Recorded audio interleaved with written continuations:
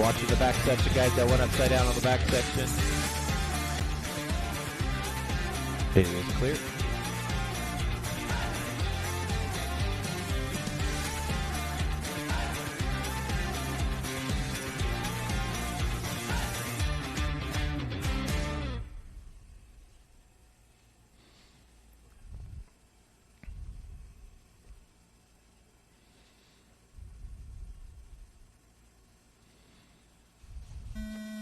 Loop is live, guys. Loop is live.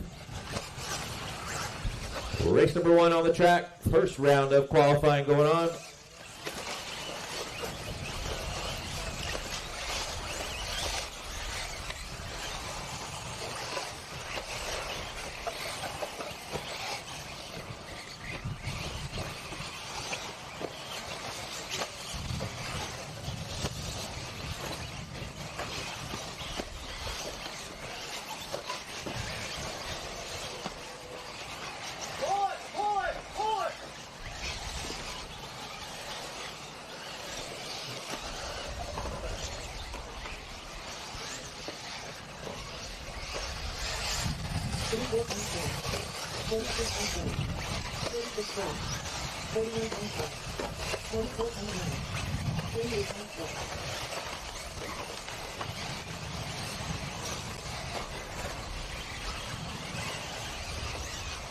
Fast first lap's going to go to Porter Heaps with a 36 flat.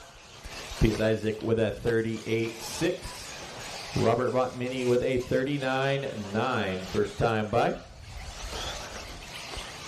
Jason Burks comes by with a 36-1.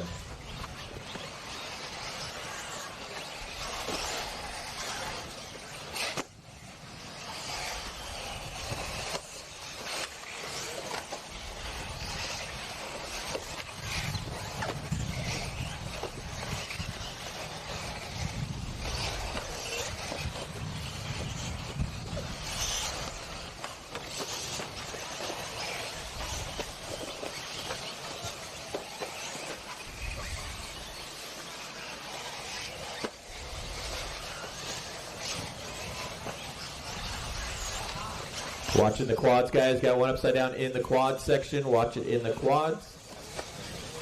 I feel like every card That is is upside down clear. right now. Yeah.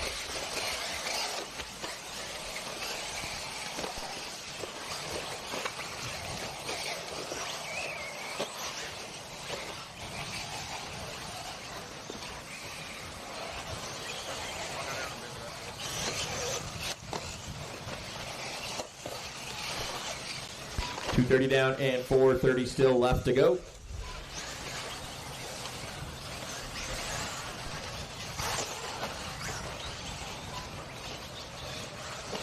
Brandon Powell out in front right now. 37 flat last time by for Brandon.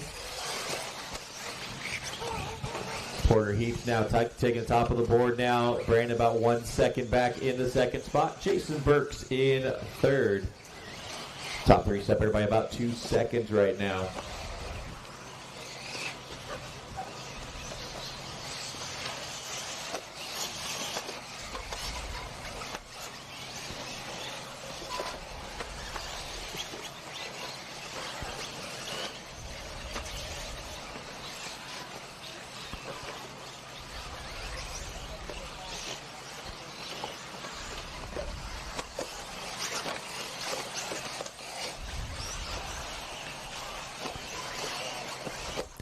.330 down and 3:30 still left to go. You got Jason Burks now out in front. Peace Isaac now up into the second spot. Porter Heaps drops down to third. Then you got Steven Smith in fourth. Sean Latham rounding out your top five. Burks, the all-white car on the left side right now, out in front. It's got about a 4-second advantage on Isaac.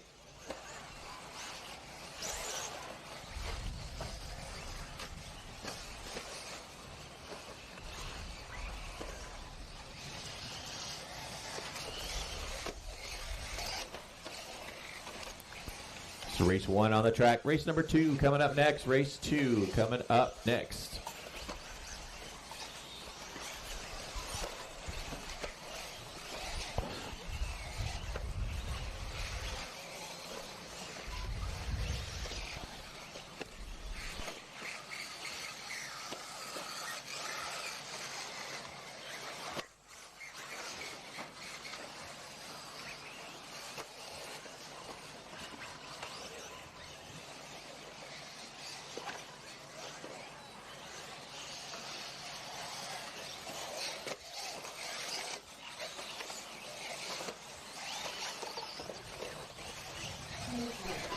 Five minutes down and 2 minutes left to go. You got Steven Smith now taking over the top spot. Car number 5. He's got about a 2-second advantage now on Jason Burks.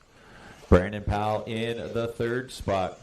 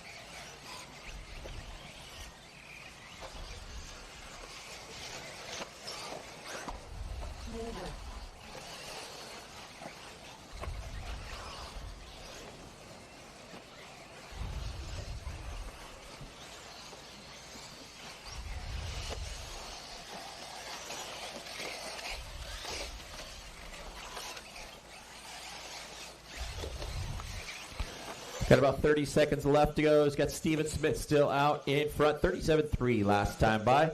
Robert Montminy in the second spot now, about 6 seconds back. Robert with a 37-4 last time by. Then you got Brandon Powell in third. Brandon 36-6 last time by.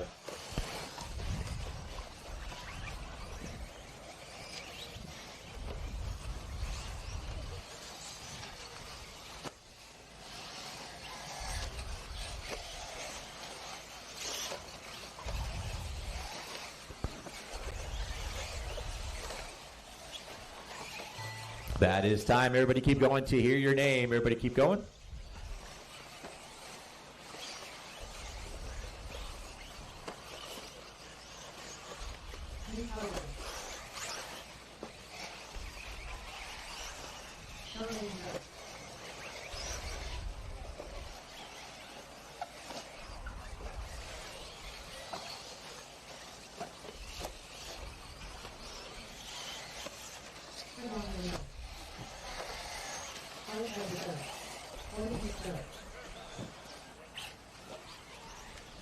Last couple cars coming around here.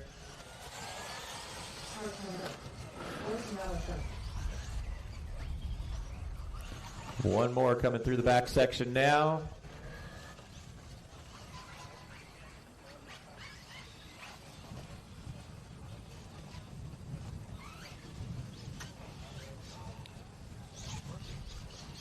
And that is a run, guys. Taking the win, race number 1, Steven Smith with a 12:7:36.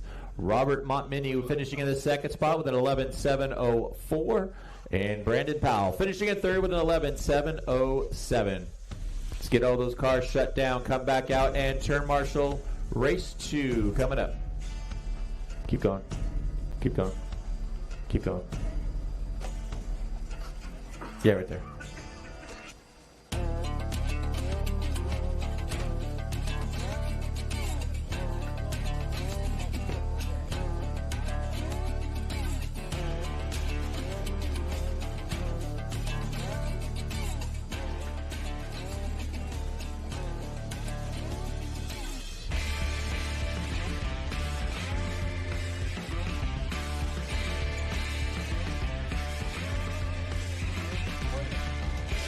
All right, turn marshal spots. We got Josh on 1, Jason on 2, Boris on 3, Sean on 4, Steven on 5, Brandon on 6, Robert on 7, Pius on 8, Ben on 9, and Porter on 10.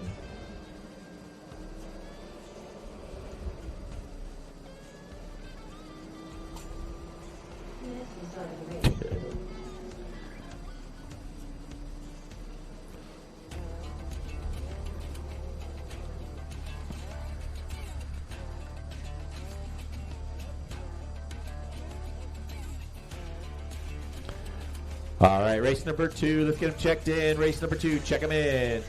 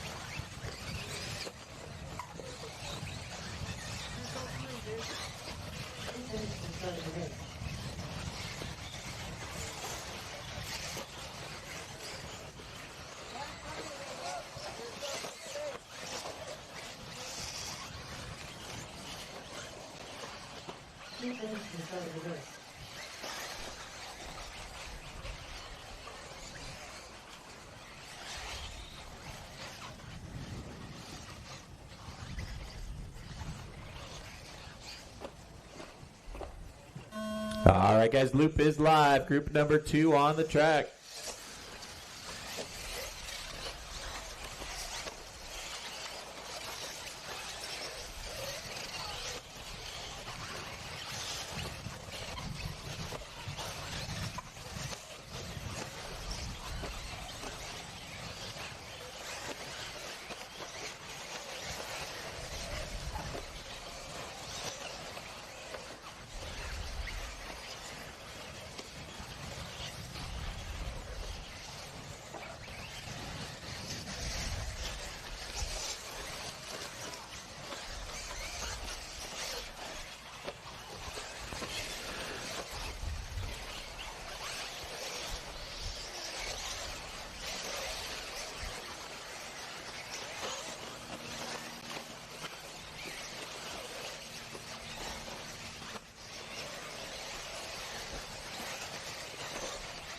Fast first lap's going to go to Adrian Ramos with a 33.5. Trevor Lund with a 33.4. Ronnie Holt with a 34.8.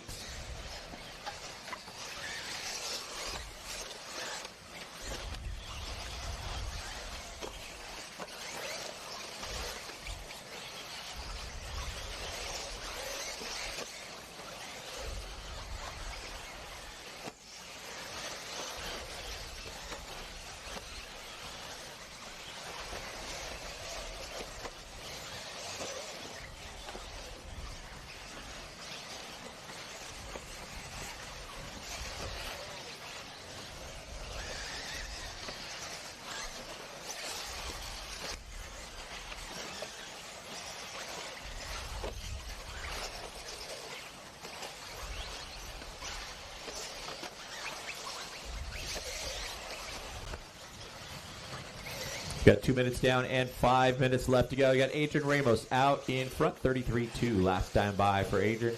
He's got about a 2-second advantage on Brendan Bartlett, with Ronnie Holt still hanging on to that third spot. Race number 3 coming up next. Race 3 coming up next.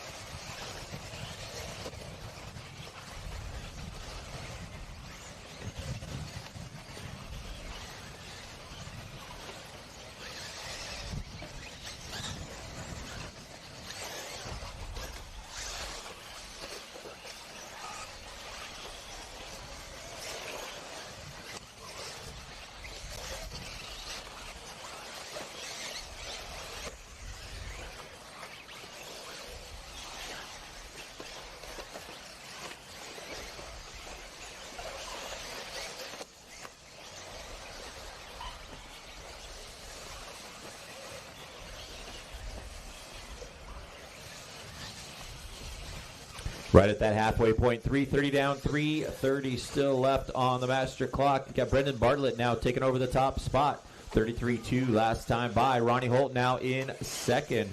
Adrian Ramos dropping down to third. Then you got Barry Rowe in the fourth spot, and Little Mark rounding out your top 5.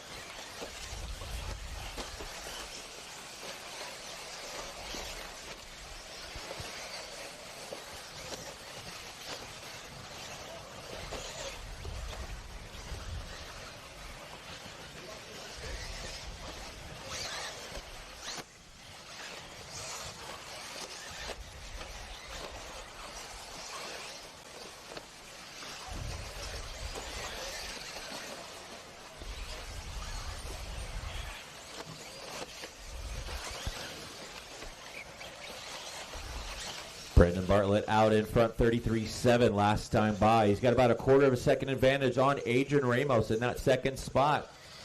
Ronnie Holt in third, Trevor Lund in fourth. Little Mark still hanging on to that fifth spot.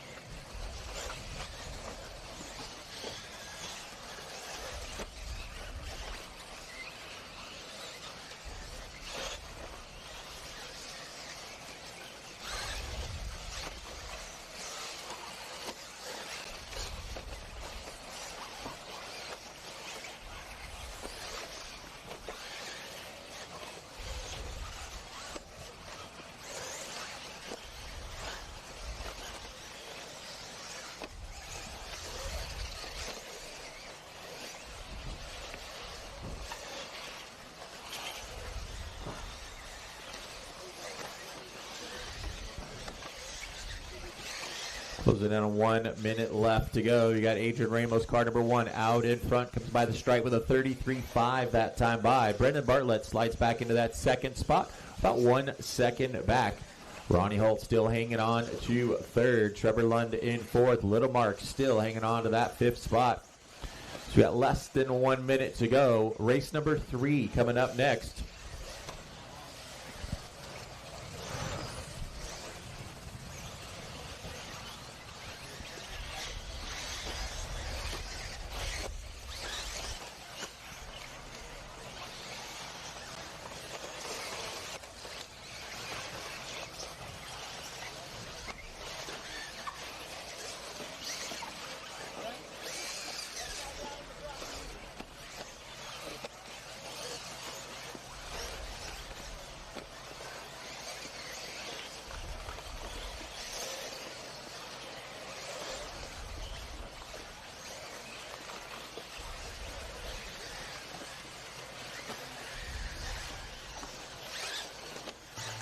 That is time. Everybody keep going to hear your name. Everybody keep going.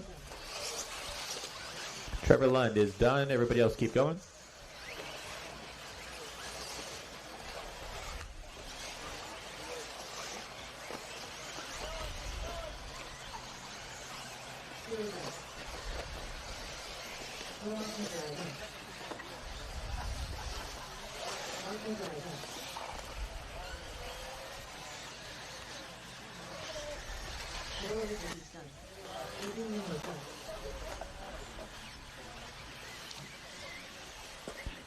Still got a couple cars going, guys.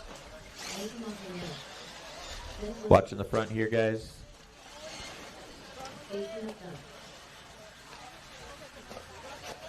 Last 2 coming around.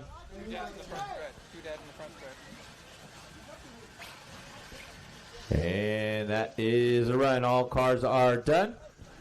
Taking the win, race number 2, Adrian Ramos with us 13.727. Brendan Bartlett finishing in the second spot with a 13.732. And Ronnie Holt finishing in the third spot with a 13.733. Let's get all those cars shut down. Come back out and turn marshal. Race 3 coming up.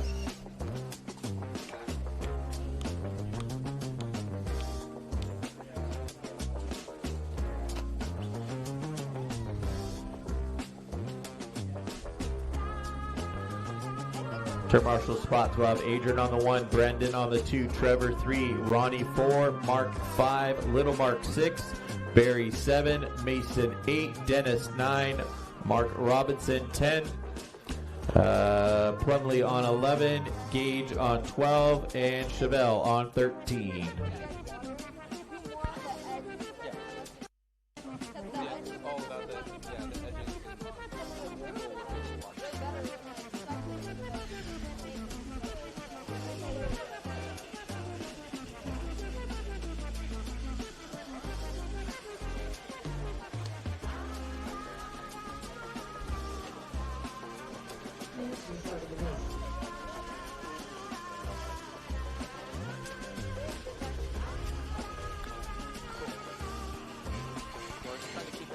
All right, race number 3, get them checked in. Race 3, check them in.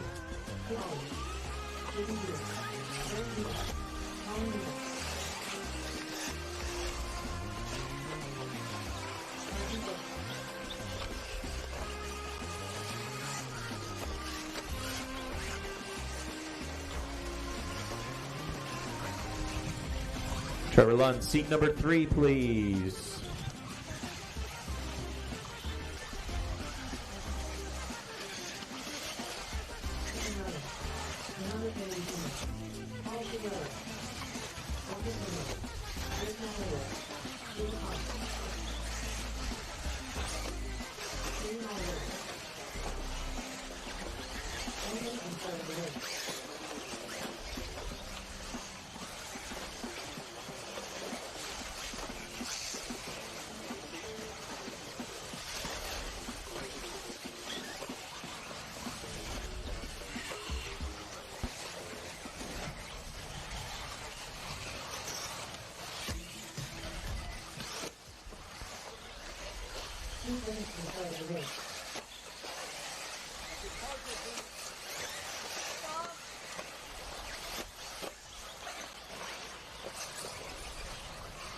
Less than 5. And loop is live for group number 3, guys. Loop is live for group number 3. Race 4 coming up next.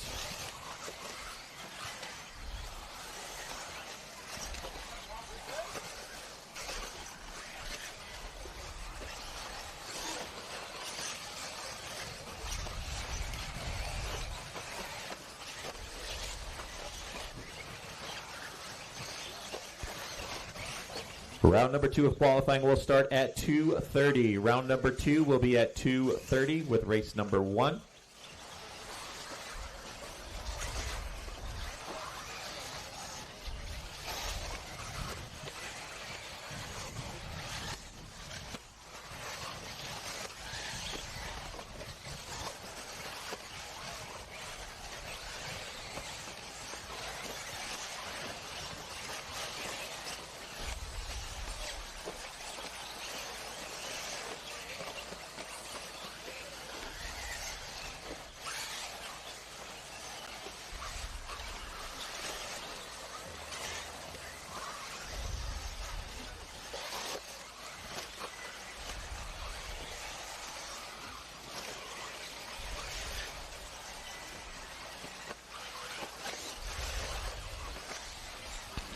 About 1:30 down, 5:30 left to go. You got Carson Phipps being shown out in front.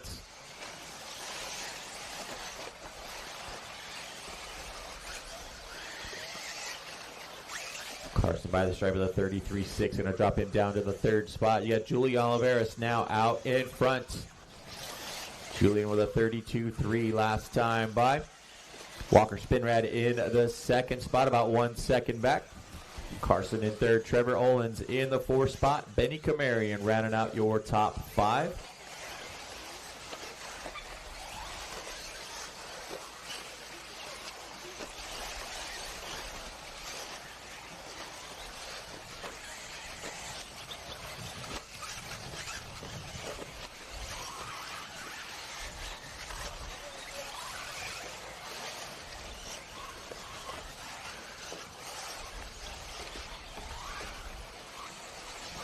.230 down and 4:30 still left on the clock.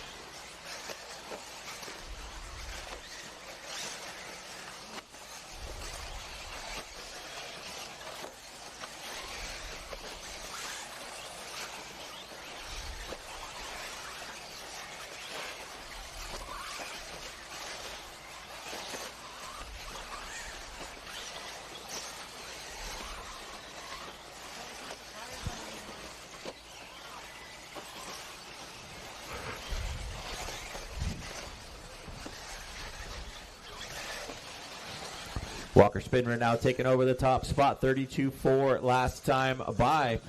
Julian Oliveras dropping back into that 2nd spot, about a 1/4 of a second back. Then you got Carson Phipps in 3rd. Renato Tradardi Jr. in 4th. Trevor Olins rounding out that top 5. As we got 4 minutes down and 3 minutes still left to go.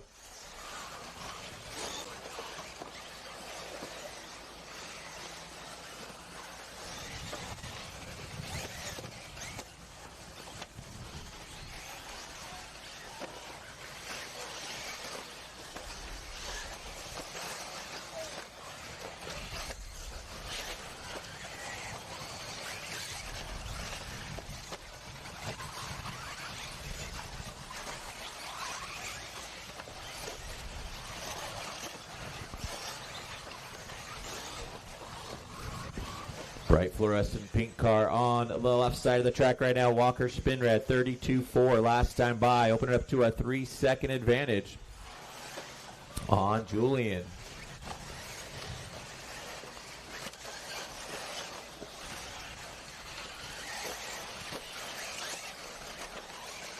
Carson about 2 seconds behind Julian in the third spot. Tredardi about a half second behind him in fourth. Benny Kamarian working his way back up into fifth. We got less than 2 minutes still to go.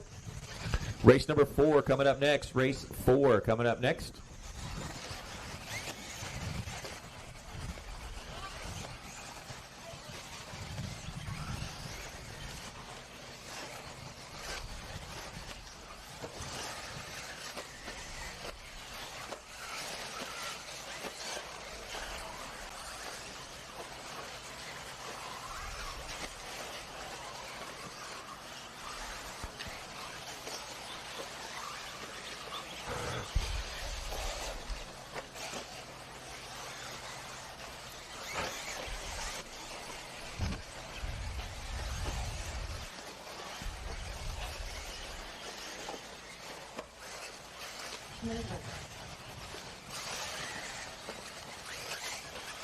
Less than a minute left to go.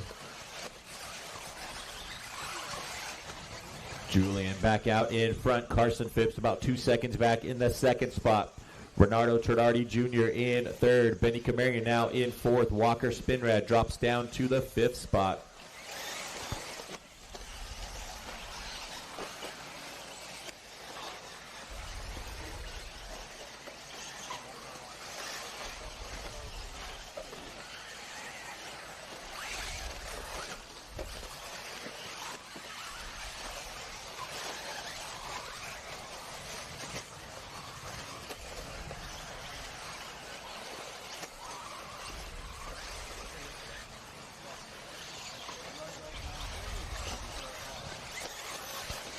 Oliveira's 32-2 last time by. Turns his quick lap of the race. That is time. Drivers, everybody keep going to hear your name.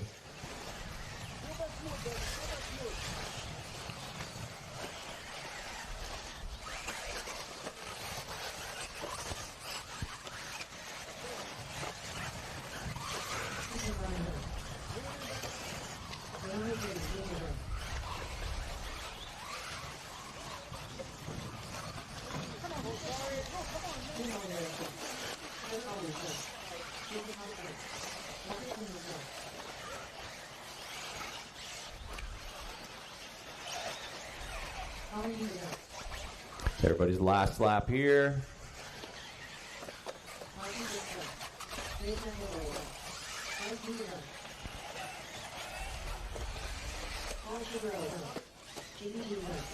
That is a run, guys. All cars are done. Taking the win, race number 3, Julian Oliveras with a 13.706. Renardo Tredardi Jr. ends up in the second spot with a 13.710. And Carson Phipps ends up in the third spot with a 13.711. Let's get all those cars shut down. Come back out and turn marshal. Race 4 coming up.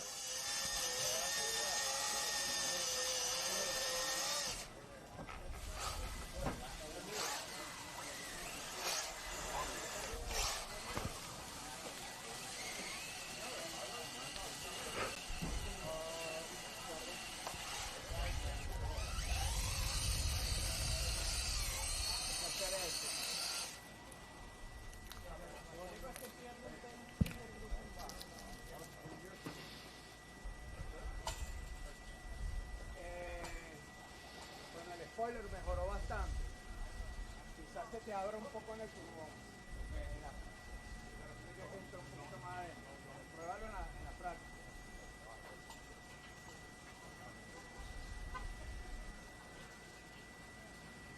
Ahí lo ves. Minutes to the start of the race. Vamos a hacerle un cambio que le hizo Tico también. Se le cambió el link trasero.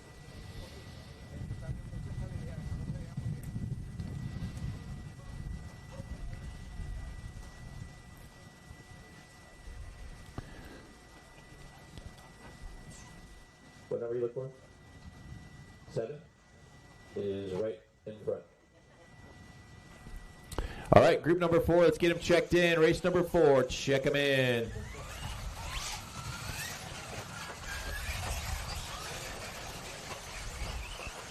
Walker, seat number 5, please. Walker Spinrad, seat number 5. No waiting.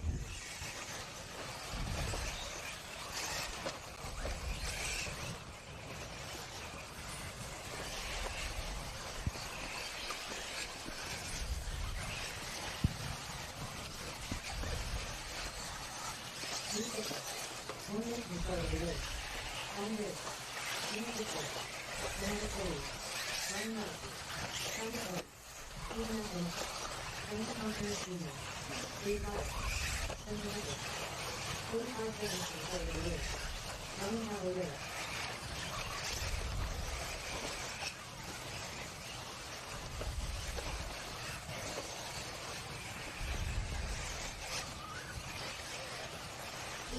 Start of the race.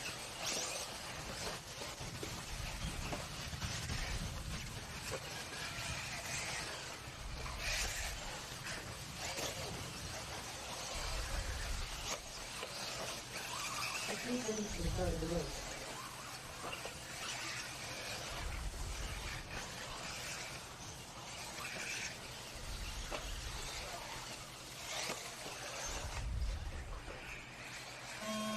All right, guys, loop is live. Group number 4, guys have the track.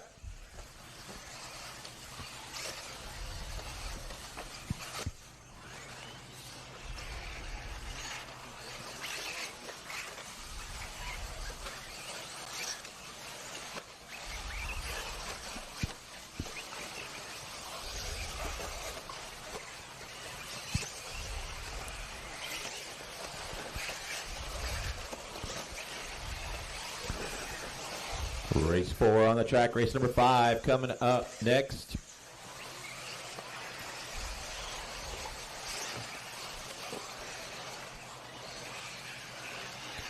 And then we'll get back into round number 2 at 2:30. 2:30 for round number 2.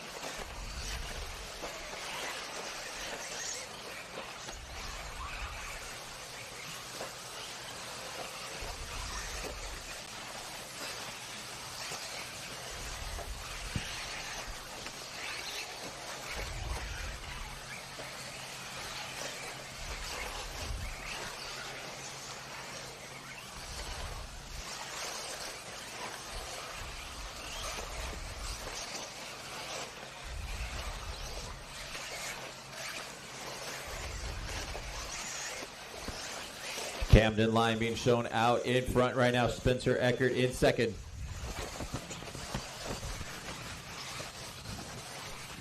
Yeah, I'll check it in a minute, Clayton.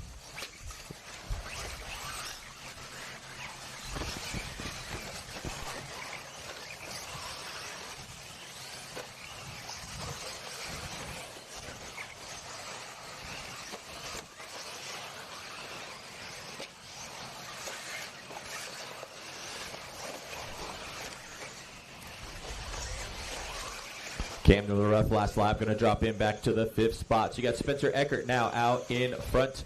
3 minutes down, 4 minutes still left to go. Eckert with a 32.2 last time by. Lee Setzer with a 32.3. Ryan Cavallari in the 3rd spot now with a 31.9. Race number 4 on the track. Race number 5 coming up next.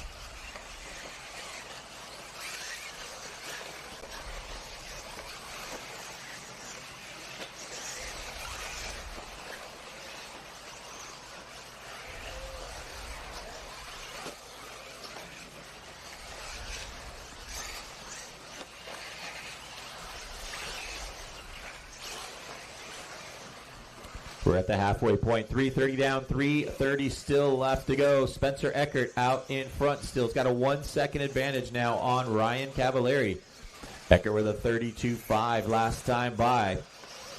Cavallari closing that gap though. 31.9 last time by for Cav.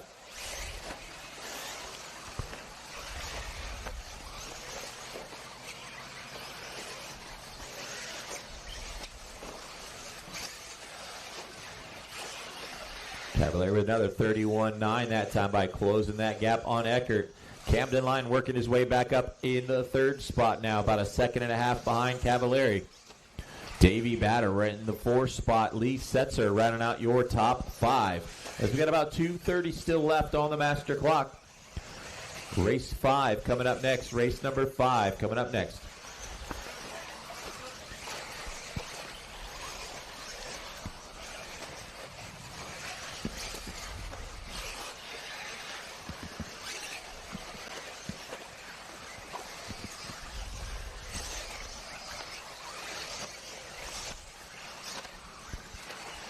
Eckert by the stripe with a 31-4 that time by. Stretching that lead back out to about a second and a half on Ryan Cavalieri. Less than 2 minutes to go.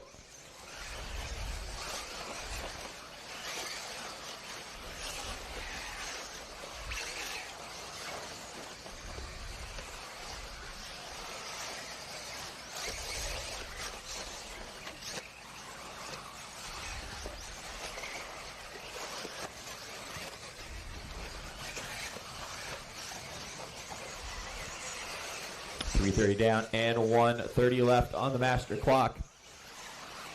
Eckert still out in front. Cavalieri in second. Setzer now in third. Lime in fourth. Bata rounding out your top five.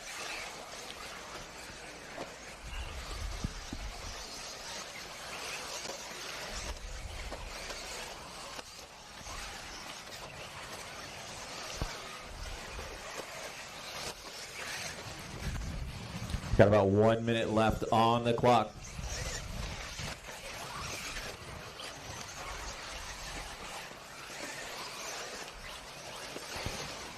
Eckert 31-5 that time by. Cavalieri comes by the stripe with a 33-2. Rough lap for him. Going to drop him about 3 seconds behind Eckert.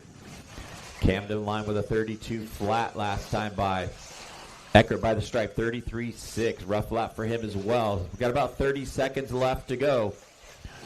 Race number 5 coming up next.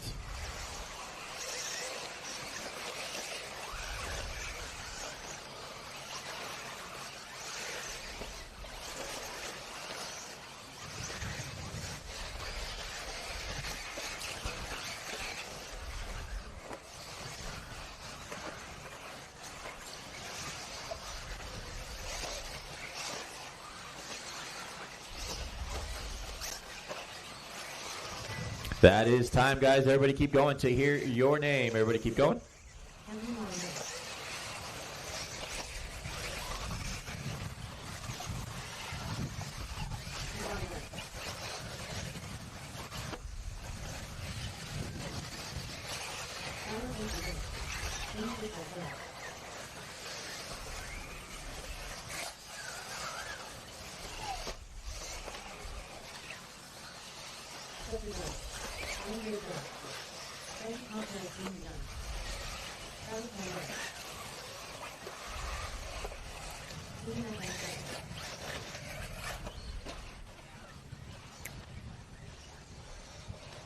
Still got a couple cars on the track, guys. Just waiting on Eckert to come around.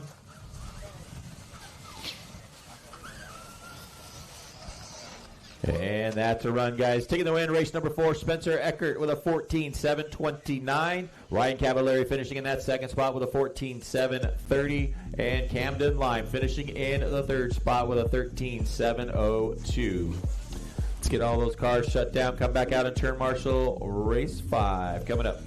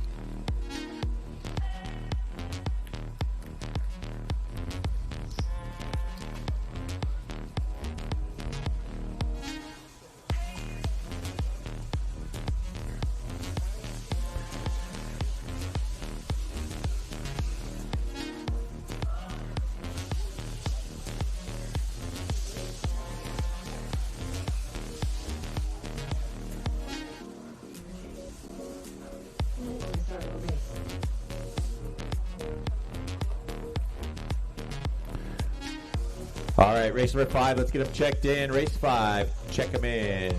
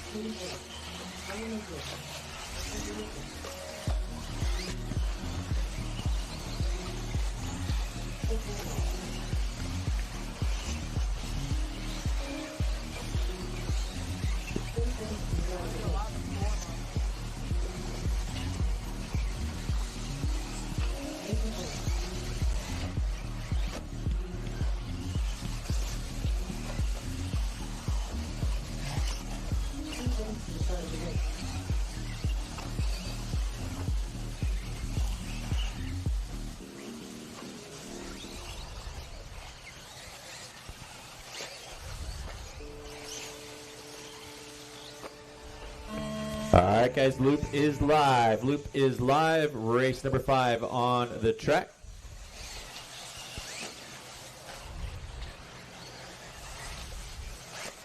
Round number 2 will be at 2:30, guys. Round number 2 will be at 2:30 with race number 1.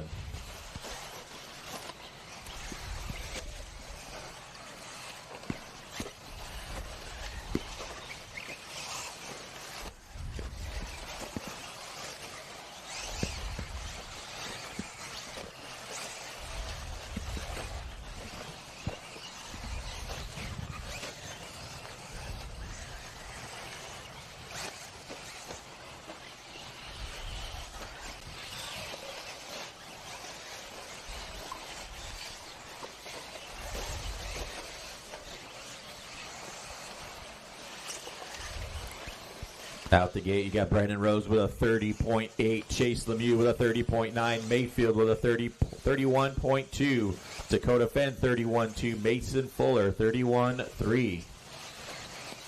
Watching the carousel, guys. Caution the carousel. That is clear.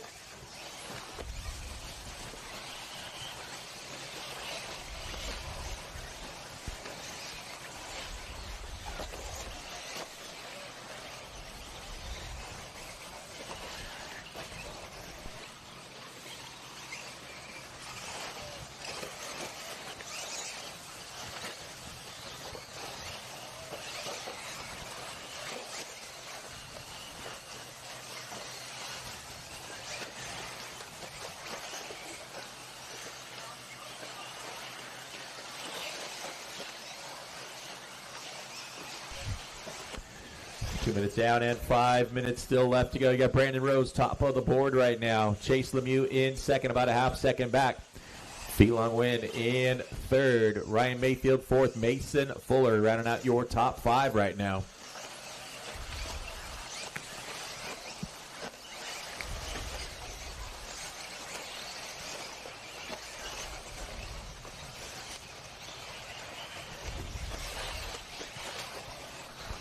Rose comes by with a 31.3. Lemieux with a 31.5. Mayfield 31.8. 2:30 down and 4:30 still left on the master clock.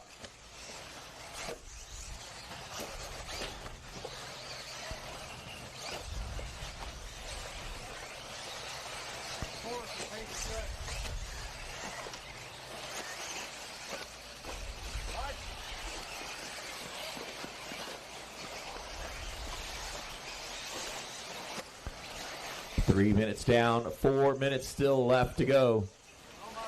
Rose still on top of the board. Mayfield in second, about a quarter of a second back. Seth Van Dellen working his way up into the third spot now. Mason Fuller in fourth. Felong Win in fifth.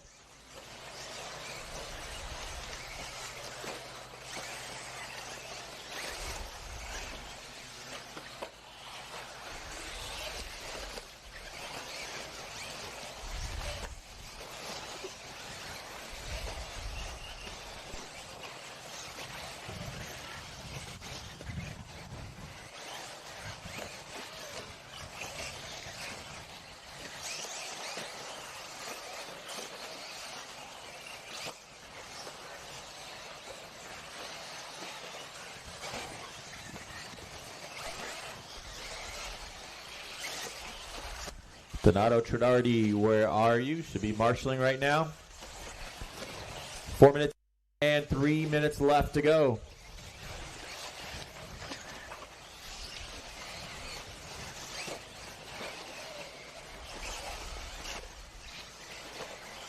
Okay. Got it. Thank you.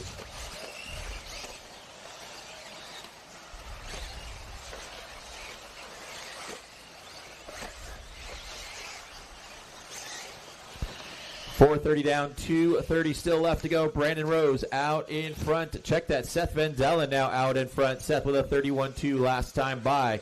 Rose about a quarter of a second back in that second spot. Ryan Mayfield in third. Jonah Wilson now in the fourth spot. Caden Fuller rounding out your top five.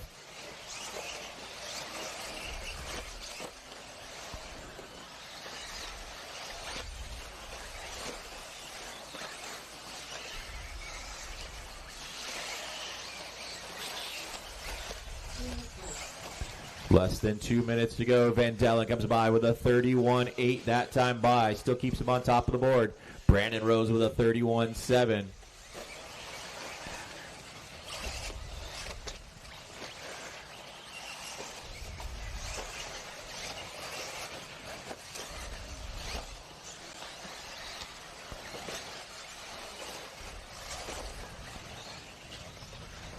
Rose by the stripe with a rough lap. Going to drop him down to the fifth spot. So you got Van Dellen out in front. Second and a half behind him is Ryan Mayfield in the second spot. Jonah Wilson now in third, about 2 seconds behind Mayfield. Mason Fuller in fourth. Rose in fifth. Caden Fuller in sixth. Chase Lemieux in the seventh spot. Jared Wiggins in eighth. Rivkin in ninth. And Felong Win rounding out your top 10. Got 1 minute left on the clock for these guys. Top 6 cars all on a TQ run right now.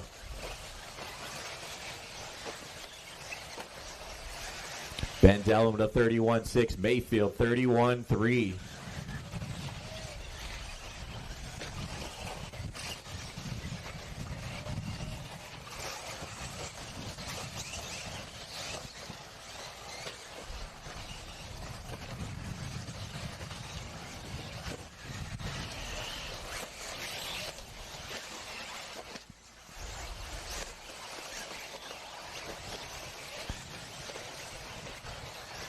Van Dellen comes by with a 31-9. Mayfield 31-4.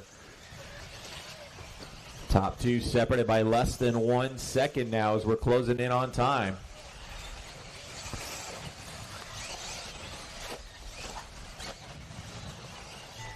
That is time, guys. Everybody keep going to hear your name.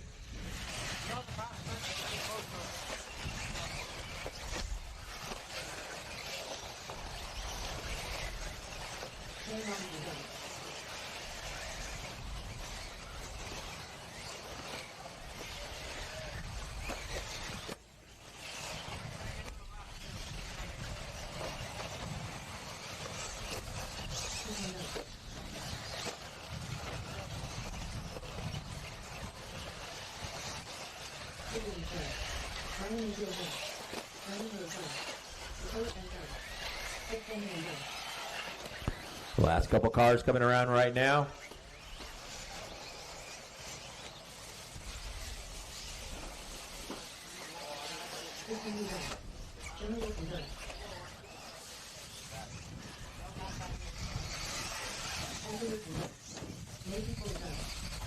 That is a race, guys. Taking the win and TQ for round number one. Seth Van Dellen with a 14-7-21. Ryan Mayfield finishing in that second spot with a 14-7-22. And Brandon Rose finishing in third with a 14-7-26. Round number two will start at 2:30, guys. So in about 35 minutes from now, we'll do some track maintenance, get things set up again. And round number two will be at 2:30.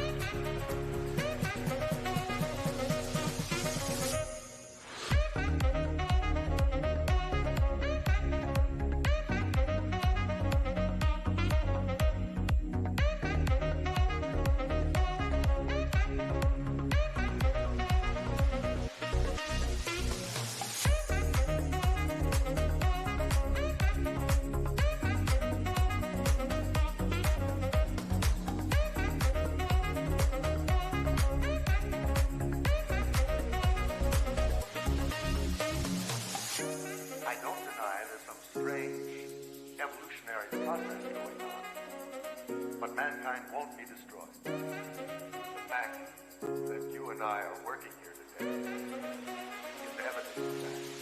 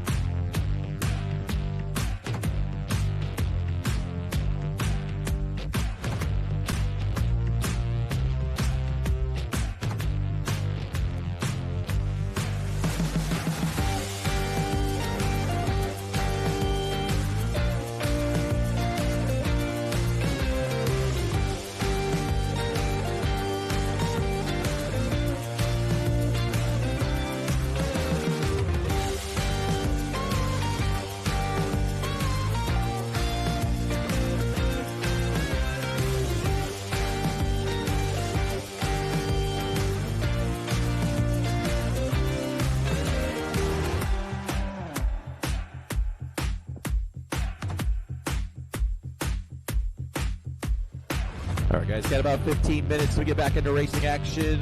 Race number 1 will be up in about 15 minutes. We'll be up at 2:30.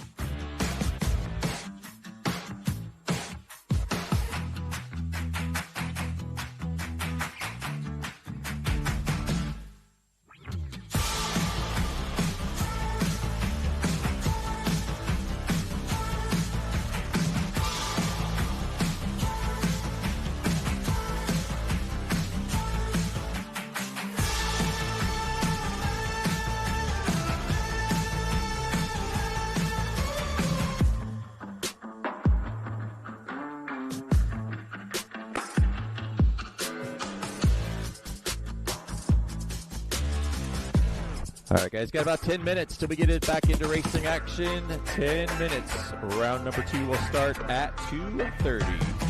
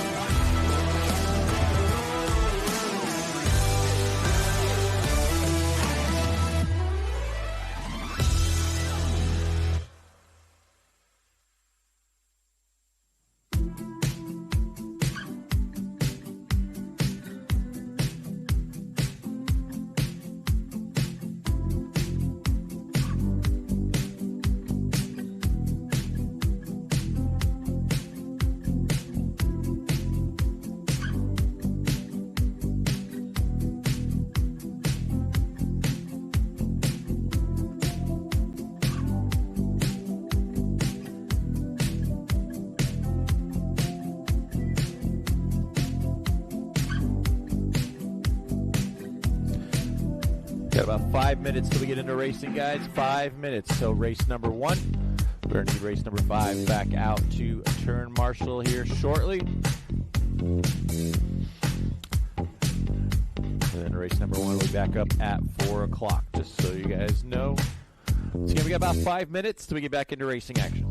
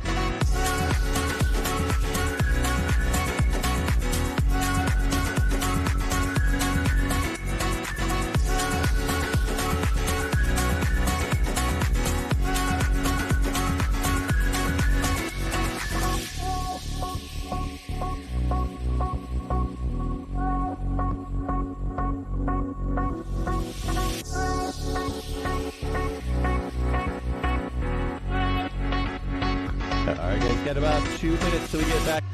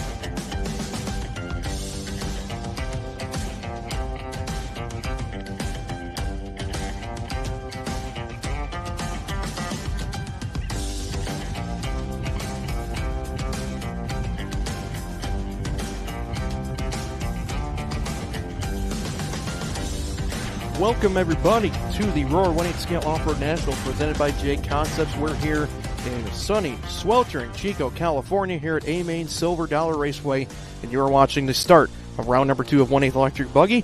We're joining here today, myself, Jared Barden, alongside Sexy Leg Sean Miller. We've been racing since Tuesday, Sean. 2 championships already crowned, both going to Ryan Mayfield. He's had himself a good week's work, and it's only Thursday. So we're going to watch the e-Buggy qualifiers today. Round 1 already in the books. 2, of course, staging right now. And telling you what, man, it's already been 2.5 very competitive days of racing. What's standing out to you so far? Well, I'd be lying if I said I didn't sit at home the last few days watching RC car racing so I can study up since we weren't flying in till Thursday this morning. And we're just going to jump right into the Wolf's Den right here as we are qualifying here for some e-Buggy. Some good runs from the OG, Ryan Mayfield, out there taking the 2 big wins so far with the trucks, electric truck and nitro truck. And then Associated's obviously had some podiums in the electric class with Rivkin and with Van Dalen in the e-truck class. And then with the nitro truck class, B. Rose had some nice runs, finishing 3rd. And I think Van Dalen was 2nd with obviously Mayfield in the nitros. So just a quick little catch-up right there of what we got going on. And we're jumping right on in here to round number 2 of our e-Buggy portion today and tomorrow. And tomorrow morning we should be main events in the morning and then some nitro buggy practice from my understanding. That is correct. That's our tentative schedule. Of course, any changes or updates, we will, of course, relay that to you. For those of you joining us on Facebook Live, RC, and YouTube, thank you very much for joining us. Want to give a big shout-out to Sam Barchuk, our production manager, Lucas McCabe and Travis Melton on the cameras, and, of course, our Roar staff, Clayton Young, your president race director, Cal Southworth, Vin Manchanda, and Chris Crowder, all in the tech department, and Mike Braun is your track announcer, as we're off and running with race number 1 out of 5. Again, 5 competitive heats here at 1/8 Electric Buggy. Round 1 TQ'd by Seth Van Dalen. So Seth having himself a good weekend, couple podiums already in the truck classes, and spoke with him right in the pits right before we got on air, Sean, and he's feeling pretty confident. He says that the cars are good, and it's just kind of up to him now, and he's not going to try and place any expectations there. He's already got 2 good runs, and he thinks if he tries to force it, he's not going to fare as well as he just goes and drives his RC cars, as he says he told me. Well, he came to party this weekend. There's no doubt about that. A couple big podiums so far. Not quite maybe what he was going for. Obviously, Racer's going for that big W, but he's kept his head in the game so far this week. And at a 2nd and 3rd with the electric and the truck. And I'll tell you what, he's going to be right there over the next few days battling for that 2026 1/8 scale off-road national title. He's been right there. Let's see if he can't cap one off here this weekend. Absolutely agree. So this is the exact same order as round number 1 of qualifying. There was no resort. The only thing that they do is start the next round by the finishing order. So these racers have the exact same race numbers as round number 1. There will be a resort after round number 2 of qualifying, and they usually use single best qual point at that option. There are 4 rounds of qualifying today. All will be done today, and of course, best 2 out of 4 is how you're scored. Top 12 cars make the A-Main with 3 bump-ups, make it a 15-car endeavor for our A-Mains triple mains of 1/8 Electric Buggy happening tomorrow. Early on so far, Brandon Powell comes out with back-to-back 35s. This time for him, that time a 37.5 rather. 12.717 pace. So yes, folks, these are 7-minute qualifiers. This is the 2nd year of the combined Roar 8 Scale Off-Road Nationals.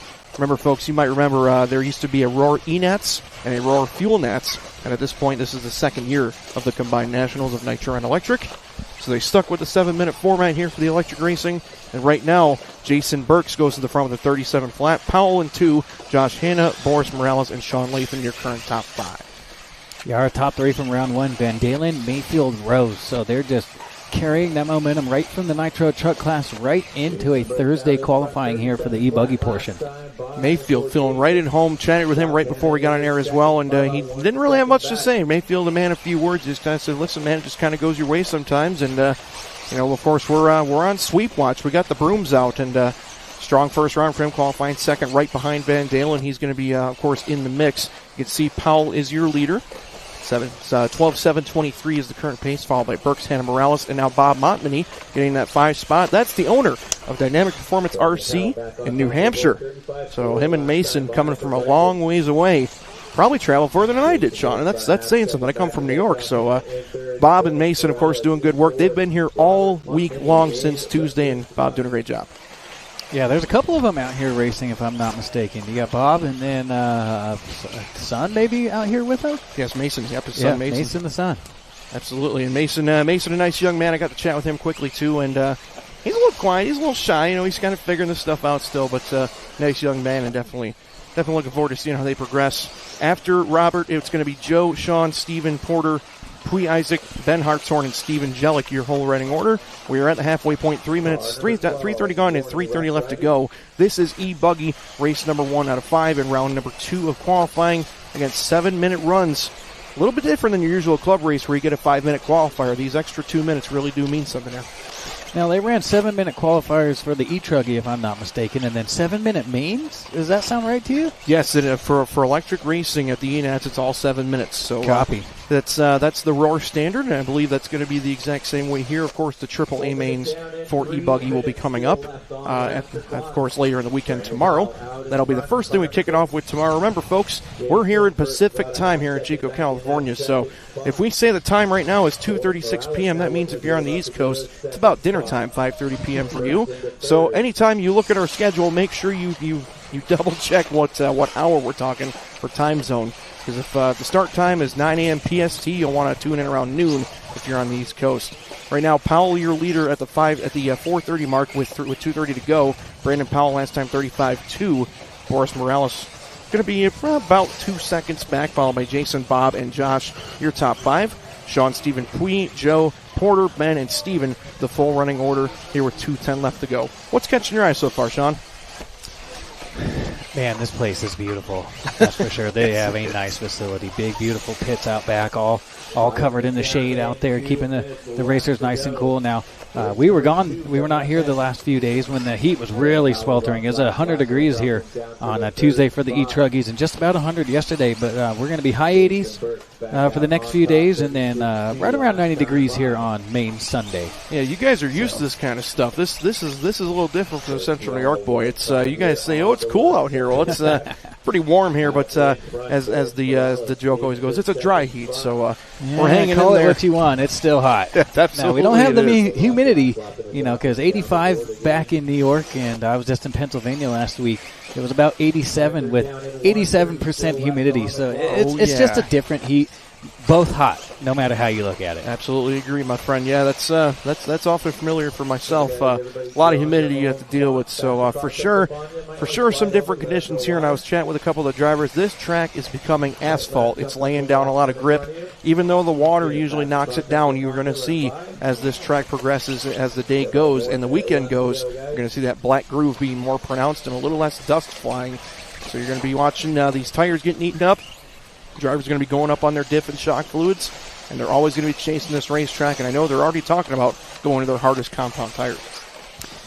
Yeah, and they've been watering the last few days, and that was as scheduled as, Anthony Westergaard, the track builder, says, we need to they had a race earlier this year, the warm-up, and it was, the conditions just weren't quite what they were looking for. They tried to just run it dry from the get-go, but anybody who builds tracks and runs tracks in knows you got to have a little bit of water in there to start the week out, kind of build that groove in, and then gradually go to the dryer, which is what you're seeing out here for most likely the rest of the weekend. It's going to be on the drier side. But for the last 2 days, they've been watering pretty much before most races, and then it's gotten a little less through yesterday. And then, as you can see, the conditions out there pretty dry. Now, are they going to go out there and blow the track off and sweep it all? I don't know, but the groove is definitely coming up, and you'll see the blue groove, if you will, start to kind of form as the rubber gets laid down. Absolutely. You can see the clock is expired. You see the negative time remaining there, which means these folks will keep on running until they're all called finished. Of course, Mike Braun, our track announcer, famous for doing these Roar events these last couple years. Mike doing a fantastic job located right here in California.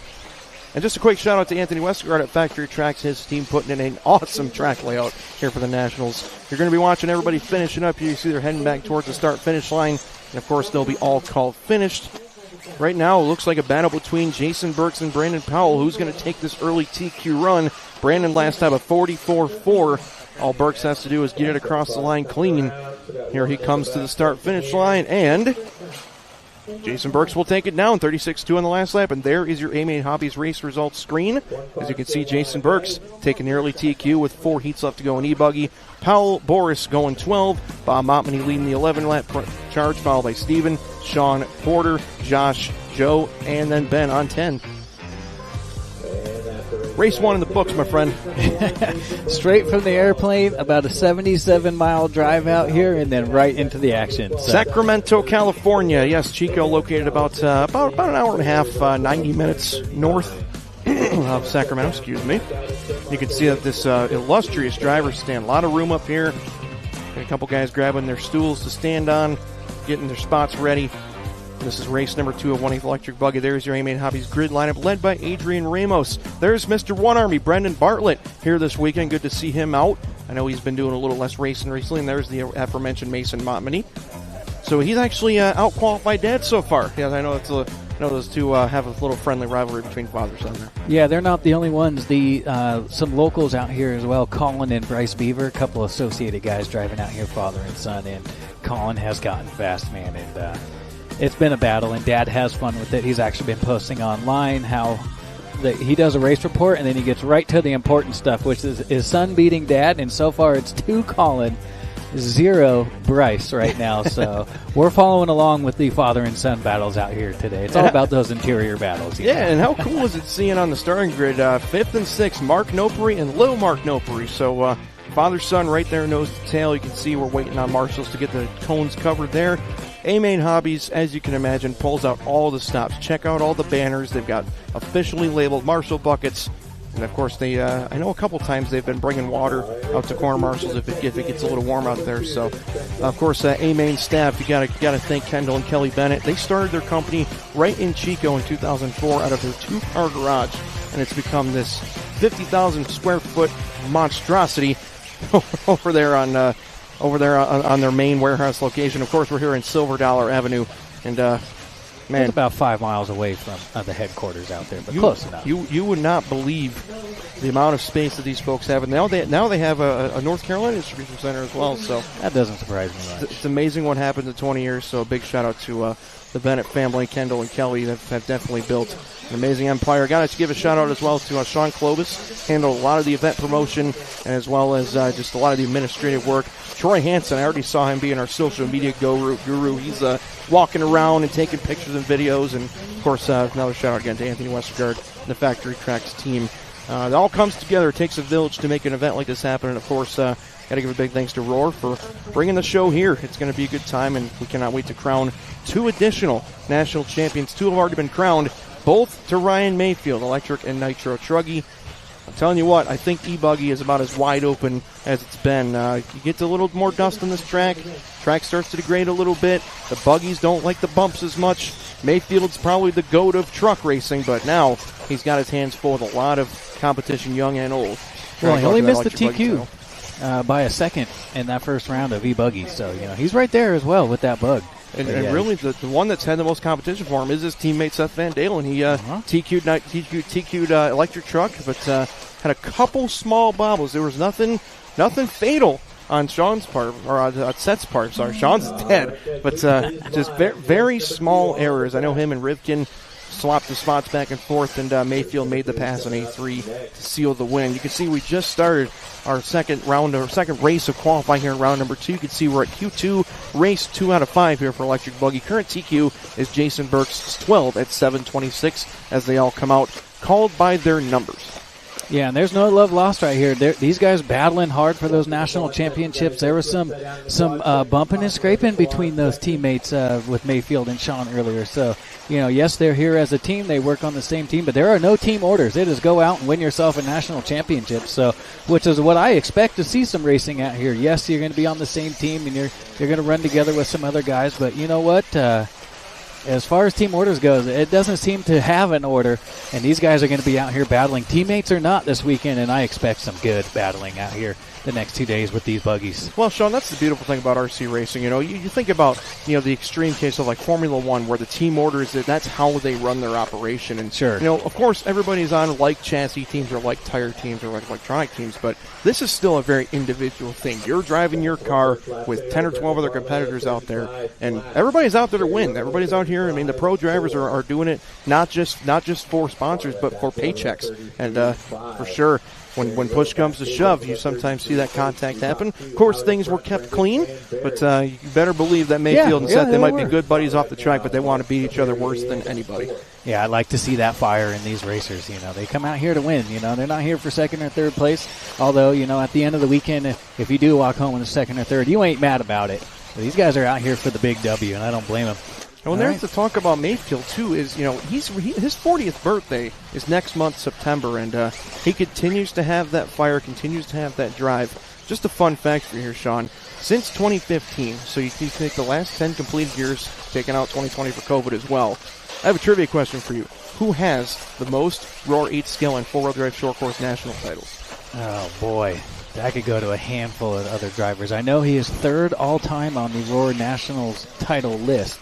And has added two this weekend. yeah, with those two this weekend. I know Fend has a bunch right here, but I don't know. Shock the world right here, Jared. Well, I happen to do a little note-taking, and since 2015, the most Roar 8 scale and four-wheel drive short course titles since 2015, Ryan Mayfield has 20. My goodness. So an average of 2 per year, and you don't get that many chances. You only get about 4 or 5 divisions to do that. So he's nearing a 50% win percentage over the last 10 years. And you got to think, the next guy in line, Dakota Fenn, has 12 in that same span. So really, Roar events have continued to be dominated by those two. Of course, you still got the young guard. You got to think about the Van Dalens, the Mason Fuller, the Caden Fuller. All these guys. Little Bump, Fee-Long Win has been doing great this weekend.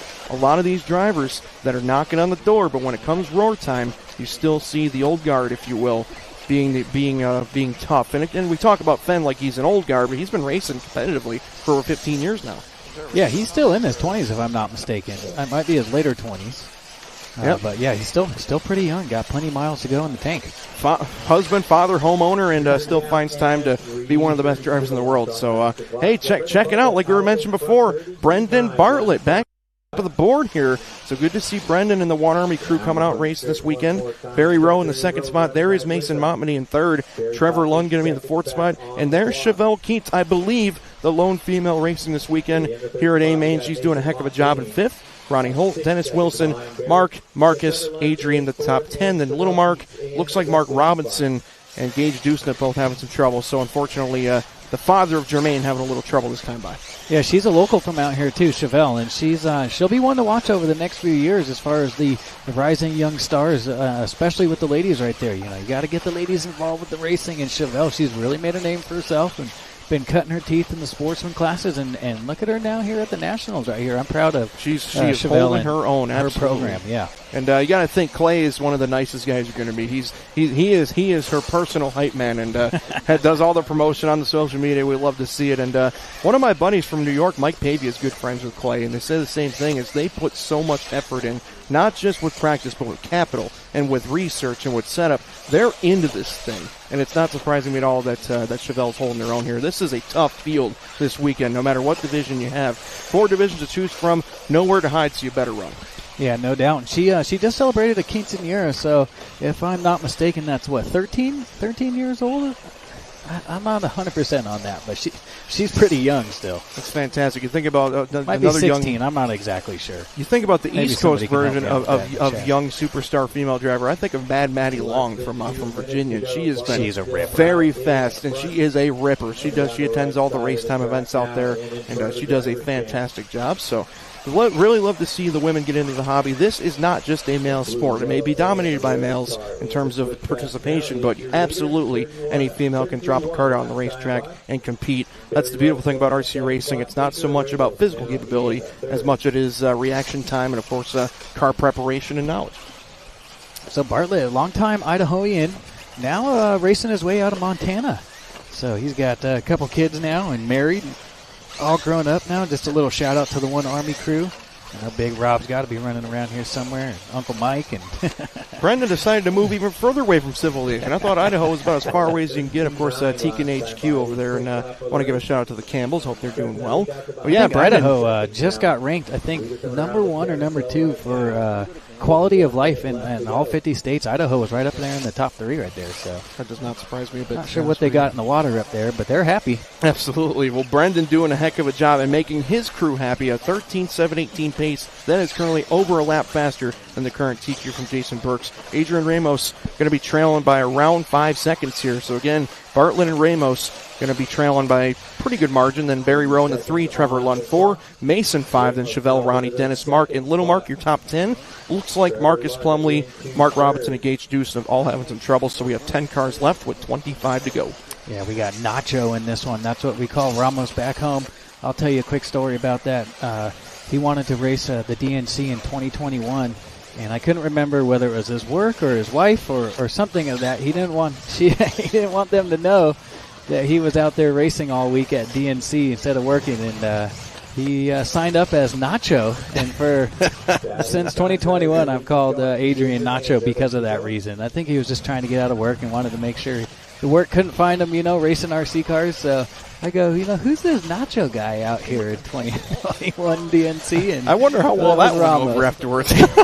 Oh, my Let's goodness. hope it was work and not the girl. Absolutely. Well, hey, we're watching Brendan Bartlett finish up. You can see the clock has expired, but a solid run for Brendan Bartlett. Congratulations to him. He's going to reset the TQ run for now in E-Buggy. 13 at 7:19. That's the current pace he's on. He's on his final lap. So I shouldn't speak too soon, but this point he's just cruising. Adrian Ramos looking to finish on a 13 as well. So those are the two left on 13s. It appears that it looks like the top 7 will all go faster than that current TQ shot. TQ and the hot lap right there. That's got to feel good. At the Nationals, even though this is race 2 out of 5, at the Nationals, everybody's fast in all those heats, So to go out there and get a little heat win right there and reset the TQ here in round number 2, that's got to feel good right there. Absolutely. Punch it, dog. That's what makes the Roar Nationals, just a bit of a different environment, Sean, is you don't have the sportsman and intermediate and an expert and pro and 40-plus and 50-plus and whatever other divisions you want to make, which those are all great. They all have their own roles. But this is straight up, do you have a 1/8 electric buggy? Yes, you do. You're all racing each other. So you got to think that top echelon of pro drivers. For a local hot shoe, you're just looking to hold your own in there and see if you can run against them. And it's always a good feel-good story. It's almost like the go-or-go homers in NASCAR back in the day, where you wanted to see if the little teams, the little guys, could get up there and run with the big dogs. You almost always see 1 or 2 of the local hot shoes around here shove themselves in name with the pro drivers. I can't wait to see how that goes through the weekend. Yeah, it should be exciting. There's a lot of fast guys in the house. Check this out, man. Julian Olivares is starting the C-Sort on the pole. Julian is one bad boy from Florida. He's can get it done. Trevor Owens, Carson Phipps, Carson from Canada, I do believe. Benny Camarian, he comes all the way out from the East Coast. Walker Spinrad, Spin Daddy, good to see him here. Renato Tredardi Jr., followed by Marty Rudy. There's Paul Ciccarello, our man Chicky. Jaden 2, Colin Beaver, Bryce Beaver, like you mentioned, the brothers, Jacob Haas and Drake McElroy. That is a solid 13-car A-Main Hobbies grid lineup. This is the C-Sort. That's just unbelievable. There's going to be about 40 drivers that should make A-Mains here, and there's only going to be 12 that go in and 3 that bump from the beat. That's pretty 12 impressive. plus 3. 15. I like that. I like that Roar has started considering the bump game. A little different schedule this year. We're doing 1 class per day. Nitro, of course, the E-Truggies were first on Tuesday, got those all done. Nitro Truggies, and now we're going to go 4 quals of E-Buggy and mains tomorrow morning. So, I don't know, man. I've taken some informal surveys with the racers.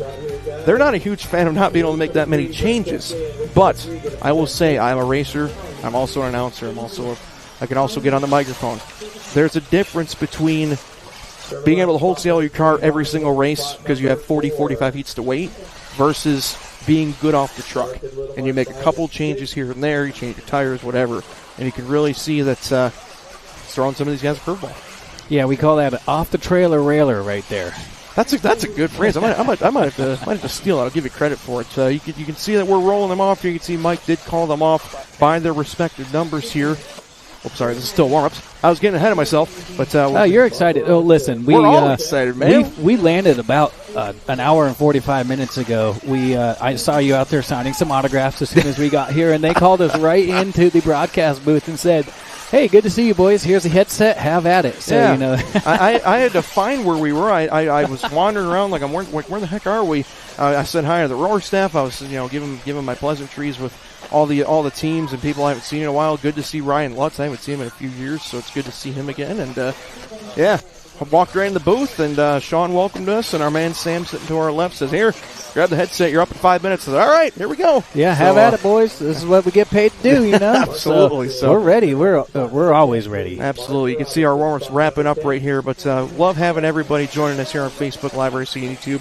Jared Barton alongside Sexy Leg Sean Miller, the man himself, and man, I've come out to your time zone twice now. Mm-hmm. I think the next time we work together, you got to come out to the East Coast. How's that sound? Hey, let's lock it in. Absolutely, I love it. So we have just fired up. You can see the green flag there on the left side of your screen, just under our rotating sponsor banner. You can see all the great sponsors here for both the event as well as Live RC. We have them all revolving on a loop here. So we're going to follow Julian Oliveras out, and again, got to think this is one guy that has always been right there on the cusp. I've seen him race many, many nationals, and he's either put him at the bottom of the show or just missed him. You got to think for somebody like Julian, who's more of a borderline A-main guy, he's going to be benefiting from the bump game this weekend, have himself a chance to put himself in this e-buggy show.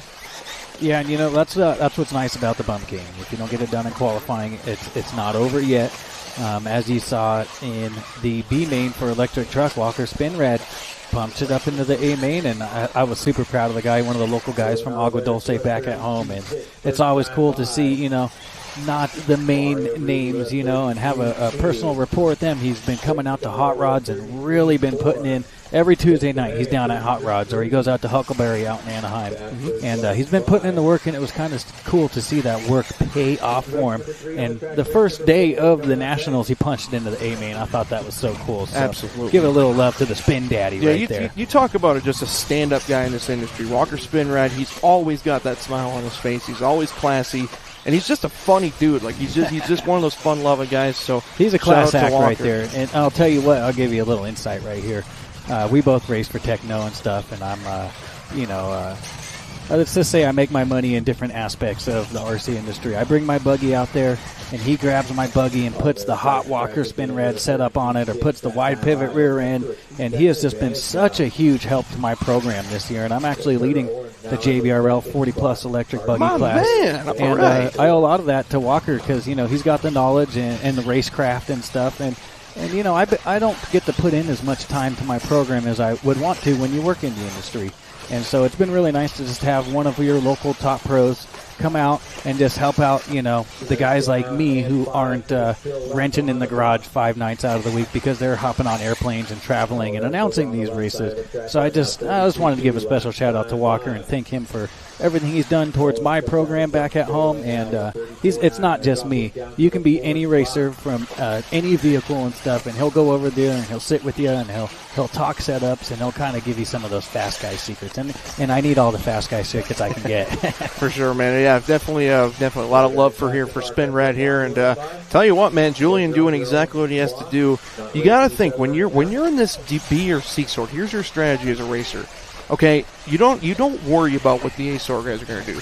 Your job, if you're Julian right here, is to go out and run as fast as you possibly can. That's right. And then you play the counting game. You say, okay, he's on a 13.702 right now. And then when Mike Braun starts calling out the paces of the next race, you say, okay, am I still TQ or am I getting beat by a couple spots? Because eventually, when you're not one of those top flight guys, you're counting those spots. Absolutely. Am I getting a 9 for the round? Am I getting an 11 for the round? And you're going to find, once the qual points are calculated, there's a very good chance that somebody's going to miss the main or make the main on a tiebreaker. It almost always happens on qual points, and that's why you see these guys breaking out the calculators and doing long division, trying to make sure that they can calculate their qual Yeah, you'll points. see them. So now, many years ago, we didn't have all this high-tech stuff, and you used to have to wait like an hour after the qualifying session was done to get the heat sheets printed back out, and you'd all go run over to the heat sheets. Nowadays, you'll see all the racers going out to their cone, staring at their phones and looking and already calculating up the math. And I'll tell you what, like Oliveira's right here, he's on a very fast 13.703 right now. If he can get a 14, the TQ in round 1 was a 14, so that's where they're mathematically kind of calculating, like how close am I to that A main? Was I right there? And especially like Julian right now, let's say he does a 13.01, he's going to be kicking himself. He wants that 14 at that point, because that's what it's going to take to get into that A main event. Absolutely, we saw with Spencer Heckert in the first round. He was trying to do his very best to put himself up in there, and he ended up running a 14 and put himself upside that top 10. So that's what it's going to take, I do believe. Yeah, right now not he's too looking bad great. for having about 4 days on the new cars. Yeah, Spencer Heckard. Yeah, well, that was one of the silly season moves, if you will, where we saw a lot of changes, but usually it's later in the season. Yeah, and he departs Techno. Of course, I don't think a reason's been disclosed yet, but he built 4 cars in less than a week to come out here to the Rory Scale Nationals. Spencer Heckard out of Ohio. Love that kid. He's awesome. Of course, his dad Scott helps him out a lot, and wherever he goes, he's an asset to whatever chassis company he's with. And I'm telling you what, that Mugen team's going to love his services for sure. Yeah, just a quick shout out now, Southern California boy, right out there in the Menifee, California area. Obviously dating Deanna Eichenberger, one of the fastest young ladies out in Southern California. Now here's the question: the girlfriend races for Techno. Does she move with him? I'm assuming so, but hey, you never know. Just being silly a little bit. So Julian, well, he's on that 13.703, about 5 seconds up on Phipps in second. And then you got Olin Spinrad and Benny Kamurian. I'll tell you what, Benny, dude, he raced Sportsman at DNC at the beginning of this year. And just from DNC till now, I have seen a tremendous amount of gain as far as driving. The kid's looking good, dude. Absolutely. Benny's a ripper, and a funny story about that, because I come from the East Coast. I've raced at LCRC, Trains and Lanes, a lot of these tracks where we frequently see guys like Ophir and Benny. And the funny part was, even up till like a year ago, Ophir kept trying to enter Benny into novice. It's like, dude, come on. He's like winning like regional races. Like give us a break. So those guys that are back at Barnstormers, Trains and Lanes, LCRC, they'll probably get a laugh out of that when they hear it on the stream. But Benny, we love the kid. He's fast. And, of course, love to see his progression. It's really cool. Like you said, winning Sportsman at DNC, and now he's in here again, holding his own with some very tough competition. But Oliveris has just been making this race his own. 13.703. His lead is 6.4 seconds. Give a shout out to Carson, though, man. He's been putting in that work. Trevor Owens, he's getting 3. some love in the chat right now. It's working. Heck yeah. Spinrad 4, and now Benny and Mario Rudy battling for the 5th spot. Renato, Bryce, Drake, Paul Ciccarelli, your top 10. Jacob, Colin, and Jaden, too. Looks like Jaden having early trouble on lap number 1. I'm going to think Chicky may not be entirely thrilled with this run. I talked to him earlier, and he was he was elbows deep in his car, Sean. No, Chicky elbow deep in his cars? No way. I know. He is the hardest worker in RC. He for is sure. Always a wrench. One of the X-Ray setup gurus out of Ohio, and he puts in the miles, my man. So clock's expired. You can see Julian has a 7-second advantage trying to take it home. There's Chicky that we're following right there. Yeah, it's Mario Rudy right there in front of him, one of our young racers, just graduating high school. Nice donut. Looks cool. Out of Flagstaff, Arizona. Yeah, very nice. Yeah, him and Mom and Dad have been coming out and racing a lot of the JBRLs out on the West Coast, and he'll be one to watch over the next few years. That kid's got some talent. Absolutely. Well, Brendan Bartlett's going to be licking his wounds with this one, because it looks like the top 10 are trying to reset that TQ time. We'll see how it all evens out. But this was one fast heat, and Julian Oliveris is going to win it going away. 13.703 is the pace for Julian. Carson Phipps will bring home with a 13.714. That is an 11.3 second gap over second place. Julian really showing you they may not have had the best seating practice, but I think he'll definitely be restoring into a higher heat once the round 2 resort is completed.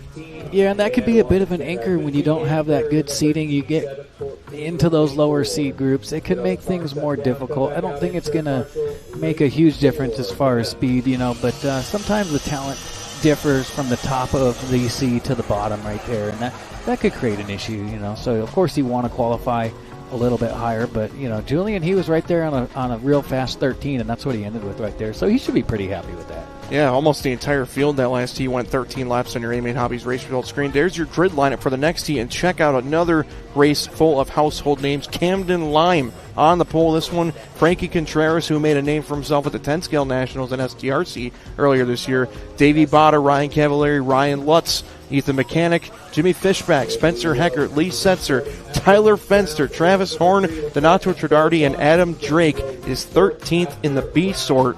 Adam, a legend in his own right, and that just shows you how competitive this field is. Adam Drake was 26th best seed, and that's pretty tough competition. Yeah, he's yet to make a main this weekend, so, the young kids just keep getting faster, and that's not going to change at all, but we get a little older, and the young kids are going to start coming up and pressuring the OGs right there. But Drake always a threat no matter where he goes to make those A-mains, even at the top of the Nationals like this weekend. One thing I'll be watching for this weekend, Sean, is Adam Drake has made his name for fuel mileage. I want to see, I'm going to speak to him later in the weekend, can he cut a pit stop and make possibly a 9 or 10 minute tank? Because that's where he's been making his money recently, is being able to cut out that extra 5-6 second pit stop. If he doesn't have the raw pace, he can make up for it by skipping a fuel stop. So we'll have to talk with him later in the weekend. Yeah, well, if anybody can do it, it's Adam. Now, this is a very high-speed, full-throttle style track. I think some of the tighter, low-speed, more technical layouts, I guess, if you will, make it a little easier when you have such a wide-open, full-throttle style layout. Agreed. I would imagine that makes it a little harder, but you never count Drake out for a 10-minute rip. Nope. No doubt. Nobody gets the bottom end of their engine leader and somehow keeps it running. So I do agree with you, though. This track layout is very motocross style. You can see those and those technical dots too, but it's very high speed. Absolutely, those dots. Then the Dragon's back, and that's a quad. You can see that was sensor going for the quad in the warm up. Sick. So I'm not sure. I'm taking a look. I'm kind of watching if some guys are doing the triple single, some are doing the quad. I know for the most part, usually the trucks were doing triple single in that section. I think that sets you up better if you can land next to the inside pipe in the next corner, because that big wall jump, you don't want to jump that. For you folks at home saying, well, what are they doing? Why are they slowing down over that jump? You spend more time in the air than you would by checking up and getting right back down to the ground over that big wall jump. So that's what they're trying to do, is land tight to that pipe, shorten the run line as much as they can, and get as little air as they can. Yeah, and you're kind of landing into a little dog leg left right there. So it's not like you're just landing a quad going straight and then hitting that step up. It's got a little bit of a dog leg right there, and it makes the technicality ramp up even a little bit more with that. Absolutely. So Ryan Lutz is going to lead us out here. There is our man Lutz, along with Ryan. the tallest man in RC. He's a good 6'8", and tell you what, Lutz, he is just. Not only is he the tallest man in RC, he may be the nicest man in RC. He is just a class act, 41 years of age, still out here competing with the young kids. 8-scale off-road is a young man's sport. He continues to make it happen, and of course we wish his cross-country move the best of luck. He's moving to the Phoenix, Arizona area here. Is that right? So it's we're wishing him the best with that. And of course, his lovely wife. We wish her all the best with her health too. So definitely hoping that the cross-country move works well. Well, he's rocking that Kyosho, and the headquarters for Raw Speed is out there in Arizona, so I wonder if that had anything to play into that. Not 100% sure, but a little shout-out to the Raw Speed headquarters out there in Arizona. AJ Schumacher, man. They're Yeah, acquiring the company from Jason Snyder, and I tell you what, you keep your eyes on certain companies, and Raw Speed ain't playing around these days. They're coming out with new tires, and of course the promotion factor is more than half the game. You gotta be able to talk it up, make your stuff look cool, and AJ Schumacher has been doing a great job at that. Right now, Davey Bott, after 2 laps, is your leader. Opens up with a 31.5, comes back this lap with a longer one. That's not going to be good. That's going to put Camden Lime to the front. This is where the track reaches up and bites you, Sean. These are some of the best racers, not just in the country, but in the world. This track is dusty. It's starting to break apart a little bit. You can see one car going for a big spill off the triple there. This is just going to be gnarlier and gnarlier as we count down to our Nitro Buggy final on Sunday. And if you figure the Truggy gets the nice track on Tuesday, Wednesday, they get to beat the track up for the Buggies. And we're going to see some carnage here as the weekend goes. Yeah, the Truggies can be notoriously a little bit rougher on the track. But, the cream always rises to the top no matter what the track is. And actually, if you heard the interview, I think Clayton Young was doing the interview since we weren't here until this morning. He asked him what was the difference between the wet track and the dry track, and Ryan said not as big of a difference as you would think. Although it is has a little extra bite on it. He says it's still pretty slimy, if you will, and it's a little bit loose with that dust coverage on top. So.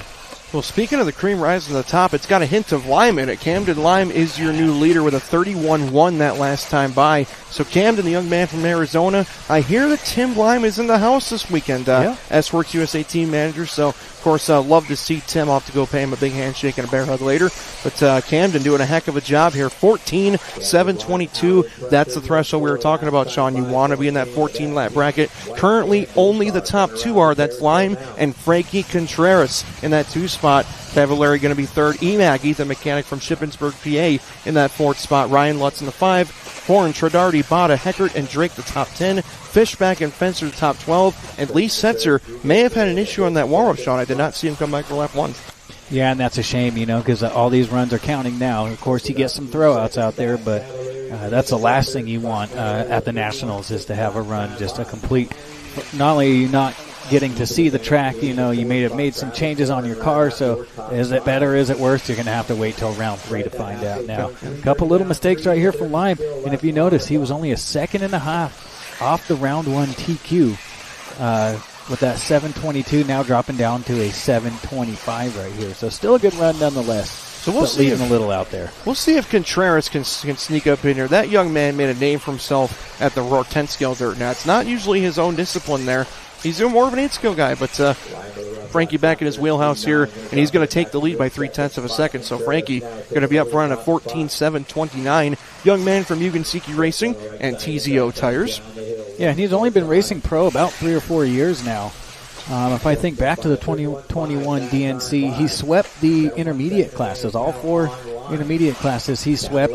And so I'm assuming from 22 on, so that only puts him about 4 years in the pro class. And this young man probably 17 or 18 years old. So one of the definitely a bright future for this young man. For sure. Contreras, one of the proteges of Adam Drake there on the Mugen team. They scouted him out pretty early, and I think they've got a good one in him. So I'm sure Frankie Sr. excited to see him running well right here. Lime's still only 0.6 of a second back, and there is the wily veteran Cavalieri. How many times have you and I called it where he's just lurking back there? May not be the fastest car on pure pace, but you better believe that Cavalieri, with a 31.6 fast lap every single lap, except for a couple have been in that 31 second range. Cavalieri is going to wear you out over a 7-minute race. He's going to be a threat for Nitro Buggy this weekend just from raw experience. Yeah, and I think he's on the hot race tires now this year, if I'm not mistaken.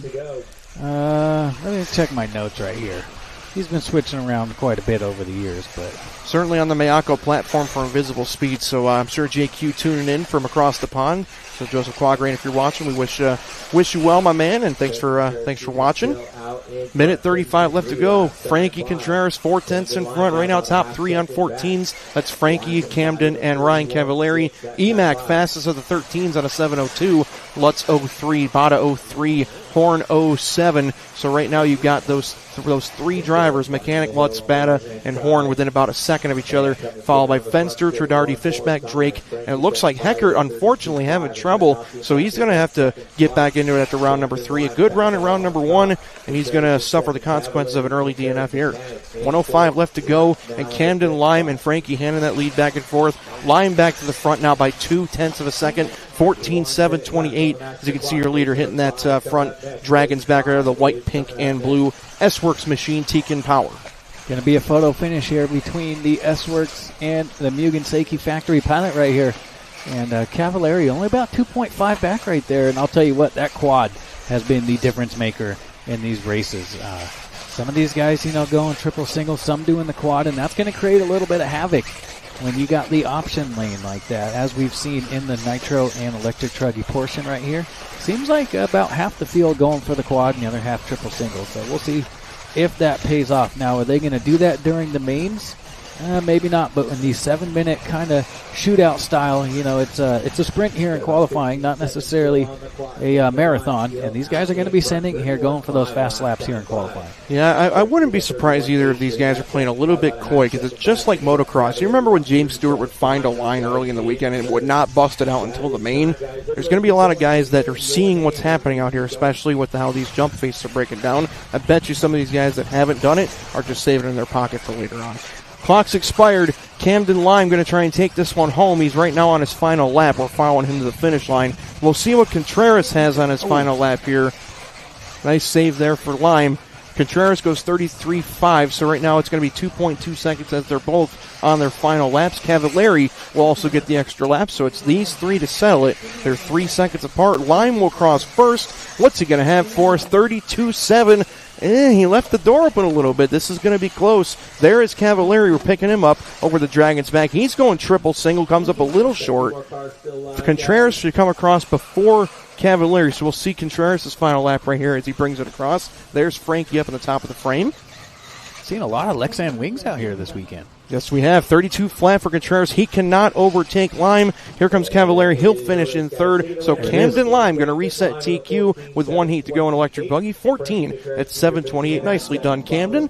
Frankie going to go second, 14:7:29. So currently, looks like the only top 4 reset at TQ, but check out Ryan Lutz in fourth, 13:7:01. He needed that one badly, Sean. DNF in that first round with a broken steering rack. Oh, that's not good, but that's racing. For sure. A-Main Hobbies race result screen showing you the top 3 ran the 14-lap pace. Lutz pacing them of the 13-lap bracket, and you can see the issues for Heckert and Setzer, 12th and 13th. And here come the big dogs. This is your A sort of Electric Buggy. Fee Long was your top seed. It looks like they're going to line them up just like that. So it's Fee, Ryan Mayfield, Dakota Fenn, Chase Lemieux, Brandon Rose, Caden Fuller, Aiden Horn, Mason Fuller, Jonah Wilson for Sparko, Seth Van Dalen, Spencer Rivkin, Jermaine Robinson, and Jared Wiggins. 13 household names right there. We'll see if Seth Van Dalen can back up that round 1 TQ. He put himself in a pretty nice position if he can TQ the first 2 rounds. He'd only have to take 1 more to take overall. Right, from my understanding, they're doing your best 2 out of the 4. 2 out of 4, yes. Yep. And if you TQ 3 rounds, nobody else can beat you. Yeah, right now, over. Van Dalen looking to put up 2-0 versus anybody else. So you can see Marshall's getting a position right here, covering their buckets. Of course, they go off by their car numbers. You can see, check out the banners right there, man. This is just first class here at A-Main Silver Dollar Raceway. Techno, ProTech RC, One Up Racing. You can see the One Army down there in the far corner, along with all of our wonderful event spots. You can see they're rotating on the screen. There's Vision Racing, One Up Racing, Randy Castor and Joe Pillar's back home there. J&T Bearing Company, Tyler Brown in the house this weekend. Team Associated, Kyosho, and everybody else that's here alongside for the 1/8 Off-Road Nationals, presented by title sponsor J Concepts Inc. Founded in 2003 and owned by Jason and Allison Rona, J Concepts has over 20 years of industry experience with a buy racers, for racers mentality. Based in Groveland, Florida, J Concepts offers high-quality RC car components such as tires and wheels, aerodynamic bodies and wings, accessories, tools, and much more for various scales and sections of the industry. To learn more about J Concepts products and browse their full catalog, visit jconcepts.net or stop by your local hobby shop for more details. Oh, well done, Jared. I for sure had that written down in front of me. I could not come up with that off the rip. So, but hey, that's what late night note taking does for you. So you can see our warm up laps coming to a close here. Zooming in, ready to go here. Looks like Ryan Mayfield right there. There's a little bump. Fee Long in the Kyosho, red, yellow, and blue. He's going to be the first one firing off here. Of course, Dakota Fend. Always tough. A 45-time Roar National Champion. Looks like some trouble. Yeah, John goes out there and grabs Fee Long's car. And if you notice, it looked like he was rocking the Cody King livery on that Kyosho. I wonder if they can get that thing out before they all come back around for their first lap. Well, you got about 30 seconds. Yeah, it happens quickly here, and like we're talking about, Sean, if you have a DNF here in one of these rounds, it really hurts you because you throw out 2 rounds, but you don't want to have one that's basically a 0. You want to have something to back it up with. So we'll see if Van Dalen can do it. We're following him right now in round 1 TQ, but it was only by a second over Mayfield. It was a 14-7-21 to a 7-22. So that's what you're aiming for right now. Camden was a 14 at 7:28. So at this point, Camden will likely end up, I'd guess, around, I'm going to guesstimate 9th, 10th, something like that. We'll see how this heat race progresses. Yeah, we got, it was Chase Lemieux. Now it's going to be Wilson. Jonah Wilson, man. The Sparko. Lest we forget, your junior Nitro Buggy National Champion from right here in 2023. So he has been pro ever since then, and he has a legitimate chance to give Sparker their first Roar National Championship this weekend. He was very competitive in the truck classes, and very nice young man. Him and his dad Dennis, they're definitely putting in the work. Located in Tennessee, and they continue to impress and turn heads. So Jonah Wilson, not really a surprise that he's out there competing. Here we are, following along with Van Dalen, working his way through the staircase into this. It doesn't look like it much online, but this little section right here at the bottom of our screen, it has got like a Talladega style off camera to it, and it's a lot more difficult to do that little section after those doubles right there to start off our lap. So absolutely, you want to talk about grip. That 180 he went through on the left side, there is pavement right there, because that car went right up on the nose, pivoted, and away he went. So despite the dust being on the surface, there is still grip underneath that dust. And right now, Van Dalen cruising out front, 0.3 of a second over Mason Fuller. Yeah, he's looking good here with that e-buggy. Mason Fuller has been struggling a little bit. I talked to him before we got on air, and he said cars are not bad. He's just been struggling a little bit. This is a little bit different than his home state of Iowa. They got a lot more loose, loamy dirt with all the cornfields out there, so a little different. Van Dalen, though, leading with Fuller 2, Rivkin 3, Jonah is 4th, and Chase Lemieux 5th. There's Jared Wiggins jumping up in the picture. He was your 13th seed. Now he's up to 6th right now. Caden, Jermaine, Dakota, Aidenhorn, Mayfield down to 11th with a 34-second lap last time by, and he opened with a 35. So that's about the most vulnerable Mayfield looked all weekend. And no fee long, as we mentioned. Something going wrong with Little Bump on the opening. So looks like he's out there now. With a 2-minute, 12-second first lap, that one's going to hurt. So unfortunately for Little Bump, your top seed going to have to be fighting from behind just a little bit. But right now, there is Mason Fuller, your leader, working his way down the front straight. Little long lap this time, 32 flat. Van Dalen takes it back by 85 thousandths. Here comes Chase Lemieux, though. He's got this thing hawking. 31.7 for the red and white metallic of Chase, the X-Ray car. And we're approaching halfway. Sean, what are you seeing here? What are you liking about this layout right now? I'm seeing a half second right here. So it seems with the drier condition, it's going to make for a little bit tighter racing right here. You know, when you get the track wet, it opens the door for the cars sliding around a little bit more, maybe a mistake or two here. But the track looking a little more consistent here, and we got a half second between our top 4 right here. So I think that's going to be a trend that continues as the weekend goes. And obviously Mayfield's not a 33-time national champion by accident, but you got to figure Mayfield has always had a driving style that favored a truck. You could throw it around, you could be a little rougher with it. Of course, you had the brand new smooth track. It was nice and watered.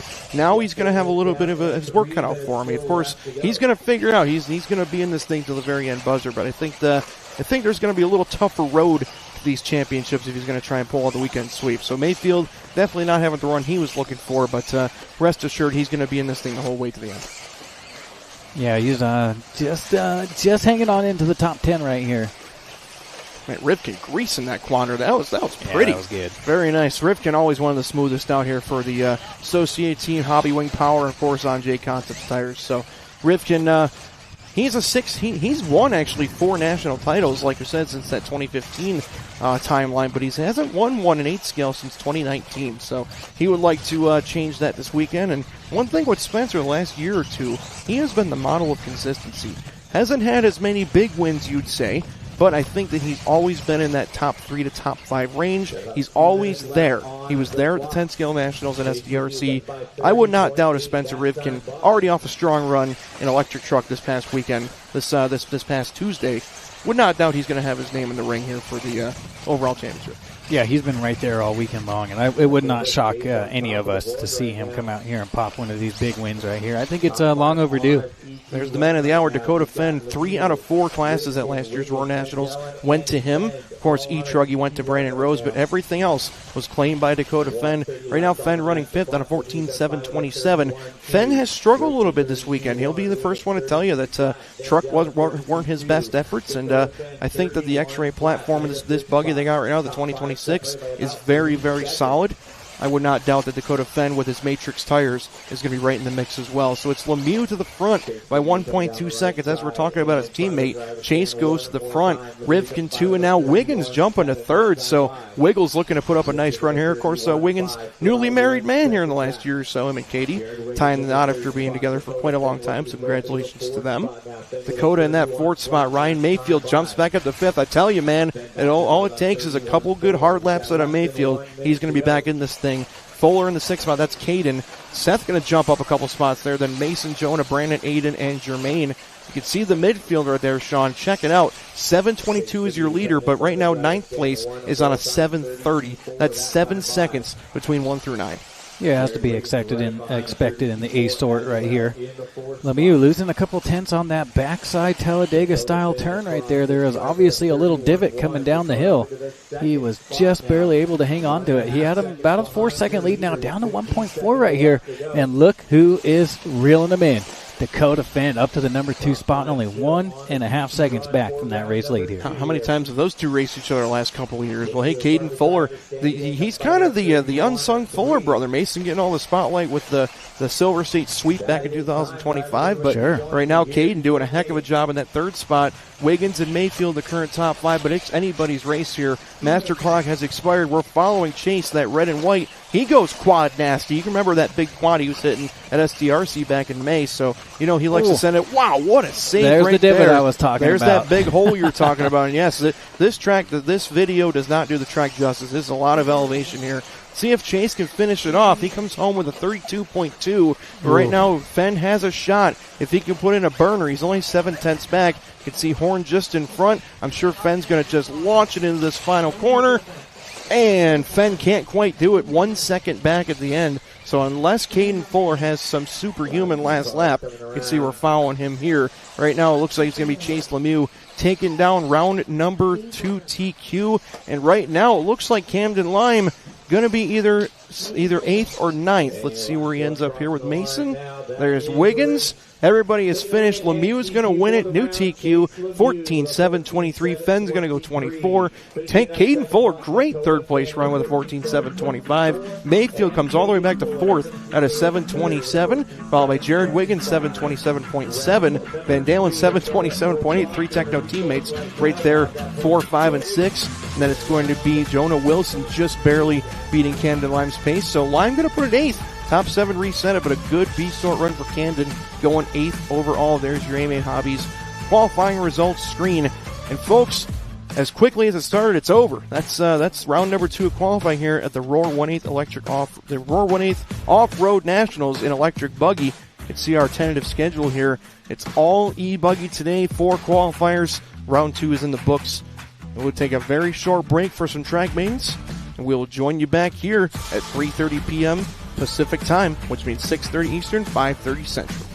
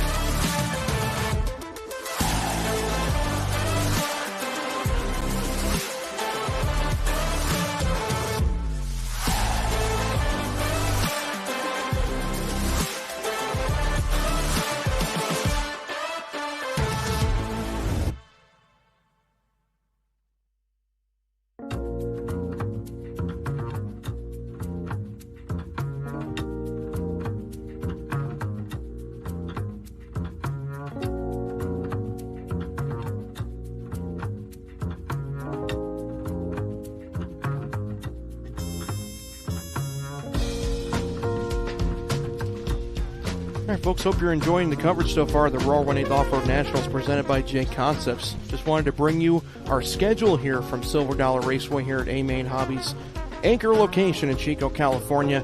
So you see we have already gotten Tuesday and Wednesday in the books. Today is Thursday electric buggy qualifying. Of course, we had morning practice. We are going to go all the way through qualifying. 4 rounds of qualifying. We've already gotten 2 rounds in the books, so we're officially at the halfway point. You can see with Friday's schedule, we're going to finish the e-buggy mains tomorrow. That'll be first thing in the morning, and then we'll have nitro buggy practice.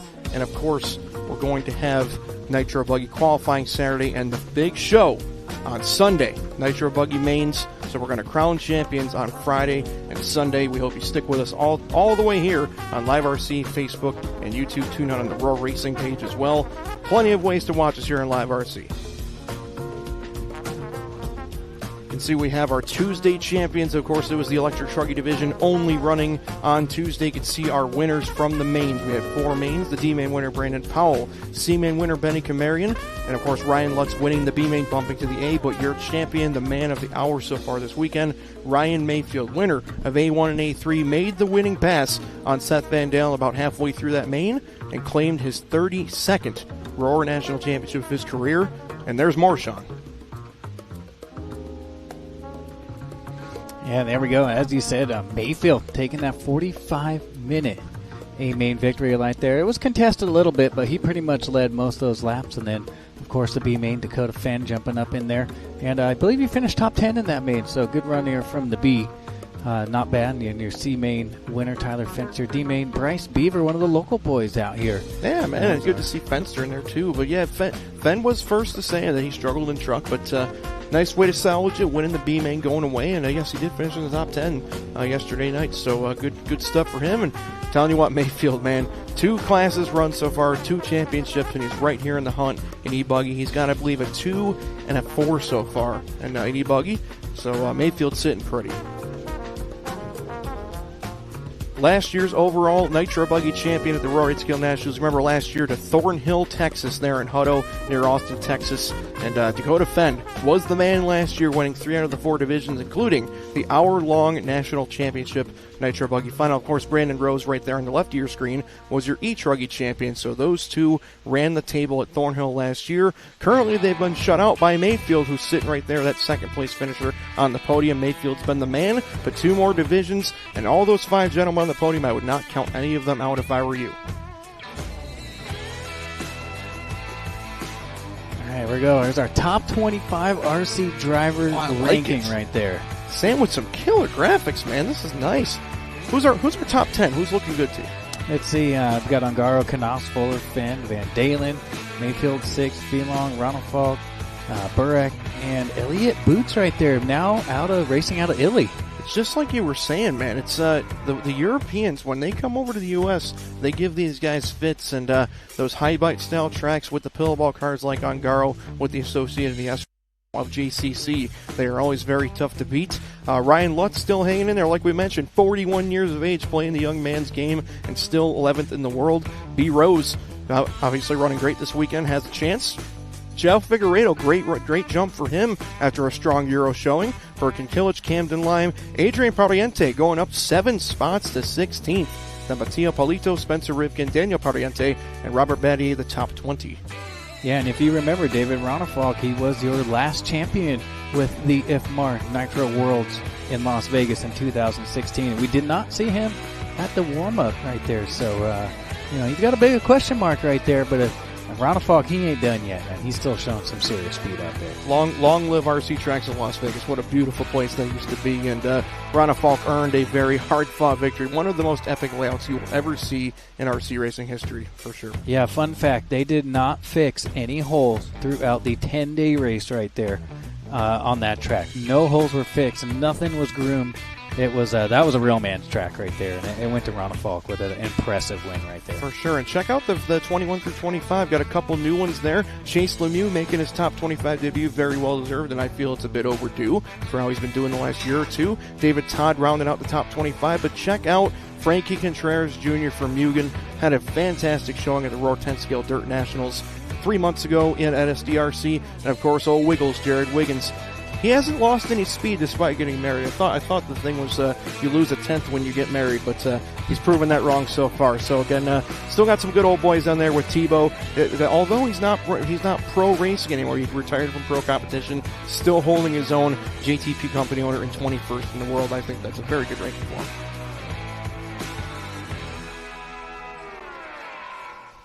Oh, this is the big one right here, Sean. The 2026 IFMAR 8-Scale Worlds right in Thornhill, Texas once again. Again, that's in Hutto, a beautiful racetrack, and it's going to be a great way to send off Thornhill because at this point they're looking to liquidate that building and move on in their next chapter. Of course, want to wish Chris the best of luck. I know he's had some health concerns, so Chris Allison and his whole crew, we wish you the very best. But what a way to send it out. September 26th through October 3rd, liverc.com bringing you all the action on LiveRC, Facebook, and YouTube.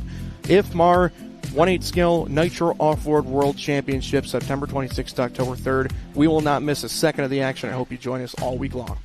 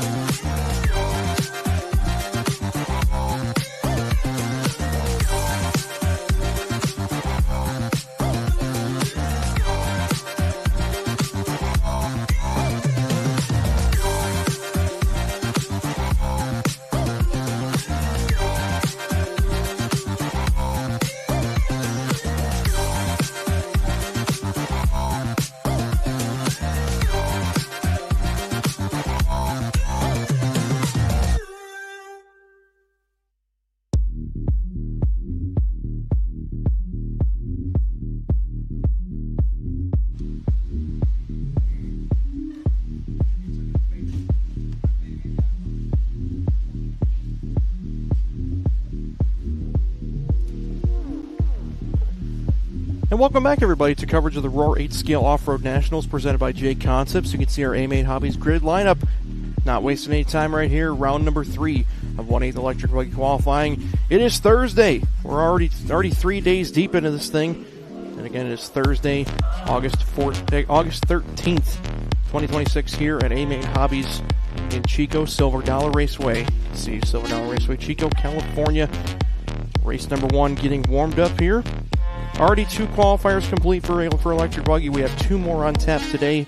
For those of you watching out on the East Coast, it's around 7 p.m. Right now it's 4 p.m. Right now mid-afternoon, warmest part of the day, and certainly feels every bit of it here in Chico, California. And as you can see, not a cloud in the sky.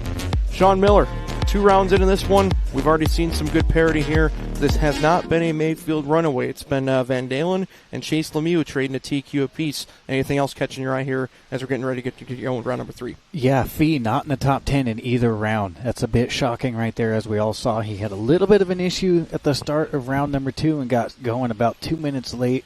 I'm a little bit surprised by that. It is go time for the Kyosho boys right here in round number 3. No more mulligans for sure. He had a DNF on the last lap of his first qualifier. He was on a top 5 run till that last lap. So definitely agree. The throwaways are gone, and Fee's gonna have to break out one of those famous Silver State moments where he passed Joe Bornhorst in the last corner if he wants to make it to the main outright. But as we mentioned, this is the first year of electric bump ups. So top 12 will qualify in directly on the qual point scoring, but B-main runners do have a chance to bump up if they finish first, second, or third in that B-main number 1. Yeah, and like you said, we got some parity going on. Your round 1 top qualifier, Seth Van Dalen, a 6 in round number 2. And then you go back to your round 2 top qualifier, Chase Lemieux, a 12 in round 1. So, I mean, right now it is showing Van Dalen and Mayfield. Mayfield with a 2 and a 4. They're sitting with 6 points apiece right now at the top. Of course, there's going to be some throwouts, and that's going to change things up a little bit. But the first 2 rounds have just been a crapshoot. Who can go out and get this thing done? Right now, we have no idea going into round number 3. Yeah, certainly doors wide open as the track, as you can see, getting a little more dust on the top of the surface. The A-Main crew has switched to watering after the end of each round to try and keep this track together. Because remember, folks, we still have even more time on this racetrack. It's only Thursday. We have to get today done with, and then we have 3 whole days left of racing here on this surface. So you can see it's already getting some character. Bornhorst's favorite word, if he's watching at home in Ohio, I know that's his favorite word is when the track gets character to it. It definitely is doing just that. Right now, I don't know if that's his favorite word. No, it definitely isn't the infamous video of. I hate when people say tracks have character. Yeah, that was at Silver State about 4 or 5 years ago, and they just ran with it, and they really. So I don't know if it was him saying it or it was the rest of the camera crew and everybody kind of running with that a little bit. But. Absolutely. We miss Bornhorst, man. I know he's got a big boy job now. I know I believe he works in machining now, and we certainly miss him. And the joke, he was kind of the butt of the joke, as he was the world's best 7th place finisher. Definitely miss Joe Bornhorst. He's always an asset to have. I know he was just building some track layouts down in Ohio beyond the Creek RC Raceway. Took Joe Bornhorst services on the Bobcat, so good to see Joe still in it, at least hanging out with some buddies. And I gotta think somebody stuck a radio in his hands when he was there. So, there's no doubt about that. Once a racer, always a racer. Absolutely. 2:30 and 4:30 left to go. You can see we're in our heat race number 1 out of 5. Again, no divisions here. It's all just if you have an 8-scale electric buggy, you're racing one division. There's 64 cars in this one division of electric buggies. This is heat 1 of 5. Marcus Plumley is your current leader. Opens up with a 35.3 fastest lap. Gage Deuce up in that 2 spot. Good to see Gage back out there. Had some trouble in round number 2. Stephen Smith running 3rd. Sean Latham is 4th. Bree Isaac is in the 5, followed by Joe Campbell, Porter Heaps, Bob Montmany, Ben Hartshorn, and Steven Jellick. Looks like no returns from Josh Hanna or Mark Robinson. So 10 cars left right here with 3 down and 4 to go. Yeah, Mark, that's your Jermaine Robinson's father out there. So he may just be focusing on baby boys, program right here. Wouldn't surprise me a bit. You'd love to see the father-son connection here at RC. And, of course, Jermaine's sitting pretty good here in the Z-Buggy division. He's got a chance to make the show, and that would be a pretty awesome feat considering he's usually more of a regional-type guy, but he is showing some great speed here at A-Main Chico Silver Dollar Raceway, so shout-out to Jermaine. Yeah, Jermaine really been strapping up on his program over the years and made both A mains, an electric truck and nitro truck so far this weekend. And he's leading the point series at the JBRL this year and really making a name for himself in this pro class. So that was going to be Montmany on his lid right there. Chase Lemieux scampers for him, gets him back going. And again, Marcus Plumley on a strong start, 12.716 is his early pace. We're going to be tracking these times as we go. Not sure. This track's throwing us a curveball. We don't know if the track's going to slow down because of the character, our favorite word that it's forming, or if it's going to speed up because of the groove being laid down. But you can see there is definitely some dust on the surface, and with these lower heats kind of being out in the rhubarb on occasion, they bring that dust back into the main line, Sean. It takes a heat or two to clear that back off. So we're going to be keeping an eye on these paces as we progress through this round. All right, Marcus Plumley, about 7.8 seconds. We're only 4.5 minutes into this race, so he's having a nice little run on 12.721. Smith in that 2, Isaac 3, Lantham in the 4, Campbell 5, Heaps 6, Hartshorn 7, you got Stephen 8, Robert Gage. No Josh and no Mark Robinson here to start round number 3. Man, you hate to see Gage out again. He had a 34.8 fast lap on the third lap, and then he falls out one lap later. So unfortunately, the mechanical gremlins are getting the best of Gage here, but definitely showing good speed. So if Gage can get a little luck on his side, I bet she can put up a nice low score. For those of you that are watching at home that are unfamiliar with the scoring method here at the Roar 8-Scale Nationals, again, this is the E-Buggy division. E-Buggy is going to have 4 rounds of qualifying, and it's qual point scoring. And what qual points means is, Sean, every round the TQ is wiped clean.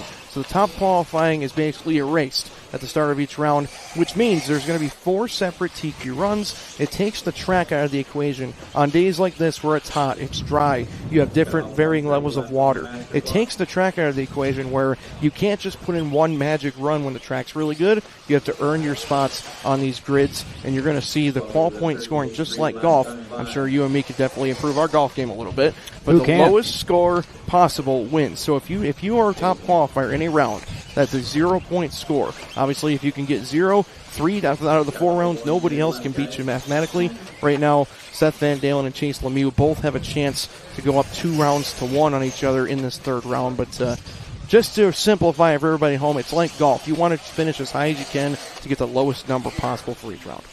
Yeah, and then if it were to be a tie with those qual points, it would go to your best single run. That's the new IFMAR. That's yes. IFMAR, but now Roar has adopted that style tiebreaker as well. It used to be your best 2 runs together. Now it's just your 1 single run. Yes, so Roar continuing their aligning of policies with IFMAR, and I think that makes a lot of sense. And certainly makes Corey Kroll want to rip less of his hair out when he's programming lifetime scoring to calculate the tiebreakers. So shout out Corey Kroll and everybody at Lifetime. Of course, that's the division of Live Race Media, bringing you the best scoring software in the industry. By far, second to none, hands down. Yeah, Corey and Brandon, and we got Cam back at the headquarters out in Wisconsin. So thank you guys, man, making our lives easy out here, bringing you guys the best up-to-date timing and scoring systems for all your racing needs, not just RC. They do the Baja, they do Trans Am Series, the Supercross and Motocross, believe it or not. Live RC has a contract to do all their timing and scoring for them. So if you guys are looking for the best timing and scoring system for our industry RC, hit up liverc.com, guys, and hit up the boys out there in Wisconsin. They'll get you guys taken care of. Absolutely. Green Bay is headquarters. Brandon celebrated a birthday a couple weeks ago, August 2nd. So happy belated birthday to Brandon, and you can see the clock is finishing up here. Marcus Plumley is on his final lap. He's going to be the only driver to put in a 12-lap run here. You can see Steven Smith got cut with an 11 at 7 flat. So you're just watching this wide shot right here, watching everybody come around.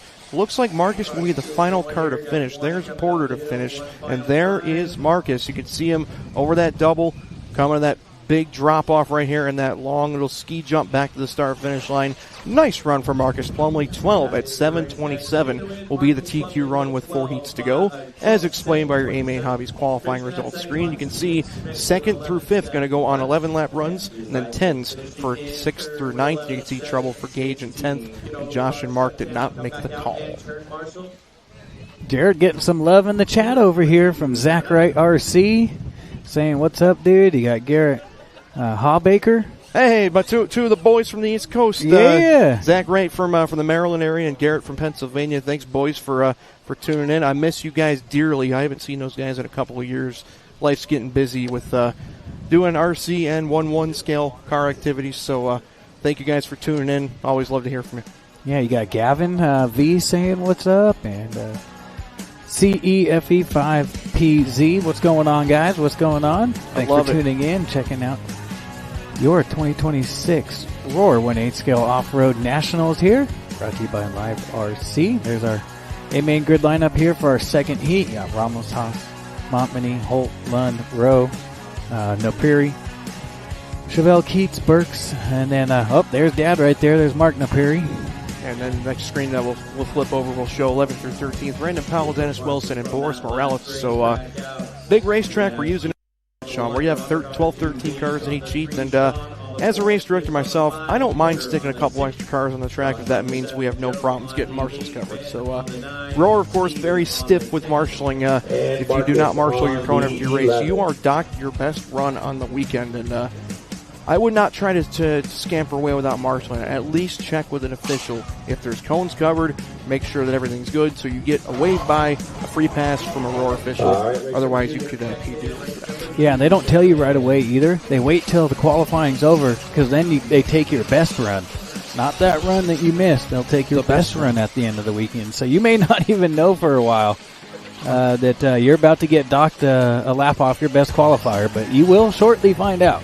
And unfortunately, my good buddy Jeff Stackwitz learned that the hard way at Island last year. Love my man Jeff. He has certain choice words for the sanctioned body of RC, but Jeff Stack, if you're watching from home, miss your brother. Hey, that was on him, man. It was on him. He was trying to get sympathy in the group chat. I'm like, dude, you didn't marshal. Like, straight up. So listen, we all have bad weekends. It happens. But hey, listen, I've been racing for 10 years. I have forgot to turn marshal once. It happens. Absolutely. Jeff Stack. I pride myself on getting out there. Carpet off-road racers. Yeah, Stacks was cool. I met him in New Hampshire this year. He's a bad boy, man. Yeah. He gets it done. Him and Scott Karcheski running for the Yokomo team now. So shout out Jeff, and you can see our warm-ups here. 4/8 scale electric buggy, and I like the fact that they're just kind of letting them roll, then they'll fire it off, so everybody kind of gets their own piece of racetrack. Once that warm-up clock hits 0, Mike Braun hits the horn, and everybody gets to cross the start finish line. You can see just on the left side of your screen, see that little white line right there before that first jump? That is the start finish line where the loop is buried into the dirt. So these cars run personal transponders, of course, sold by MyLaps. And that's what counts your laps. Back in the old days, before you and I both raced, they used to have hand counters. Thank goodness technology has progressed to where we don't have to rely on the human error side of a stopwatch. Yeah, fun fact right here. That's why Jimmy Babcock loves to run numbers on his cars. Not only does it tell you what cone you're going to go and marshal at, those numbers actually used to be, that was the number used to hit on the computer as you went by the line right there. So that's something, a little old school fact right there. We used to run the numbers because they would actually have to hand count you as you ran across the line. And then, of course, transponders and decoders and everything became a big thing and made us race directors' lives much easier. Absolutely. I'm sure Jimmy Babcock is enjoying his year with how the LA Dodgers have been playing. He's one of the most vocal on Facebook with the baseball scores. And, of course, me being a Yankee fan, I have to have a little rivalry with him. But, Jimmy, hope you're watching back home, brother, and best of luck with Hot Rod Hobbies. And, of course, big-time respect from one RD to another. Thanks for all you do for the industry. Yeah, and he just made the announcement. He got the gig for the Worlds, so Jimmy will be the announcer at the Worlds. And, man, I could not be more proud of him. Congratulations to him. That's very well-deserved, man. Awesome. He did the last one in Vegas in 2016. Very nice. And so the last two Worlds that have been on U.S. soil, and he just does a great job, and he'll be the first one to tell you he may not be the most exciting or entertaining announcer, but if you want a well-run event with smooth and efficiency and times, and he gives you exactly what you expect as a race director, and I can just strive to be like him, man. One of the most efficient human beings on earth when it comes to running a race, and if I ever run a race, guess who I'm calling? I'm not going to do it. Absolutely. Sorry about that, Sean. I didn't mean to speak over you, but you're good. The model of efficiency and just one of those iconic voices of Jimmy. He's got substance over the flair, and I think that's one thing that you got to like about him is he is all about the facts. He's all about giving drivers info and making sure the racers and the spectators and the people watching on Live RC all around the world are informed of what's going on. I can always give a tip of my own virtual cap here for somebody that's willing to be basically a human encyclopedia when they're announcing. So Yeah, good well stuff, said. Jimmy. And Jacob Haas starting off strong right now on a 33-2 fastest lap. See, he's running the S-Works car this weekend, so Jacob looking good. Trevor Lund running second. Adrian Ramos in that third, followed by Barry Rowe, Ronnie Holt, your top 5. Mark and Little Mark, no Perry, that's 6 and 7. They continue to run together. Brandon Powell in that 8th spot. Dennis, Jason, Mason, Chevelle, and Boris. So again, very tough field here in Electric Buggy Heat 2 of 5, and you may see some of your local hot shoes at your racetrack here in the second heat of 5. That doesn't mean they're doing bad per se. It just means that this field is absolutely loaded. I know, for instance, Mason Montmany is a hot shoe at his local track, DPRC in New Hampshire, and he's holding his own here with some very tough competition. So don't let that fool you, the race number fool you on how these guys and gals are performing so far this weekend. It's just a very tough field, and you have nowhere to hide. All right, Adrian Ramos, 7/10 up on Trevor Lund right here. That's my top 2. Jacob Haas 3. Ronnie Holt in the 4. Mark Naperi in the number 5. Barry Rowe, I believe Barry racing his way from Texas all the way out here. So Barry making his way out here to Northern California and probably enjoying some of that dry heat out here. Still hot, but we don't have that humidity they do back in Texas. And then it's going to be Dennis Wilson, Chevelle Keats, Montmany, Burks, Powell, and Morales rounding up my field, my top 13. So Ramos making the switch over to the Kyosho this year. Not bad, 13-7-24 right now. And so top 10 on a new TQ run over Marcus Plumley from that last heat right here. Yeah, Kyosho really gaining some national presence again. The Kyosho kind of went away for a couple years there, and I really think if you're going to pinpoint one thing that got them back on the map, of course I think you have to think of Fee-Long's rise, but getting Ryan Lutz back home where he belongs really anchored that operation. It's a veteran presence. He's familiar with that platform. He's really helping with the R&D side there. So you got that two-headed monster of Fee-Long and Ryan Lutz, and I think that's given the drivers a lot of confidence to go back with the Kyosho platform, and obviously it still is as good as ever. So next heat, we kept talking about him. We talked about his dad, Mark, and Jermaine Robinson's going to head the next heat of E-Buggy along with Phipps, Drake in that C sort, Spinrad, Kamarian, Olins, McElroy, Rudy 2, Bartlett, Ciccarello, and then both the Beavers, Colin and Bryce, 12th and 13th. Seems like brothers can't get away from each other. Father and son. And father and son. Yeah. My bad on that. So no, yes, you're good. For sure, both the Beavers going to be having a family battle there. You got to think the Montmany's here. You got to think the Perrys, and now the Beavers. They're all going to be but you have some bragging rights. You can see one guy shaking like a leaf. I think that was Barry. Yeah, I thought that looked like the King Richard Saxon up there for a second with all that shaking going on with that radio. Hey, man, I'm telling you what, it does not matter. If you've never picked up a radio, you don't know the nerves that go through these drivers. When the announcer's saying your name and when it's on you, there's so much pressure when it's just on you to go as fast as you can. It's definitely a different style of racing when you're qualifying on your own race clock versus racing your competition heads up in the mains. Every mistake, every little bobble, that's on you, and you're trying to minimize that as much as you can. So can definitely speak that I've had those same jitters before. Yeah, that heart rate gets going pretty good. I come from a background of motocross and stuff on that start gate, or you got to go out there and send that big triple for the first time. I mean, RC racing gives you a very similar adrenaline rush when you're out there, and the tone goes off, and you're on the clock, and you're just trying to drive full throttle everywhere and not make mistakes. That heart rate gets a little higher than one might think. No doubt, and with this racetrack being so wide open and so technical, where if you miss one section, it messes you up for the next 3 or 4. Every jump, every input of the wheel and throttle is so important. So just really goes to show how tough this racetrack is. As we've already seen, some of the best drivers, not just in the country but in the world, are making unforced errors on this track.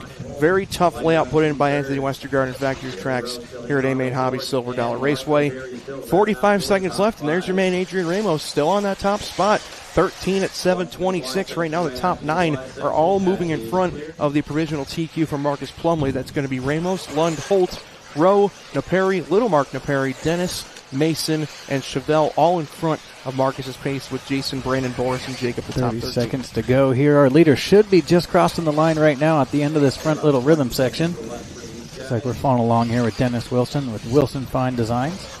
So I believe that all yellow one, yep, working into the carousel right now. That should be our race leader in the Kyosho. Ooh, center punch right there. Couple cars in the back of the field. They're making a little contact. Clock has expired. You can see a couple cars coming together with a quad. They saved it. Clock has run out. Let's see if Adrian can wrap it up. He's had a pretty solid run the entire way. He will be going one extra lap. He just crossed with a 33.9. So right now he's holding the 3.8 second lead over Holt. Holt last time was a 33.7. Trevor 34.2. You can hear the cars starting to finish. Barry, Mark, Little Mark all done. Brandon Boris all done. But there's your top three to the finish here, Sean. Adrian lead Ronnie and Trevor by 4. There we go, man. That feels good. Bring them home for me. All right, we're just waiting for a few more to finish here. Top three are done. We're waiting on Barry, Mark, Little Mark. Oh, look at that. Between father and son, we got 1.4 separated here on this last lap. So it's gonna come down to the wire here. Bragging rights to dad this time. It's 12-7. It ain't over yet. Not over yet, yes. And you can see Adrian just finished with a 34.7. Ronnie and Trevor are going to be battling for second, and it's going to be Ronnie for second place. But Adrian Ramos is going to take it down. New TQ for the moment, 13 at 7:26. I'm sure that puts a smile on your face. Yeah, anytime you get one of the SoCal guys. That's why it's actually kind of nice, I think. They bring you out from New York, and I'm from Southern California, and we you'll know some racers from out east, I'll know some racers from out west, and we'll kind of just come together and make a nice little program for our viewers. What I don't know, and the racers you don't know from out here, I kind of know, and I think that just helps along with the broadcast here a little bit. We're going to follow along with most of the racing action, and we're going to give you guys some little jabs here left and right of some other stuff, especially here in qualifying. Now, when it's main event time, you're not going to be hearing about our pastrami sandwich we had for lunch. It's going to be racing and racing focused throughout. Through qualifying, we got a couple days of this to go and stuff. We're gonna jump back and forth, but we're mainly here for the broadcast, and we'll jump in and out of that race action. No doubt, man. Well, there it is. There's the Amy and Hobby's grid lineup for race number 3 out of 5 for Electric Buggy. Jermaine Robinson heading the Seesaw. That tells you how competitive this is, along with guys like Carson Phipps, Adam Drake, Walker Spinred, Benny Kamarian, and company. They're going to see Ciccarello and the Beavers, 11 through 13. And, man, I'll tell you what, this is when it starts to get good. This is when you start playing the qual point and you start kind of saying, okay, you're trying to go for a low 13 here. And if you can do that, give yourself a chance at that top 10. 12 cars make the main, Sean, but it never ends up being a clean 24 points makes the main. It's always an 8 here, a 10 here, a 9, an 11, but maybe a little bit faster pace on the 11. There's something that factors into the tiebreakers where if you take 12 cars to the main, usually your cutoff number is going to be anywhere from 19 to 21 points based on how they all finish. Yeah, well said. Especially with a couple dropouts, you don't want to count your egg before they're hatched here. You can get a pretty decent idea on how you're doing in qualifying, but until that last tone has gone off and everybody's finished, it's going to come down to tenths, and there are going to be some tiebreakers, and it's going to go down to those laps and times, which I'm looking forward to. Absolutely. Just a couple more interactions in the chat. David Hemingway, Northeast New England team manager for Techno, tuning in. Thanks, Dave, for tuning in. Miss racing you, and I got to agree, I miss racing you too, David. Thank you for watching. And Mike Pavia, my friend I mentioned earlier from Marcy, New York, he's tuning in, and he was supposed to be here this weekend, but unfortunately couldn't make it. Mike, with the Sparko team, he is one of those guys that is putting in the work. He does not mind sparing expense, and he did the RC Academy at LCRC a couple weeks ago before the ProTech Challenge, and he definitely said that it taught him a lot. Adam Drake was out there teaching all the guys and gals there at LCRC, Kevin and Krista Mumaz. Gorgeous track in Oakland Mills, PA. So if you want to go to a great event, Mugen Challenge out at LCRC should be next weekend over here on the East Coast, and that's their premier flagship event at LCRC Raceway every year. Definitely one you should plan to count. All right, we're getting ready to rock and roll here. Our CC group from the resort. TQ currently Adrian Ramos, that 13 at 7:26. And again, household names up and down this C-sort list. We'll see if, I think the wild card here is going to be Jermaine. I think that he's going to be has a chance here to put in one of those 14 lappers we talked about. Because remember, top 10 cutoff was about that 13 flat or so range. And if you give yourself 14, you give yourself a chance for a nice low score. Yeah, there are some heavy hitters down here in this C after the resort. So we got the Drake out here. We got Robinson, everybody coming around here for lap number 1.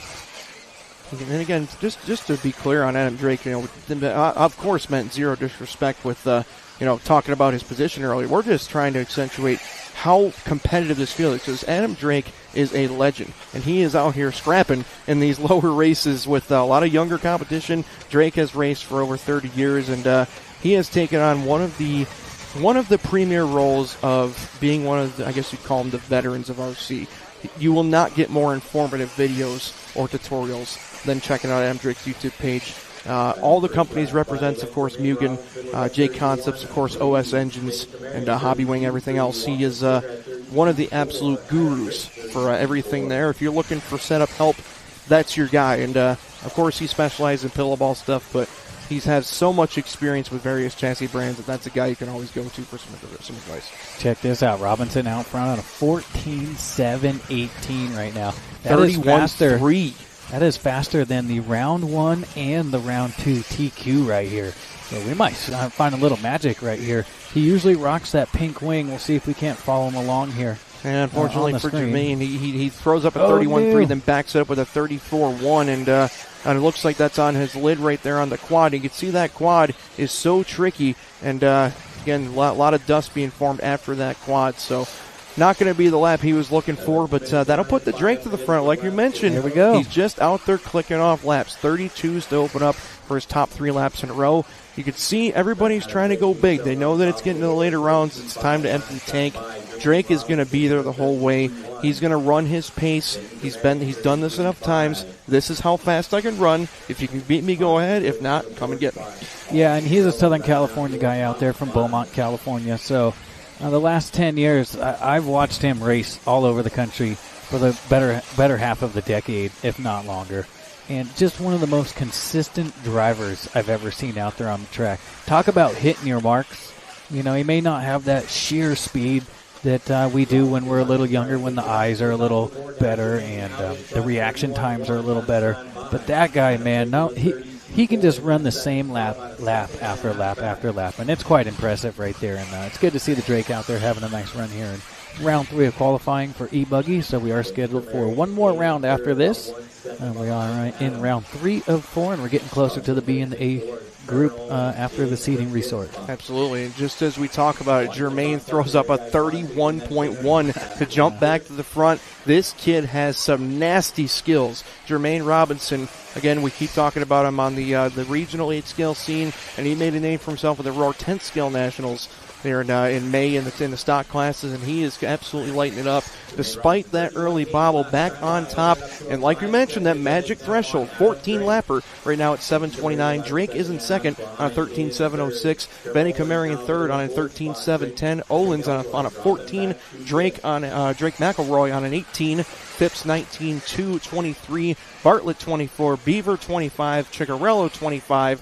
Whew. Colin Beaver on a 13.730, so that is going to be the top 11 drivers all within about a half a lap on the pace pocket.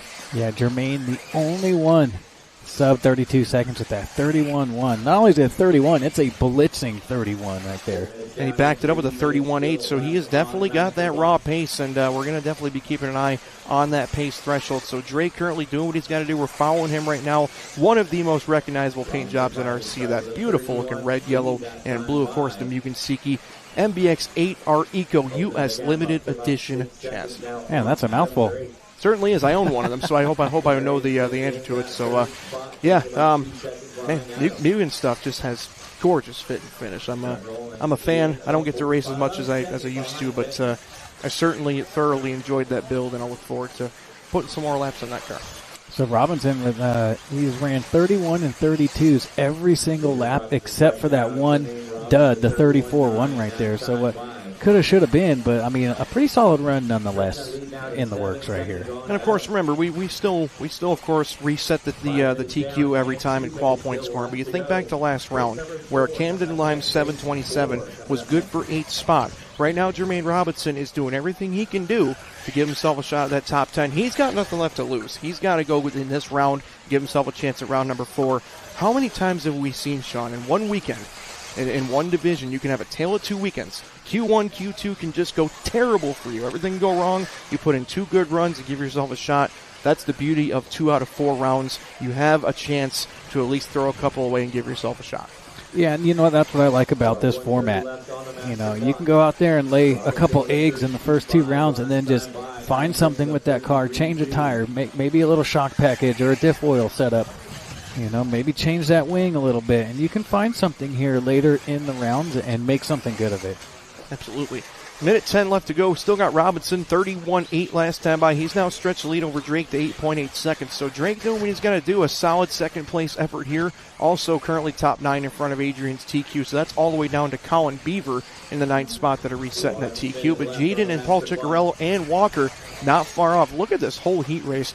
Leader on 14, everybody else on 13. Just continue to drive that point home. So much parity here in this field. With the Roar Nationals being here in Chico, California, you really bring the best of the best out here to NorCal, and you're seeing the results here with everybody going fast. One mistake drops you multiple grid positions, and right now Jermaine Robinson, the only driver that I've seen to this point that could make a pretty fatal one and still be out front by over 6 seconds. Yeah, he's just barely hanging on to that 14, but it's he needs a 14 here in round 3 because he ran a 24 in round 1 and a 22 in round 2. So if he can get into that challenge.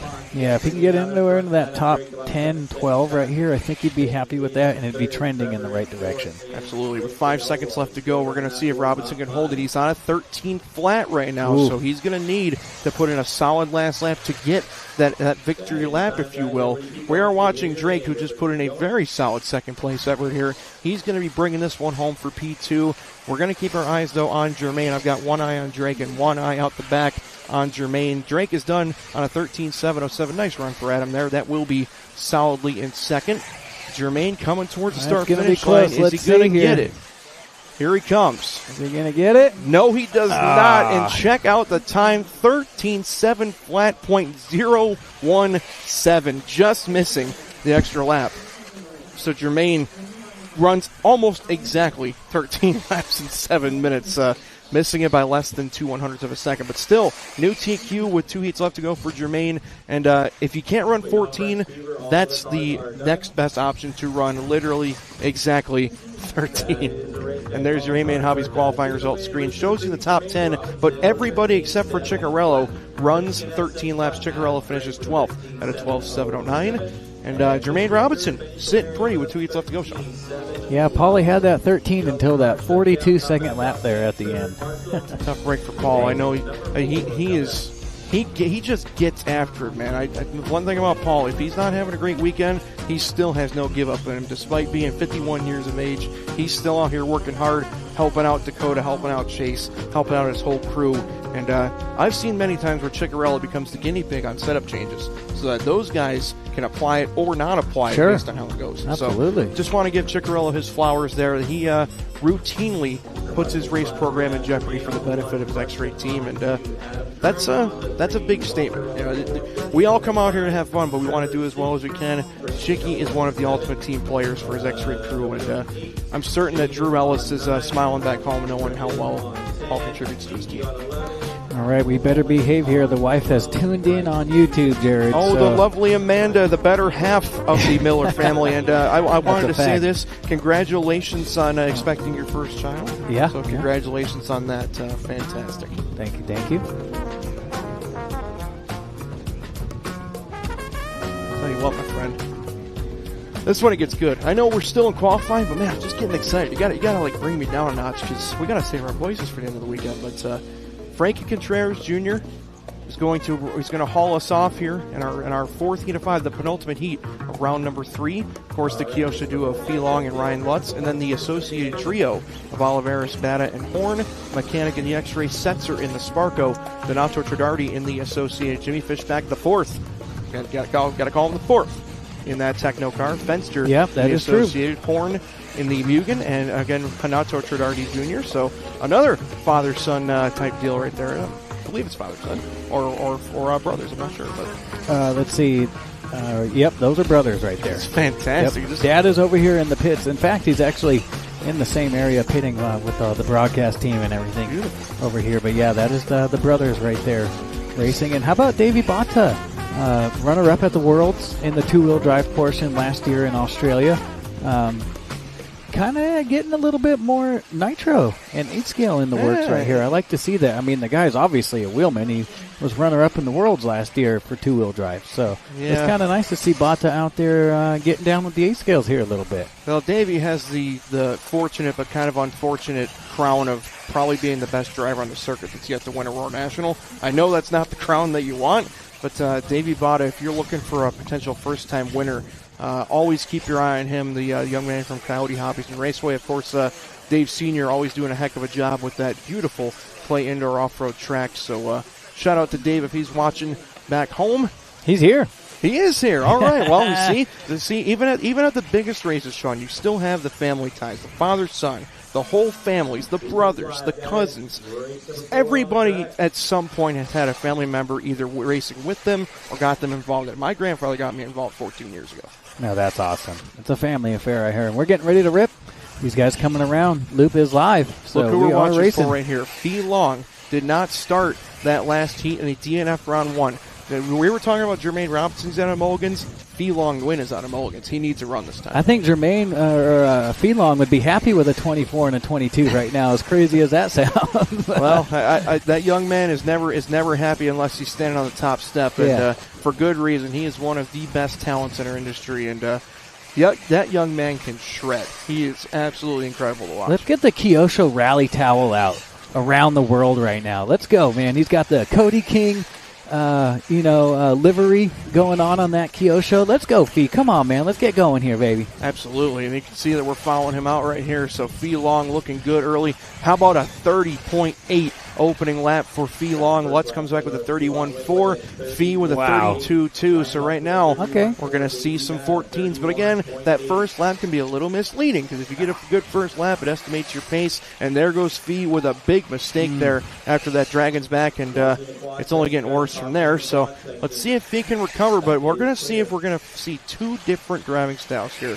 Lutz is kind of becoming one of those wily veterans. Remember, he used to be a wild man. Now he's settled back into that. I'm just going to run my pace. Come get me if you can. But Lutz, a 31.4 backs with a 32 flat. He should take over the lead once the scoring resets. Yeah, and it's showing him out front. He is going to drop down. He goes from 1st to 9th right there, 36.1. Although that is our first 30 sub 31 second lap, I'm trying to say here, of the round so far. So he's clearly got the pace, but when you don't have a good run in round 1 or 2, the nerves starting to creep in a little bit, and you almost want to overdrive the car a little bit here and just it's not over yet. He can still have a pretty decent run, but going from 1st to 9th right there, that's going to sting a little bit for Fee, but it's all Ryan Lutz in the Kyosho, his teammate. And then Lee Setzer right there in the Sparko running top 2. Another 2.9 back to Aiden Horn. Tyler Fenster and Donato Tredardi, my top 5. Shout out Lee Setzer, man. He's doing a good run here. Yeah, he's been having a good year out here. I don't think he's been getting enough love out there, but he's having a nice year out here in 2026. And he's really showed he's been putting in the work. That's going to be Fishback 7, Contreras Jr. 8, Horn 9, Bata 10, Olivares, Ethan, and Tredardi Jr. Rounding out my field here. We got just about 3 down, 4 to go here. Mike Kaz doing a little Sparko rally chant here. He's cheering on Lee Setzer again. Lee Setzer based out of Adrenaline RC in Virginia. So shout out to the whole Adrenaline crew there, Jacob and Hannah and the whole crew. Of course, running a great facility down there, Clay Indoor Track, and they've got their outdoor dirt off-road track, and they just held a J Concepts ONS Series race here this past season, and the Outdoor National Series bringing back some rear motor 10-scale racing. So cool to see that coming back, and Lee definitely carrying the flag here for Team Adrenaline. So it's Lutz and now Fee Long. Just like we mentioned, if it's just like Mayfield last round. He had that one bobble, but if he can put in some heaters like he's done right here, he has gone 31.5, 31 flat, 30.9 since that mistake, back into second place. Fee is racing for his A-main life right now because he really needs to put in a good top 10, top 12 here to give himself a chance for round number 4.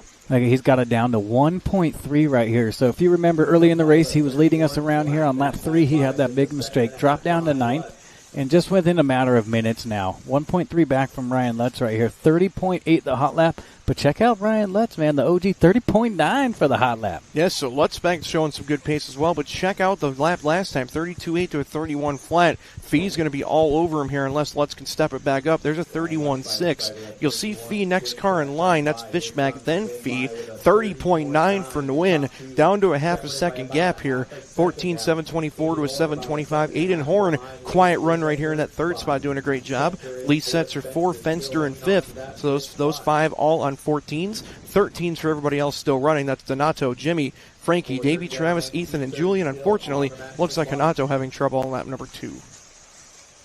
Yeah, looking like he's off the track here. And Oliveras, I believe he won. I think he was in the C group, and then they did a resort here. So he does find himself in the B sort, though, which isn't bad. 0.4 of a second, the delta between Lutz and Nguyen. You can see they're actually getting closer on the racetrack, too. Couple cars for Fee to negotiate. Gets by one nice and clean. Oh, Fee going quad right there. That was pretty risky, but, man, he made it look good. It looks like he planned to do that. Lutz and Fee both having great runs here. 14 at 7.24s. Lutz comes across this time 31.5. Here comes Fee, a little bobble this last lap, but he still takes over the lead by 4 thousandths. Minute 35 left to go. Little bump. Not really a little anymore. He's getting taller every time I see him, but 5.5 gone, 1.5 to go. Little bump doing exactly what he needs to do right now. After that fatal mistake, he is making good on it. 14.723, Sean. This is a clutch run so far. Yeah, and he needed this. If it wasn't for that mistake there on lap number 3, this would be an absolute burner. But he is matching the TQ time from round 2 right now. It was a 14.723.6 from Lemieux right now on a 14.722. So even with that mistake showing, he's really got some pace in this. This might be good enough for a top 5. I'm saying for sure top 10 run here.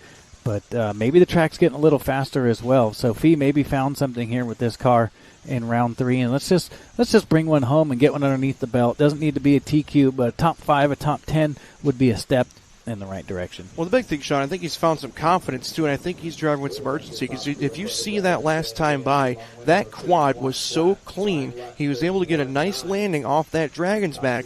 Watch him going through the quad this time. Let's see if we can follow him through this time, because I want to see the line he took. He almost did like a seat bounce on a dirt bike.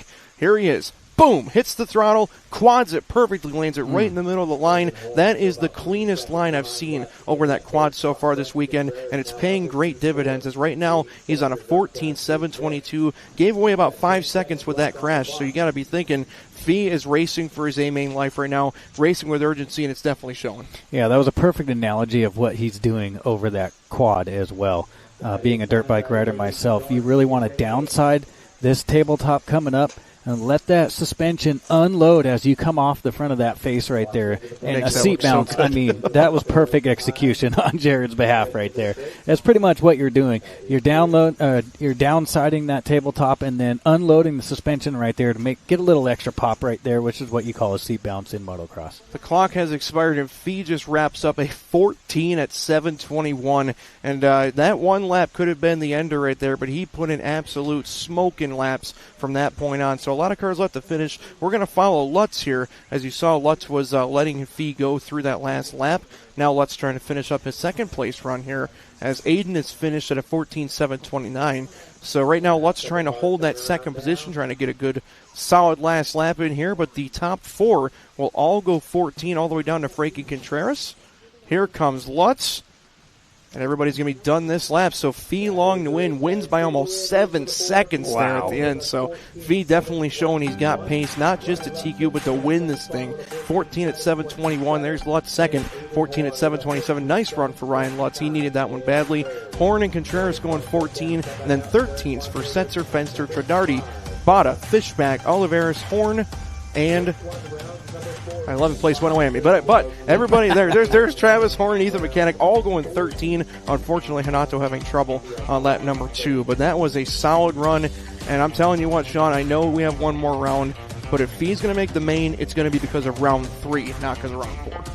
Yeah, most definitely, and they found something in those K cars, because both Fee and Ryan looking good here in round 3. And the track is going away. We wanted to say this track is getting faster. that track is slippery right now. There's a lot of dust out on that line. The groove does not appear to be building like it did for the trucks. It's still there, but you can see when Fee and Lutz, even the good handling cars, when they were getting on the throttle, they were still getting a little squirmy, getting a little sideways. And I'm telling you what, a 14 at 721, that's going to be hard to beat for this A-Sort to try and take down. That's actually what Van Dalen ran in round 1 for the TQ. So, I mean, he left that one bad lap out there. That just might have cost him. Without that lap, that might have just been a TQ here in round 3. That would have been amazing. I think it's still going to be a pretty solid run. We're going to find out right here whether that track's getting faster or slower. Absolutely. Main Hobby's grid lineup showing you Seth Van Dalen will be our current 1 seed. Of course, this is all going to change when the points are calculated, but Van Dalen is 1, Chase Lemieux is 2, Ryan Mayfield 3, Dakota Fenn 4, Caden Fuller is 5th, Brandon Rose 6, Jonah Wilson 7th, Jared Wiggins is 8th, Mason Fuller, Spencer Hecker, Camden Lime, Spencer Rivkin, and Ryan Cavallari. And again, folks, that is a little bit different if you're going to be looking at the single best qual point or the 2 out of 2 qual points right now. The resort from Roar was done by single best qual point, and the tiebreaker would have been the faster pace. Let's just say 2 drivers have a 6. The faster pace of the 2 would get the honors there. Correct. Getting ready to go here. Telling you what, man. It's still only Thursday. We got 3 more days of this, and I'm already getting excited to see who we're going to crown our champion tomorrow morning, Electric Buggy.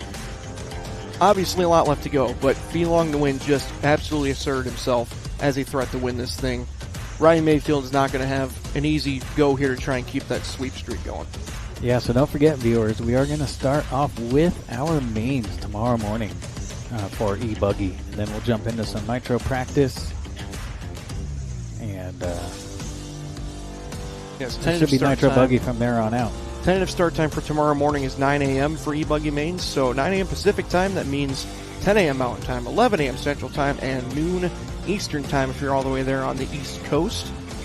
So set those reminders. Go to YouTube. You can give yourself a notification. It'll alert you. Send you a push notification letting you know when the stream is live.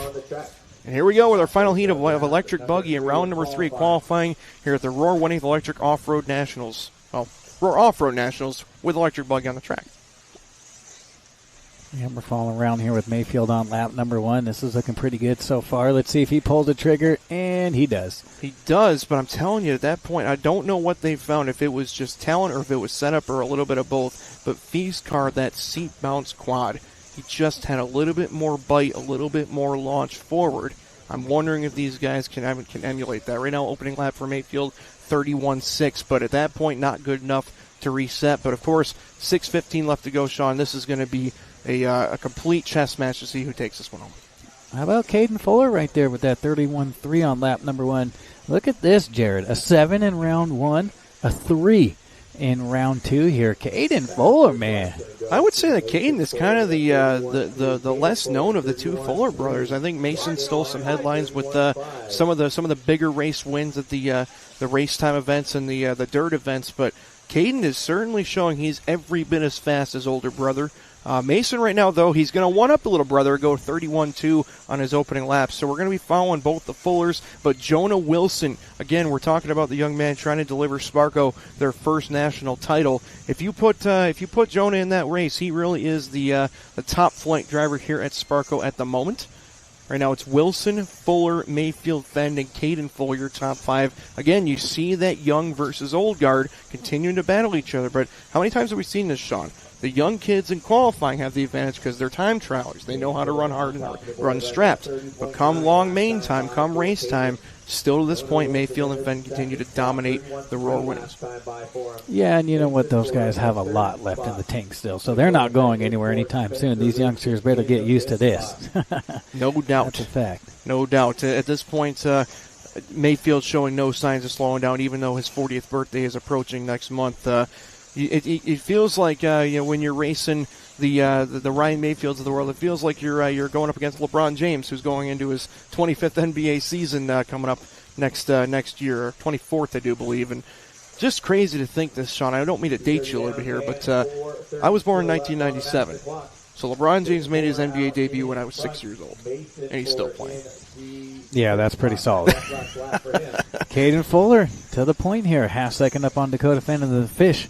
Jonah Wilson, another half-second back, so I got 1 second between my top three. And that's going to be the AE Factory pilot, Spencer Rivkin with Mason Fuller, 4th and 5th. Van Dalen 6th, Wiggins 7, Cavallari, Hecker, Lemieux, Mayfield, Lime, and Rose right here. So Caden, 14, 7, 18, top 2 on a new TQ run. So that 14, 7, 21 from Fee, that'd be good enough for top 3 right here. That would be solid. Just following some of the storylines again. Mayfield on the start, nowhere to be found after the opening 34 lap, and then he had a 36 last time by. So Mayfield has his work cut out for him once again to try and get back up in this field. But again, Caden and Dakota and Wilson all in front of the current TQ pace. However you split this for Feelong, even if it's not TQ, top 5 would feel like a win because he gives himself a chance. Right now, Caden, though, 14 at 7:17, trying to shake that name of the less-known Fuller brother. He wants his big race win. Neither Fuller brother has won a Roar National yet, so this would be nice bragging rights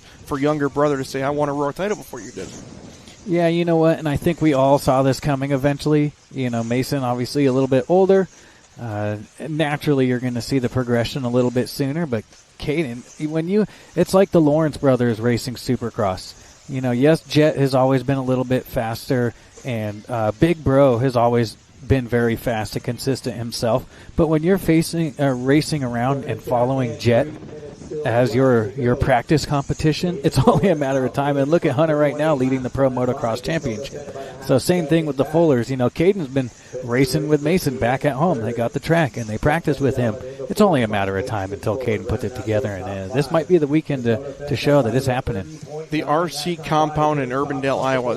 Have you seen that track where they have that it's massive gorgeous. uphill Yeah. and they're running pit scales on it? I mean, that is the ultimate training ground. You got to think, a lot of these top flight racers now either have a very close local track or they have their own backyard compound. You think about Jared Wiggins' backyard track. He's having a couple races there over at the Wiggins training facility. So you got to be able to keep your skills sharp. And, of course, the Fullers, not many outwork them. They are always trying stuff, and they keep their dad Mike busy all the time too. So Fenn had taken over the race lead, but he got turn marshaled on that last lap. So he's going to go from 1st to 4th. So going to put Fuller out front, and here comes Rivkin now, just under a second behind Fuller for that win with just under 2 minutes to go.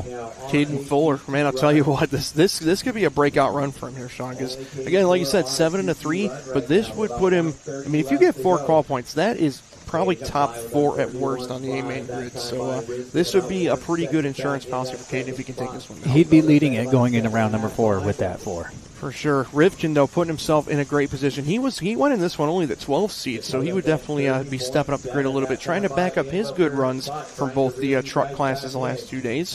Fenn, though, he really needs this one. He'll be the first one to tell you he did not like his truck performance, and he just put in the fastest lap of the race, 30.7 on lap number 3. Pulls the gap back to 1.3 over Fuller, and Fuller, long red bar, having a long lap. That's never a good sign. Rivkin and Fenn will go to the top 2 spots. 37-0 for Fuller, drops into 4th. Rivkin 31 flat, Fenn 31-8. They're separated by 1.1 with Van Dalen in the 3 spot. So Seth continuing to keep himself in the hunt here, even if not putting in TQ run, still right there in the mix. Caden Fuller, Wilson, your top 5. Wiggins still hanging in there in the 6th spot. Mayfield once again climbing back up to the 7th spot, followed by Lemieux, Lime, Cavallari, Rose, and Heckert. 30 seconds left to go. Can Rivkin hold off Fend here? I think that Fend a little quicker from lap to lap, but like we mentioned earlier with Rivkin, he's become just deathly consistent here as of late, and he is once again showing he is a smooth operator as we follow him here over that Dragon's back. So with all this chaos going on in the A group, check out Feelong win with that 721.1, 7/10 up on Rivkin. That would be the TQ, even with that long lap. With a 5-second mistake thrown in there, Sean. I mean, that's showing that he's got the pure pace. This is going to be a photo finish to see who TQs. Like we said, even if he doesn't TQ this round, it's still a win for him. But we're going to see if Rivkin can challenge for it. It's going to be within a second or so. Fend taking the lead after a 31-9 there from Rivkin. I think we may see a TQ run here, but it will come from the B sort, Sean. I think these guys are going to miss out. And right now, Fend, Rivkin, Van Dalen, Wilson, Fuller, Lemieux, Wiggins, all on those 14-lap runs, but they're currently trailing that pace of Feelong to win. Let's see how they finish up. I think if Fenn finishes off with this burner right here, it's going to come down to hundredths of a second. Ooh. Not quite. going to happen. 0.3 of a second at the end, but Fenn did put in a 30.8. You saw it all the way, Sean. That was a burner.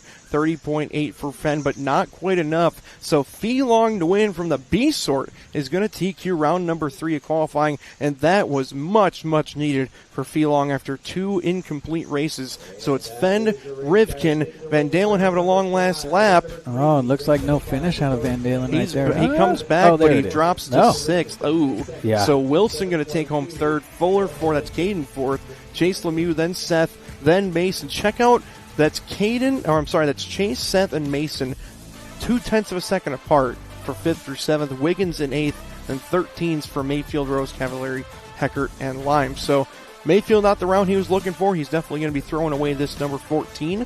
But Fenn 2, Rivkin 3, Wilson 4, Caden 5, all behind Feelong to win round 3 TQ. Oh, man, that round 3 was awesome, Jared. Yeah, that's just a little taste of what's to come here for round 4 and tomorrow morning. I'm excited. It sure shows that there is still anybody's game here. If I do believe that is 3 different TQs and 3 different rounds of qualifying here at the Roar Nationals. Like we mentioned, this is not going to be a cakewalk for Mayfield if he wants to continue his sweep efforts. Mayfield had a wonderful couple days in the truck classes, but he's got his work cut out for him here in the buggies.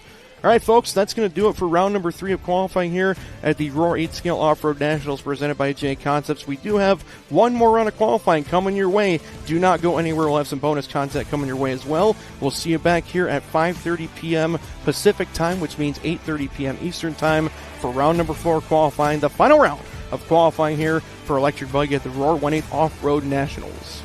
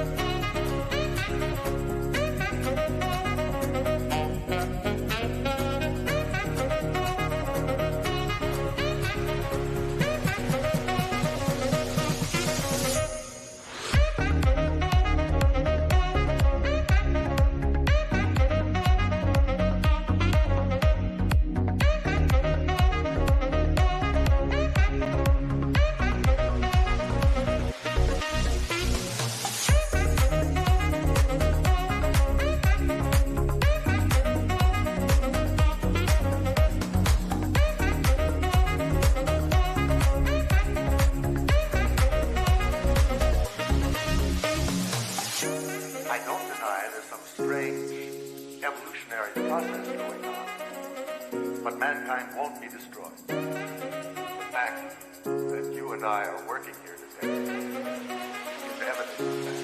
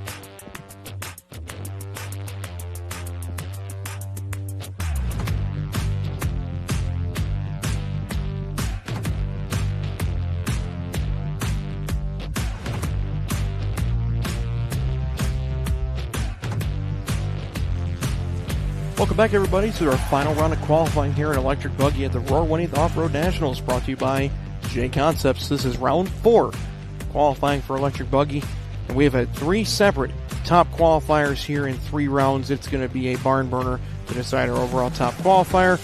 Here we go with our first race out of 5. You can see this is the same exact race order as the round 3 lineup. And Steven Smith's going to head the field here in Animated Hobbies Grid lineup, followed by Bob Montmany, Gage Deustup, Sean Latham, Louise Isaac, Porter Heaps, Josh Hanna, Joe Campbell, Ben Hartshorn, Stephen Jellick, Marcus Plumley, and Mark Robinson. And tell you what, Mr. Sexy Leg, we have had ourselves a fantastic day of qualifying. It's been anybody's race. The track has changed. It's been dusty. Looks like they just put a nice heavy coat of water on it. What are you going to expect here in this final round of qualifying here at Chico? Fireworks? So expect the unexpected, I'm thinking, right? Oh, my goodness. Van Dalen was your TQ from round 1. Lemieux was your TQ from round 2. Felong in round 3. But Dakota Fence is the top of the board with 4 points here, using your best 2 out of 3. So, I mean, you said use the word parody earlier in the broadcast, and boy, do we have a little bit of that going in here to round number 4. I expect major fireworks here. Yes, sir. I do agree, and I would not be surprised if, like you said, current point leader Dakota Fenn is able to possibly make it 4 different top qualifiers in 4 rounds. And that's when it would get fun, folks, is we'd have to let the computer calculate the points out. Just to reiterate, for those of you watching at home that might be not familiar with the qualifying order, all qualifying here at the Roar Nationals is on your separate clock. It's called staggered start, which means you're on your own race clock. You're not racing the people on the racetrack. You're just on the track with them at the same time. So you're racing the clock, go as fast as you can, and with ballpoint scoring, what that means is every single time we restart a round, the slate is wiped clean. There is no pre-existing top qualifier. So it's basically treating all 4 rounds like separate races, if you will. And you're looking for the lowest score possible. So if you top qualify a round out of all 64 cars that are here, you receive 0 points. And again, if you go second, you get 2 and third for 3 and 4 and so on. But your goal is to get the lowest score possible. As of right now, 3 drivers have had 0-point scores. So one of those 3, if they're able to TQ this round, they would win it overall. Or if there's a magic 4th competitor, we'll have to start going to tiebreakers and let the computer calculate it out, because I don't think that we'd be able to get the calculations done in time before the stream ended. Yeah, and being both of us being race directors, we're pretty apt to figuring things out, and we'll have a pretty good idea. If we get a 4th different TQ right here, I mean, it's out the window kind of, and we're just literally going to have to sit here and wait for the live RC crew and the timing and scoring system to calculate a winner right now. Because right now, if we get 4 different TQs in 4 rounds, it's going to be pretty difficult for us to mathematically just do it off the top of our head. So we're going to have to go ahead and let timing and scoring figure it, because it's not, like you said, it's not just lowest points. If there is a tie, then it's going to go to your best throw out, and we're just going to have to wait for the computer to boot and let us know. Now, if one of those top 3 from those TQs in the first 3 qualifiers wins this in round 4, that'll be pretty simple. They'll be our TQ. But I don't know, man. I'm kind of smelling a 4th different TQ in 4 rounds here. I would certainly agree with that. Well, those of you watching on Facebook Live or seeing YouTube, drop a comment in the chat. Let us know that you're here. Or let us know where you're watching from. I know that we have a lot of watchers from all over the country and all over the world. So if you're watching, make sure you drop your location in the comments section. Also, make sure you let us know who you're rooting for. It doesn't have to just be the pro drivers. If you have friends or family that are in any of these races and you're rooting for them, make sure you show your love in the comments section. We'll make sure to shout you out. As of right now, Gage Dusnup, just like last time, gets off to a good start. The question is, can he keep the car together for 7 minutes? Josh Hanna in the 2 spot, followed by Bob Montmany 3rd, Sean Latham, Steven Smith, so Jellick Smith 5 and 6, then Ben, Marcus Pui, Joe, and it looks like problems again for Porter and Mark. I'm wondering, like you said earlier, Sean, if Mark may have just withdrawn his entry and he's focusing on son Jermaine now. Yeah, that's a fatherly thing to do right there. Jermaine has shown some serious pace out here, and they had a little work to do on the car, and it looks like they're just putting the head down and trying to knock it out of the park here in round number 4. He had a little bit better run. I believe he went 13. It was a 13 in round number 3, so obviously the work helped. Look at me go. Yeah. Look at you pulling numbers out. I like it, man. Damn. Very nice. So, yeah, that definitely is beneficial. So, obviously, Mark's wrench work and Jermaine's wheel skills, a formidable duo right there. So, right now, Gage out front, 12-7-21. We've seen this song and dance before. Let's see if he can make that car last the whole run. He's got a fast race car. Bob in that 2. And then the 3 S's, Steven Smith, Steven Jellick, and Sean Latham, your current top 5. Working our way up on the 3-minute mark and 4 to go here in race number 1. Yeah, we got David Olson tuning in, Adrian Palale. Big Dave, David Olson. Awesome. Ooh. Good to hear. What's up with Big D, man? We miss him on the race circuit. He just ran, where the heck did he just race? He just went up to Tilt Yard in Virginia with his new Mugen cars, and he mopped the floor with those guys, so obviously it's like riding a bike for him. So shout out David Olson. I got a lot of love for that dude, and glad he's tuning in. All right, we got Gage up to 4.4 now on Bob right here. So Bob's still in it. See if Bob can click off that 12-lapper. I think he's been stuck on the 11 for most of the qualifying day. Let's see if he can't. There we go, now to a 7:04 right here. So Bob, the senior member of the Montmany family, I'm sure he's got a lot of supporters watching back home at Dynamic Performance RC. And I bet you one guy that's watching right now, I expect a message if I'm correct. Kenny Lambert, if you're watching from back home, I got to get a shout-out from your telling you what, one of the fan favorites, Kenny Lambert. He's a heck of a race car driver, and he is just one of the outstanding members of this hobby. He's done live RC broadcasts before. He's a very knowledgeable figure. He's raced on-road, off-road, and a wily veteran in this industry. So, Kenny Lambert, if you're watching, wishing you all the best, brother. Where's Kenny race out of? Kenny is out of New Hampshire, so his home track is Dynamic Performance. And I believe I met Kenny at the Carpet Nationals this year. You very likely did, yes. Yeah, Kenny. Does he have a prosthetic leg? Yes, he does. Yeah, so I met Kenny. He was great. Hey, dude, Kenny was awesome. Yeah, Kenny's awesome, man. So, just wanted to give a big shout-out to the whole New Hampshire crew. New England has a very strong 8-scale off-road presence with those with tracks like that, and, of course, RC Madness in New England and Connecticut. So, a lot of good supporters, I'm sure, tuning in and watching their guys. 2:10 left to go. Gage Dusnup on a 12 at 7:36, followed by Bob 11:7:02. Now Marcus jumping up to that 2 spot. Bob having a long lap here. Announcer curse. It's going to drop him down to 3rd on a 46.4. Then Latham Smith, the top 5. Campbell, Jellick, Isaac, Hartshorn, and Hannah, the top 10. Looks like trouble for Hannah as well, so we have 9 cars left running. But check out the fast lap and new leader for Marcus Plumley, 35.5 as Gage drops to second, 42.2. Yeah, not bad right there. We still have a minute 45 here in this one, so Gage not out of this one yet, but he kind of let this one slip a little bit with a 42.2 last time by. So he does have fast lap of the race. That horse can run. Absolutely. But that 42 is going to sting here a little bit. You can see Marcus, that yellow car, making his way over that big Dragon's back. That thing is massive. Doesn't look like much, but that is probably a 20-foot gap that you're jumping. That's a big jump right there. And there isn't a ton of run up to it. There's some run up to it, but not a ton. Well, you see these drivers when they jump off that front straightaway, they're trying to get that extra pop from the chassis, and you see a lot more with the nitro cars. The electric cars have the instant torque, so you can take that in that tight line to get over the jump. But you'll notice the nitro buggies later as the weekend goes, they're going high in that bank corner to get that run down the hill and clear that jump. Because if you short that jump, you're going tumbling into the marshal's ankles, and it's going to be a 5-6 second mistake. Yeah, you get the old slingshot out of the berm right there. And when you get that double wrong, and especially if you get nose heavy, you got to grab a handful of throttle. I've seen a lot of guys go up and over that berm in that next turn because you got to set up for that next 180.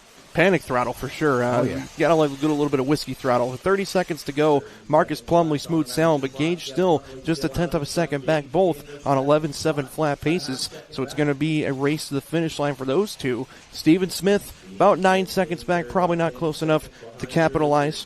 But right now, Campbell 4, Latham 5, Montminy drops down to the 6, Angelic, Hartshorn, and Isaac the 9 left. Gage and Marcus handing it back and forth here. 3-second advantage now for Gage with 5 seconds to go. So Gage going to try and get that extra lap as the clock is coming to a close. And folks, we are having a lot of fun. Time flies when you're having fun because this is going to be the end of qualifying here. After 4 more races, we're going to have our overall top qualifier, and we will get a post-race interview with our overall top qualifier in your one-up race report. But like we mentioned, we don't know who it's going to be until the final buzzer, so one of us is going to be scrambling up there to make sure we can grab the right person and not have a situation where we talk to the wrong person. So that'll be fun. You're the A-main broadcaster out here this weekend, so I think we'll give the first one to you. You've earned it. I'm just the B-main broadcaster this weekend.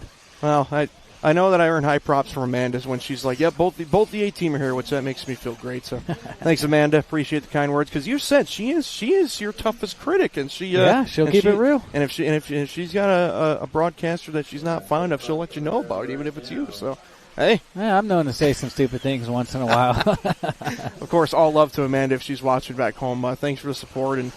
Really appreciate everybody tuning in on Facebook Live or seeing YouTube. The chat's going crazy right now. Sean's got phone screen up. He's got a little iPad screen. I got my phone up. We're just going crazy here. So Gage Dusip going to take the win here in this one. He wins by 0.8 of a second on a 12 at 7:33. So top two also go 12. You can see Gage gets his full run in. Marcus 12, 7:33, and then 11s for Steven, Sean, Joe, Quee, and Steven. 10s for Robert and Ben. It looks like Josh also having some trouble there at the end. So that's your one-up racing qualifying results screen after one race out of 5. Yeah, I like it. Gage kept his head in it even after the 42-second lap, and he turned around and won it late. Very nice. Yeah, you never give up till this is over because this track is reaching out and grabbing everybody here. There's 13 cars in this track, but there are 14 competitors out there, the 14th being the racetrack. And this track, very unforgiving, big air, lots of rhythm. It's very rhythm dependent. If you hit one of those little ruts or bumps or holes the wrong way, not only can you go flying, it messes up the next 2 or 3 sections for you. It's a very link-dependent racetrack, and like I mentioned with Felong earlier with that seat mount style quad, he was making that section one smooth motion. Everything was very smooth. He landed the jump, already steered to the next corner. And this track is very dependent on things like that. Yeah, that's a pretty factory-style jump right there. You're landing, you can actually see a good shot of it right here. You're landing into a turn, and you don't have much time to brake. So there's a lot going on in that right there. You definitely gain time over that quad, but like you mentioned, just to finish off that point, if you land there either too wide or too tight to the pipe, it could be detrimental. You can go tumbling into those Pro Tech banners. So definitely risk versus reward, just like most national level tracks have. That's that one jump where if you can be brave enough to pull that trigger and hit it consistently, like you saw, Felong had a 5-second crash and still TQ'd his round. That's pretty impressive. That's a great shot from our Techno RC jump cam right there. That hill looks big on camera. It is big. It is massive. That's about 15 feet tall from bottom to crest there. So a big thanks to Techno RC as well as Avid RC sponsoring our jump cams. They always are hopping on board for us. Thank you very much.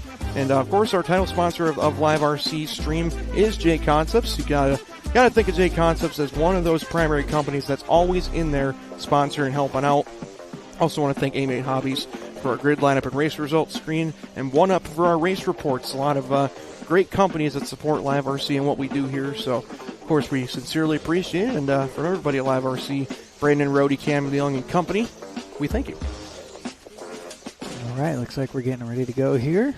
About Warm-ups. 45 seconds till that loop goes live. No call yet on the 2-car, Jacob Haas. That would be interesting for him because he definitely has a couple good runs in hand, but you always want to try and improve. You start thinking about the partitions for the mains. 1 through 12 is the A. 13 through 24 is the B. If you can get away with not having to charge another battery, not having to glue another set of tires, you're going to want to qualify inside the bottom of one of those mains to give yourself a chance. So we'll see. It looks like Jacob did make it. Good stuff. Good to see that. He gives himself a chance. And who's your pick for this one? We got a lot of good racers in this one. Who is your pick to come out of this one on top? You know, Ramos has been looking pretty good. He's won the last few of these heats, if I am not mistaken. Let's go with the K-car Ramos. All right. I'm going to go with Mason Momini. I think he's been gaining ground this whole weekend. I think he's been putting his head down, working with the S-Works team. And I think he's got a little chip on his shoulder, just wanting to beat Dad a little bit extra. So we'll see how our Vegas betting odds go. I think we should stick to our day jobs, if I'm being honest with you. But we'll see how it plays out after 7 minutes. And thanks, everybody, for joining us here at liverc.com, Facebook, and YouTube. You are watching coverage of the Roar 1/8 Off-Road Nationals brought to you by J Concepts. Right now, Electric Buggy, heat number 2 out of 5 for our final round of qualifying. Once this round is over, we're done for the evening. We'll set up the mains, get those all calculated out. And, of course, make sure you stick around to the very end. We will get a word with our overall top qualifier, Electric Buggy. So do not touch that dial. Do not touch that mouse. Don't touch your touch screen on your phone. Just stay here. Keep it with us. Yeah, well said. Just don't move. That's right. Just sit back and relax. Hey, you know that's what? hard for some of us RC guys. Yeah, you know, if you got your phone or your tablet, just walk over to the fridge, get yourself a cold drink, get yourself a snack, and just sit back and relax for a while because it's only gonna get better from here on out. So Mason Momini early on 33.9. So at least after one lap, my pick's looking pretty good. Ramos hasn't crossed yet. Well, it looks like it's not going to be a good one right there. So. Something went wrong at the start. I'm not sure, but a tough break for Adrian. Like you said, one of your SoCal guys, and switching over to the K car. Late start for him, a 110. Ooh, I wonder if maybe it just didn't count. I wonder if possibly it just didn't register transponder. But we'll leave timing and scoring to fix that. You know the best thing about that's not our job this weekend, Jared. Don't make extra work for us. We're plenty busy. Hey, absolutely. You know the greatest thing about being on the broadcast is when you're the race director. You are timing and scoring. You are the referee. Well, Clayton Young is the referee this weekend, but on a normal event, a race director wears about 5-6 different hats. When you're watching the broadcast, you're just watching what's happening on the screen, and we'll see if Adrian is in fact credited or if that was an early issue for him. It comes back with a 33.4, so obviously he's got the pace to get back up there. We'll keep an eye on the scoring for you. Yeah, it looks like a double to me, but, like I said, we'll let Mike handle that. Absolutely. I don't envy Mike Braun's position. He does an absolutely fantastic job. Yes, but he does. I'm grateful that he's up there this weekend, and we're down here chilling chilling underneath the driver's stand. We got one of our little cubby holes back here, so all good stuff. And Mason Montmany up front, 13 at 7:30, but Trevor Lund that Mayako only about 7/10 back. Then it's Ronnie, Chevelle, Jacob, the top 5, Barry, Mark, Jason Littlemark, and Brandon, the top 10. Boris, Dennis, and Adrian, again, that quickest lap from Ramos on lap number 2, 33.4. Well, if you were a bet man, you'd be doing so good so far. Well, broken clock's right twice a day, so, I think I got to take it one to get him. I love saying that. You're right. But, yeah, it's only just a second up over Ronnie Holt right here, and then Trevor Lund not too far, and here comes B-Row. 3 down, 4 to go. Again, we have lots of racing left to go here. Still anybody's battle for the top qualifying spot. And just so you're aware, at home, folks, yes, Fee Long did TQ that last round, but he's still going to be in heat number 4 or 5 because there was no resort. So he's going to have to do what he did over again and come from the B sort, give himself a chance at that overall TQ. Just to reset it for you once again, the overall top qualifying from each round was Van Dalen, Lemieux, as well as Long. So we have 3 different top qualifiers, as you mentioned. If there's a 4th one, then we start crunching the numbers, and the computer starts throwing smoke up there trying to calculate all the numbers out.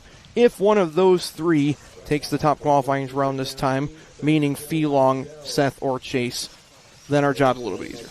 Okay, well, I hate to say I was correct on you, though, but that was a missed lap, and it looks like timing and scoring has been solved right there. That's going to put Ramos back out front.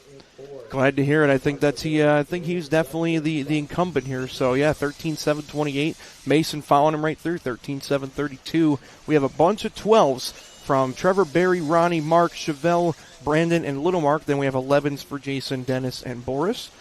4:15 down, 2:45 left to go. And like I said, man, Adrian Ramos just continuing to make that Kate car look good. I'm sure that Ryan Lutz and Felong are certainly smiling and nodding in approval. Yeah, and they've done a really good job. Very smart marketing from the Kyosho guys to get one of the most loved guys in all of RC, which is Ryan Lutz, and then one of the top up-and-coming racers for a while now, obviously made a name for himself, Felong, and just one of the fastest young racers in the country. I mean, and it's working. I went to the World's warm-up, and a lot of the guys in Texas running the Kyosho now, Reggie Tung, and just, I mean, it's just everywhere I go, the Kyoshos are getting more popular by the day right there. And they've just done a great job, and, you know, the car speaks for itself. The results are there. Yeah, and I think now more than ever, Sean, I mean, there's as many good offerings on 8-scale chassis, I think, as there's ever been. Think about the A-Sort. You got Techno, X-Ray, S-Works, Associated, Sparco, Mugen, and Mayako. You have 7 manufacturers out of 13 cars. That's amazing parity so far. It used to be, 1 or 2 makes would have the hot hand for a little while, but there's a good 6 to 8 manufacturers you can choose from and go out there, build the car, and be competitive. That's well said. I think all the cars are pretty competitive nowadays. I'm not just going to grab a car and just be faster all of a sudden. I think they're all pretty on pace with each other. Of course, you're going to have your pillow ball cars and your C-Hub, and there's going to be specific likings to that. But all the cars are pretty dang good these days. It's become so scienced out where, all the cars have a similar look to them. Like, the typical, maybe slight at the pillow ball cars is, maybe Associated and X-Ray have more or less hit photocopy on the Mugen car. And who knows, the chicken before the egg, right? But all 3 platforms work. The C-Hub cars all get more similar as they go. And I think everybody just gets it zeroed in. You still all have your unique things about each car, but you can go out there and buy any of these competitive brands that you see on your screen next to the last names, any of those logos, and you're going to have a good chance to go out there and have a ball at your local racetrack. Make sure you stop by your local hobby shop. And what we usually recommend is talk to some of the fast guys and gals at your track and see what they like. Usually they're going to like a brand or two. They're going to like some certain tire brands. Just talk to the folks at your racetrack. Like we mentioned with some of the guys like Walker Spinrad. Walk up to a Walker Spinrad and ask him what he's running. Ask him what he recommends. Because all these folks are willing to share what they got with you. Yeah, that's the truth right there. They may keep a few things in their back pocket depending on who they're talking with. Hey, somebody just came down the start straight right there. That might have been WFD right there. Interesting. Well, I'll tell you what, man. Adrian Ramos making good on your decree. You almost did a Babe Ruth, called your shot there. So looks like Adrian going to go 13 laps. Mason Montmany is done with a 12.702. He gets caught at that the line. Will be for second. Lund is done for third at a 7.05. So score 1 to you, and I think I did all right coming in second behind you. So both congratulations, both those guys, Adrian and Mason, will definitely reset the TQ. Looks like all the top 9 are going to do just that. Top 8 now, rather. So top 8 going to reset all the way down to Chevelle, meaning Gage will be 9th after 2 heats. And Adrian Ramos, one more time, making his family and his supporters proud, resetting the TQ time now with 3 heats left to go. Yeah, we're just waiting on one more, and that's a race. And that is everybody. So there is your A-Man Hobbies qualifying results screen. 13, 726, and then 12 lap runs from second all the way down to 10th, Jason Burks. All right, man. Getting a little warm in here. I don't know if that's the heat outside or we're just getting closer to those final few heats right here. We got 3 heats left to go. I'm expecting a good run out of Jermaine Robinson right here. He just missed that 14-lapper in that last qualifier. And just like we said, he ran that 13.7 flat point, 0.17, ended up dropping him to a 13. And you got to think, he's wondering what if I could have just had that one corner that I cut a little bit tighter, that one jump that I landed a little flatter. And right now, Jermaine, more of an outside chance. I think he's going to need something like a 5 or a 6. to give agree. himself a shot. Yeah. I think, like we were saying, the number of qual points usually ends up being somewhere around 19 to 21. So he's going to need himself, I would say, a top 5 run to really give himself a chance, because it's really a logjam down in the qual point calculations. Again, we're going 2 out of 3 right now, but after 9th place Mason Fuller with 14, you have Brandon Rose and Jared Wiggins both with 16. Then you have Lutz and Cavallari with 20, and Lime and Contreras with 22. And that is, folks, 10th through 15th. Only the top 12 will make it directly, and 3 bump ups from the B main. So these are definitely going to be some A or B main spots we're deciding. Yeah, I got a feeling because it's so close to make that top 12, especially near that 9th, 10th, 11th, and 12th. I got a feeling that B main is going to have some people that are not necessarily used to being in that B, but that's what the Nationals are all about. You know, you're going to get some of that. It's not going to, the cards aren't going to fall the way you wanted them to, and I think that B main's going to be a barn burner tomorrow. Oh yeah, and they already have been this weekend. Where again, you're going to have this at Aurora National, where you have the very best in the United States here making their way out to Silver Dollar Raceway here in Chico. There's going to be about 25, 30 drivers that really coulda, woulda, shoulda made men in the main, and you're going to have a full main to a main and a half of drivers that are the fastest driver at their local track by a long shot. And they're just going to run into the unstoppable forces here. I mean, there's only 15 spots up for grabs in the A mains. Unfortunately, there's going to be some people that are left out and maybe have their feelings hurt a little bit. Yeah, Jermaine, like you were saying, I think he's going to need probably close to a top 5 run right here, but I'll tell you what, this kid can do it, man. He's the real deal.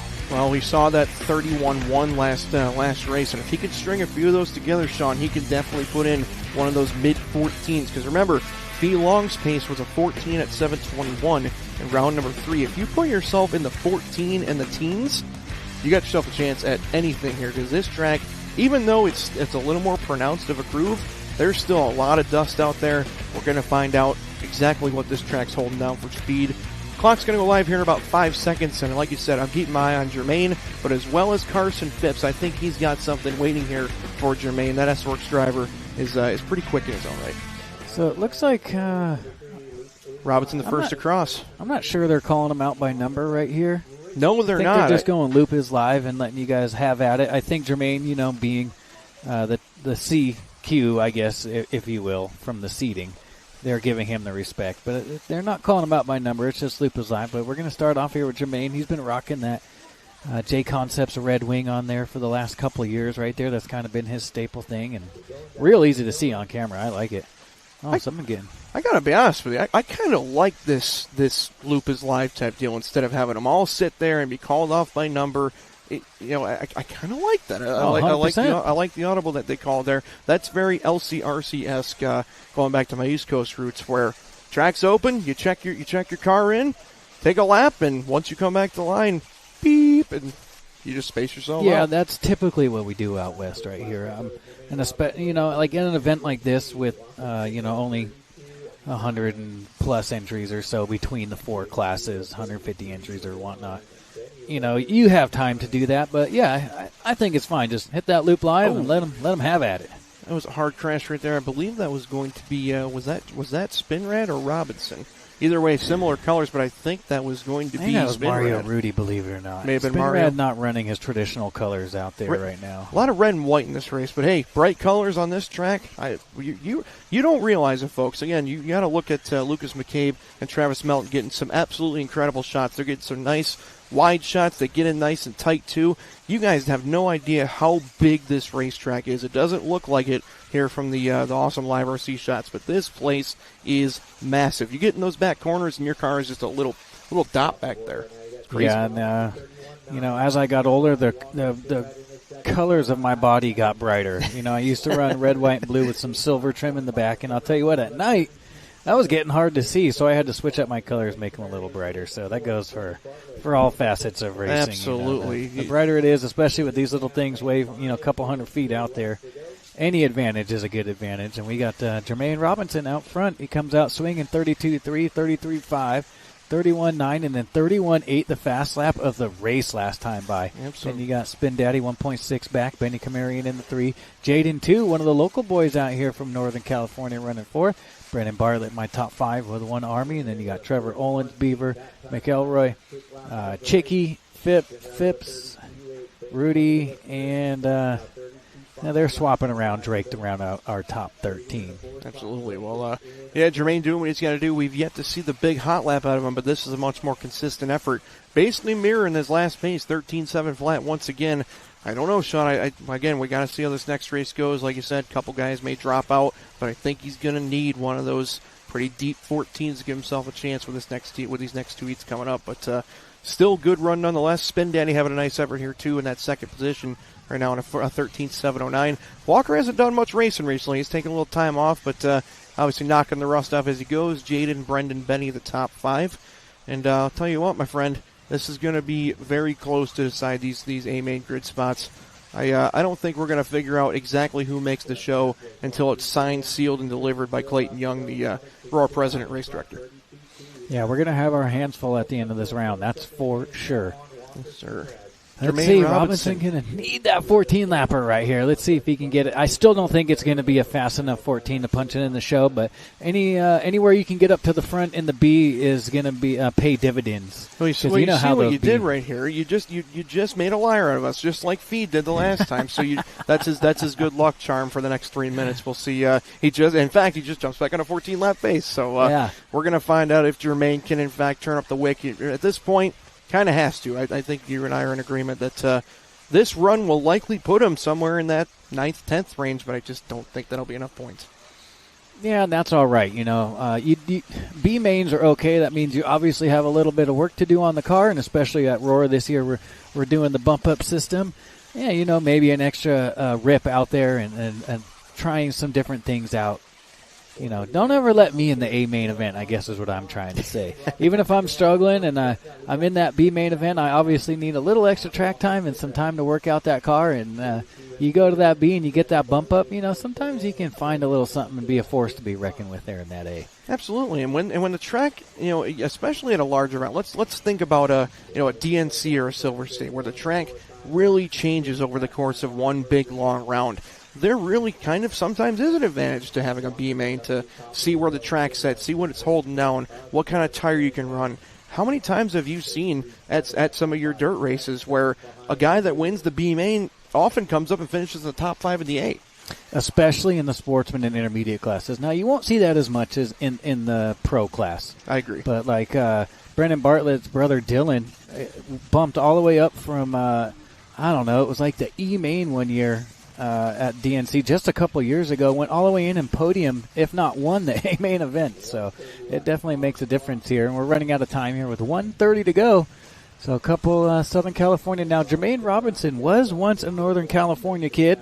Whoa! And, he got a little loose off that quad. Sorry, Sean. Yeah, no, you're good. I think he was sending it for the quad right there, or he just miscalculated the triple. And then he moved out to Texas for a little while, and now he's in Lake Forest near the Associated camp out there. Yeah, and that's exactly what we're watching there. Again, great camera shots by our live RC camera staff. You saw Jermaine. He tried that seat bounce like we did with Fee. That car stepped out just a little bit. He got out in that dust, and it just landed a little too close to the pipe. You saw the blue car do the exact same thing just out of frame. I believe that was Benny that took a quick off-track excursion. But that is the risk that you take trying to get a little fancy with that triple. That's probably going to do Jermaine in if that is, in fact, Jermaine. Tough break for him, but telling you, this track is that Magic 14 competitor. It's reach out and grab these guys, Sean. Yeah, that's going to be a costly mistake right there, and that's just how the cookie crumbles sometimes. Some days you're on, and other days you're just a tick off. And, in RC racing, those days you're a little bit off, it's just an uphill climb for most of the day. And the kid will be all right, but I think that's a welcome to the B main, and hopefully not worse. And Jermaine being a tick off is still pretty darn good. Just to clarify for those at home. But that likely will keep him inside that top of the B sort. But still, nonetheless, good pace here, 13.704, as he will be finished when he comes across the line this time by. It will be a 13.704. Yeah, spin rad within less than 4 seconds right there at the end. So he took a swing at it. And Jaden, too, finally having a nice little run right here. He's going to get by for another one. Then you got Trevor Olins, another Southern California kid, and Carson Phibbs. Where's Carson racing out of? Carson, I believe, is out of Canada. He's from way up north there, and Carson, making a name for himself on that West Coast swing. He definitely gets his time in. But I will definitely make sure I know the exact location because that dude gets it done. Waiting on a few more to finish here. He did compete at the Canadian Roar Off-Road Nationals last year. Did quite well. So Douglas Schufelt was your Nitro Buggy champion of that race last year.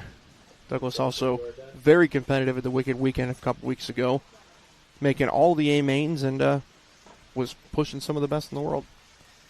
Oh, just like Benny about to finish here, and that's a race. 13.704 for Jermaine Robinson. That'll be the new TQ, along with the top 8 down to Adam Drake. Will all reset the previous run. So it's going to be Robinson, Spinrad, Olins, 2, Phipps, Beaver, Ciccarello, and Drake all moving in front of the previous TQ. Brendan Bartlett, Bryce Beaver, Benny Camarian all also finishing on 13s. Drake McElroy and Mario Rudy all on 12s. There in your A-Main Hobbies qualifying results screen. Oh man, Sean, this is when it gets good, because this is exactly what we did the last time. Be long. Made that mistake early. We thought it was over. We thought he was going to be down in the dumps, and he absolutely burned it up for the last 5 minutes. Can he do it again? This is our first real TQ watch. I believe, all due respect to these drivers, the one driver I think that has a chance to TQ overall of this race is Phelan. You know, if he puts in a solid 7-minute run right here, I think he's going to be hard to beat. So this is where things start to get interesting right here. There's going to be a lot of factors here in this one that are going to try and throw Phelan from getting it. But the sheer speed he had, and you know what? Maybe he's been driving a little bit tentative. As soon as he made that mistake and really started to pick that pace up, it seemed like the harder he drove that car, the better it looked. So maybe he learned a little something right there, and you just got to hang it out a little bit here and go for broke, because he has 2 horrible runs and 1 very solid run. That might be one of those Lutz specials back in the day when he used to drive just out of control hard, where harder you push the car, the better it goes. You never know. And that's not to slight braking criticism at all from South Whittier, California. That young man with Mugen Seiki TZO tires, Coyote, he can get it done. I'm just telling you right now that outright speed-wise, Phelan definitely showed raw pace. I would not count out Frankie, man. He's got some good pace in this Mugen machine. I know him and Adam Drake working hard on that machine, and he's not in a bad spot on points at all whatsoever. He's right now 15th on points with a 10 and a 12. You put Frankie up in that top 6 to 8, he could very well stick his car in this show too. Yeah, that'd be cool, man. Well, I like Frankie, man. I've known him and his dad. I used to race with his dad at the Hot Rod Hobby shootout, an outdoor shootout for many years, and he used to battle with short course, and then all of a sudden his son just got faster and faster, and now he's just one of the top youngsters in the world right here. So what a beautiful shot of our Matrix RC Tires track cam. Look at that shot, man. It shows you just how gnarly this track's in. Wow, let's check that car out. Incoming. Wadding it up.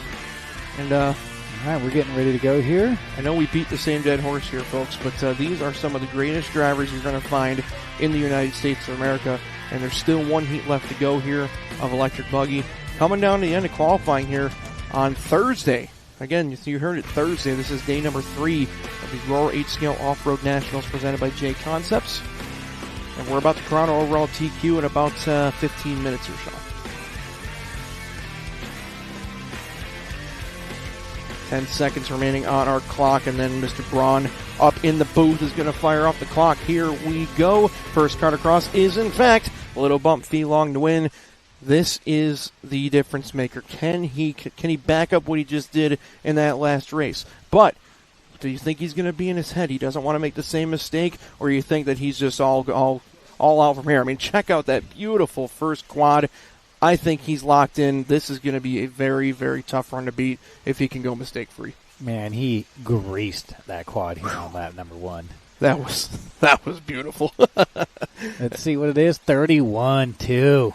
Fantastic opening lap. So we'll see what these folks have. Again, Aiden Horn, don't ever count him out. He's more of a 10th scale guy these days. But don't forget, Aiden Horn is very close to a Roar National Championship. He was second at LCRC in 2021 to Ryan Mayfield in that hour-long buggy final. So, You give Aiden a few more reps with his A-Scale car, he can run with anybody for that associated team on his hot race tires. I wouldn't count on Aiden in any situation. Yeah, he just came off a big win over at the INS just a couple weekends ago. Always a fan favorite, man. He's so just lax and carefree, and he just loves doing what he does, and he probably is the best interviewer in RC right now. You know, and he took a crack at broadcasting with Lefty over there at the P&B a few months back. I don't know if you got to see any of that. I'm sure it was comical more than anything. So, hey, yeah. Tell you what, man, that's the thing. Aiden is so in touch with his hobby that if he were to actually sit down and make a little note sheet, I know that he would be able to rip off stuff that we're talking about because he's just in it. He gets it. He knows how to speak in front of a camera. I'd love to see him up here in the booth one of these days. Check this out, Jared. Fee-Long first 3 laps, 31-2 with a 4, 31-2 with a 6, 31-2 with a 3. Whoa, baby. And we've yet to see that big 30 laps so far, but I think at this point, Fee would rather have 14 straight laps of low 31s instead of trying to run that big lap. Right now it comes across with 31.4, so in his perspective, that was a terrible lap at a 31.4. But, man, I'll tell you what, all jokes aside, 14.718 for Fee-Long. And check out Lee Setzer coming out of Winchester, Virginia, originally from Tampa, Florida. The young man there, I say young man, he's the same age as me, but running for Sparco, representing Adrenaline RC Raceway. Setzer looking great. David Botta in that third spot, Frankie Contreras, Aiden Horn, the top 5. Jimmy Fishback looking awesome in that 6th spot. So Fishback looking the fastest he has so far this weekend. Oliveris, Donato, and Renato Tridardi, 9 and 10. Emac, Travis Horn, and Tyler Fenster, your full rundown. Yeah, give a little shout-out to Jimmy Fishback right there, making the Nitro A main yesterday. So he's put together some good runs right there. And, man, he has gotten fast over the years, that's for sure. And probably one of the best hometowns you can pronounce, Rancho Cucamonga. Cucamonga, California. How's my accent there? That was perfect. Hey, see, I get used to this West You just got to say bro. Bro. Yeah. Got to get a little more education with the Hot Rod crew, you know. So I'll tell you what, Little Bump doing what he's got to do. I don't know if we can call him Little anymore. Maybe Big Bump. But Fee-Long currently 14.720, but Setzer is right there on him. A little longer lap this time, but still only 2 seconds back. Contreras 1 second back of Setzer. Botta 2/10 back of Frankie, then about 1 second back to Horn. So right now, top 5 all on 14s. Then a small gap back to Julian and Donato racing for the fastest of the 13-lap honors with 3:15 left to go. New quick lap on lap number 7, 31.221 from Fee-Long, 14.719, Sean. Yeah, Fee-Long's feeling it right here, and just past the halfway point here, 4 down, 3 minutes to go here. Fee-Long putting it together here. He's on a 14.719. That'd be the fastest run of the day so far. And that would be tiebreaker honors if somebody ties on points. Like we said, tiebreaker honors. If there is a tie on qual points, the next tiebreaker would be the fastest individual pace. At this point, if Fee-Long can TQ the round overall, then it's over anyway. But he still has 2 competitors in the next round that can, of course, take that honor away from him. So right now, Fee-Long, of course, racing himself, but he's going to be intently watching that next heat to see if any of those guys can take him down. Yeah, and right now, Van Dalen actually hangs on to it by about 0.05 of a second for the tiebreaker right now. How close is that? Let's see, Fee-Long has a 7:21 with a 1, and Van Dalen a 7:21.040. Current pace 7:20.0, so definitely Fee-Long going to try and keep up on it. And really, I think drivers have an idea of what they're running, but at this point, Fee-Long's just trying to go as fast as he can. Oh, no doubt. Looks like we're following along here with Setzer. Setzer does look good with that Sparco. They found something over the last few years with that ride, and they've really been running with it. And I'll tell you what, he was looking pretty good at the World's warm-up, too. Certainly did, and laid the whooping on those guys at Motorama this past year at Harrisburg, Pennsylvania. So Setzer, no stranger to winning some big high-profile events, and certainly has one of the sexiest driving styles. I love watching him wiggle the wheels, and the car just looks so smooth in the air. It looks like he's got it on strings. So Setzer doing good work here. 3 seconds back, but Little Bump trying to nail this one down. 14 at 7:20. Setzer, Contreras, Botta, Horn all on 14s. Every single lap for him has been a 31 so far until this one. I'm excited about a 32.5 right here. Let's see. 32-0. I mean, hey, 32-0. for a bobble and to be a 32-0, that's not half bad. So with a minute to go, we are watching a potential TQ watch here for Feelong. Of course, still plenty left to go. There is one heat left to qualifying, but Feelong doing everything he can do after the worst possible start you can ask for in the first 2 heats. DNF and did not start, or at least did not start till about 2 minutes in, and Feelong certainly trying to right the wrongs of earlier for Kyosho. Certainly doing a good job of that. Oh, my goodness, Look at that. the wind's we got taking tents some tents. blowing on the racetrack right now. Not ideal. I think that was literally the perfect spot where there were no cars on the racetrack. Wow. Will they keep the race going? Oh, no, there's no way. Oh, no, they stopped it. No. Oh. No way. Wow. With 20 seconds to go on the master clock. No. This might be Easy Upgate 2026. Oh, boy, I've seen some crazy things happen. This goes right at the top of them. So now you have to let them recharge batteries. Oh, yeah, you can't just go back into it. You can't just bring them back in absolutely. and fill them up. Yeah, no, they got to run the A-sort now, and then they're going to have to give these guys 10 minutes or so to read tires. Yeah. Oh, my goodness, how crazy. You know, and that's just life in a nutshell right now. You know, you can't say, oh, man, you couldn't do this, and you can't make up a time for them, unfortunately, and just say, hey, you know, go off their pace that they were on. That's just going to be a full rerun. Wow. All right, Sean, I got to drop some NASCAR lore on you. Those orange tents gave me PTSD of back in, I believe it was 2004, Busch Series qualifying at Chicagoland. When Tropicana was the title sponsor, the Tropicana 400 of the Cup race. Okay. The big orange Tropicana balloon thing, No. when Todd Zegedy was taking his qualifying run, rolled out onto the racetrack. So Zegedy had to basically redo his qualifying run. He was a go homer. So he was on old tires after he buffed him in for 2 laps. He still made the show. Very talented modified racer from New England.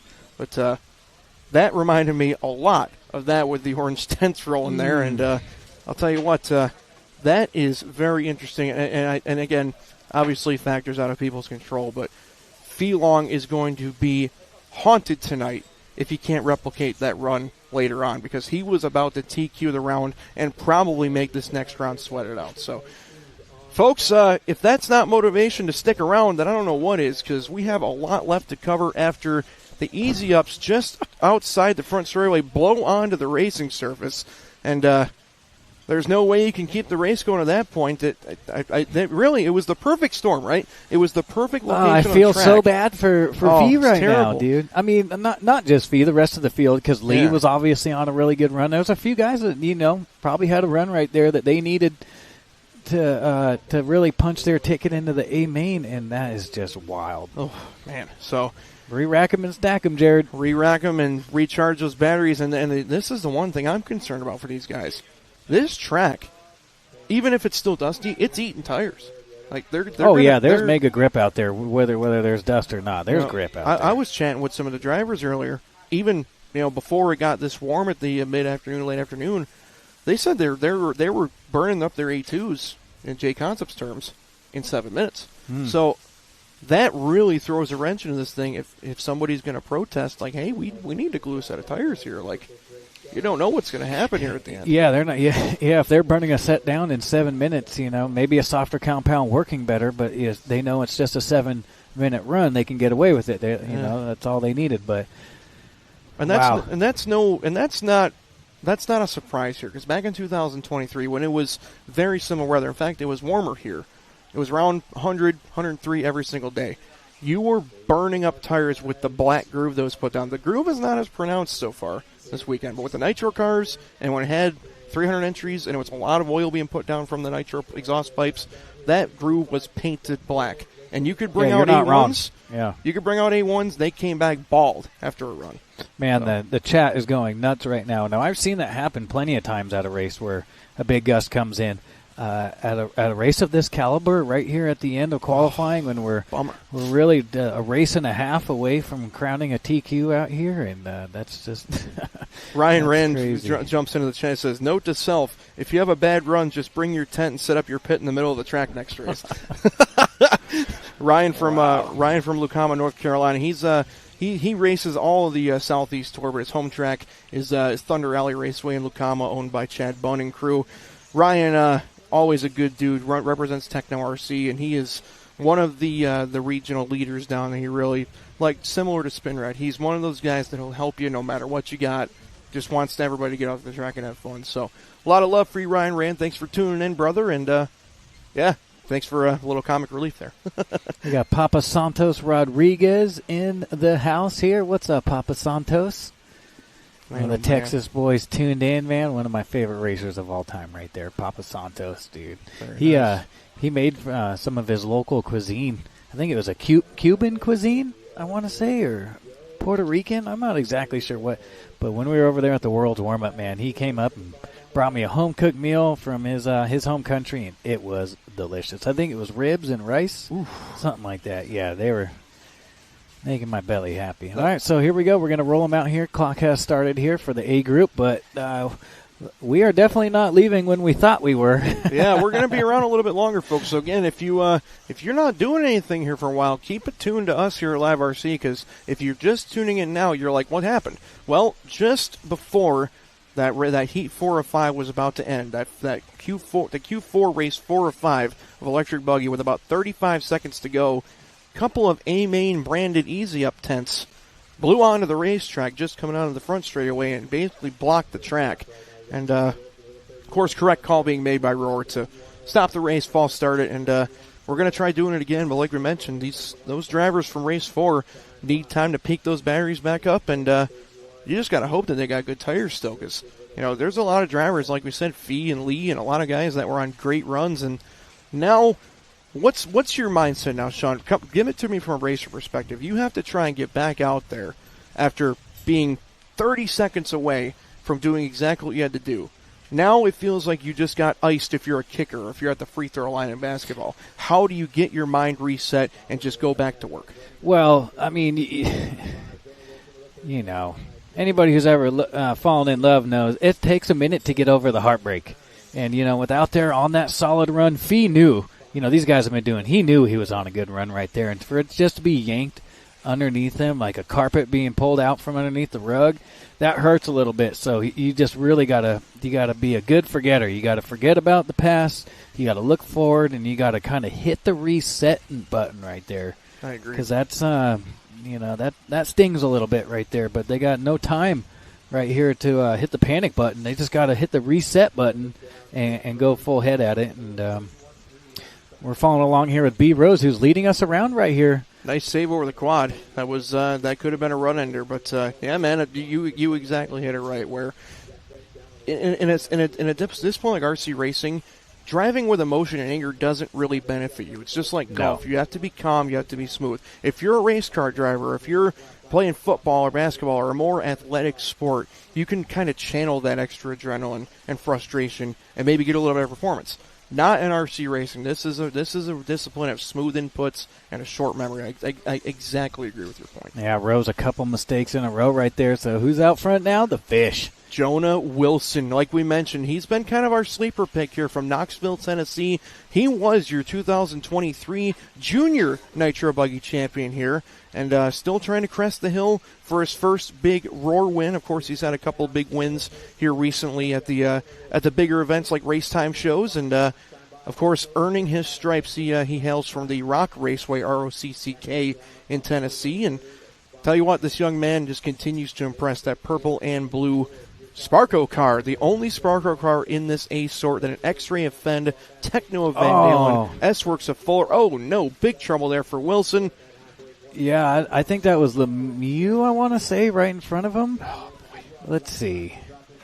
And now you see. No, it was another similar paint job, but they spun out right in front of him, and he had nowhere to go, just ran right into the back of him, and it just spit him off the racetrack upside down. So. Yeah, 35-2 is not going to get it done for him. Again, that's where you just, short memory. It's tough. Those deals stink, but now Jonah got to get back to work. But, man, death, taxes, Dakota Fend. Fend back to the front here in round number 4 qualifying, making it count when it matters most. He is just inevitable. 45-time national champion, trying to add to that count. Oh, and he makes a mistake over the quad. That quad is starting to degrade at a rapid rate, especially with the dust there. I just wonder, again, we got to see how this next heat plays out with the rerun of race 4.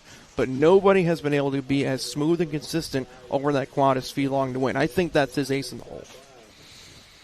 Yeah, and you know what? It's cooler temperatures today, too. So, with the sun starting to set, it is dropping degrees a little bit. And, when you're running on a dry track like this, heat is your friend.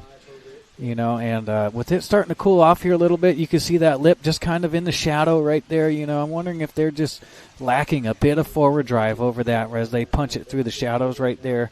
It could get in a little crater on the face of that jump right there. And to your point, look at that beautiful. That was a nice quad there from Wilson. But to your point, heat's your friend until it's not, because your tires will overheat and they'll give up that forward drive, and that's the everlasting chess match that you play. Everything can be great. Your shocks can feel great.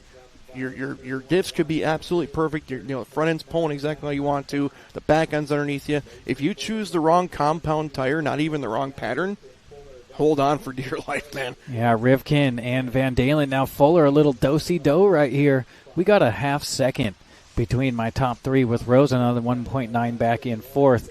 And then 6/1000ths of a second going to Jonah Wilson, running out my top five. Mayfield 6, Fenn, Heckert, Wiggins, Lemieux, Caden Fuller, Lime, and Ryan Cavalier rounding out my field here with 1:20 left to go on the master clock here. So Rivkin and Fuller a half second separated right here. But we will not crown a TQ after this. All the guys out turn marshaling right now are going to have to recharge their cars, get some tires, and then go back up there and rerun our fourth heat. Go back after right here. That's right. And that Hobbywing power of Rivkin had no problems clearing that quad that time. So it is Rivkin who has not TQ'd around yet today, Sean, where he's going to try and make that magic fourth overall top qualifier. Right now, Mason Fuller has not TQ'd around either, but he is in second. Seth Van Dalen has TQ'd around, so he definitely would like to get up here and take that lead away. Just an eye on the TQ watch. Right now, top 12 are in front of Germain's 13.704. The only driver that isn't is Ryan Cavalier in a 7.09. So right now, this is the race for, we'll call it provisional TQ until that fourth heat of 5 reruns. And right now, Rivkin, 722.851 to an 882 for Mason Fuller. Here comes Mason. Iowa, stand up and support your boy. Yeah, Rivkin does have a 3.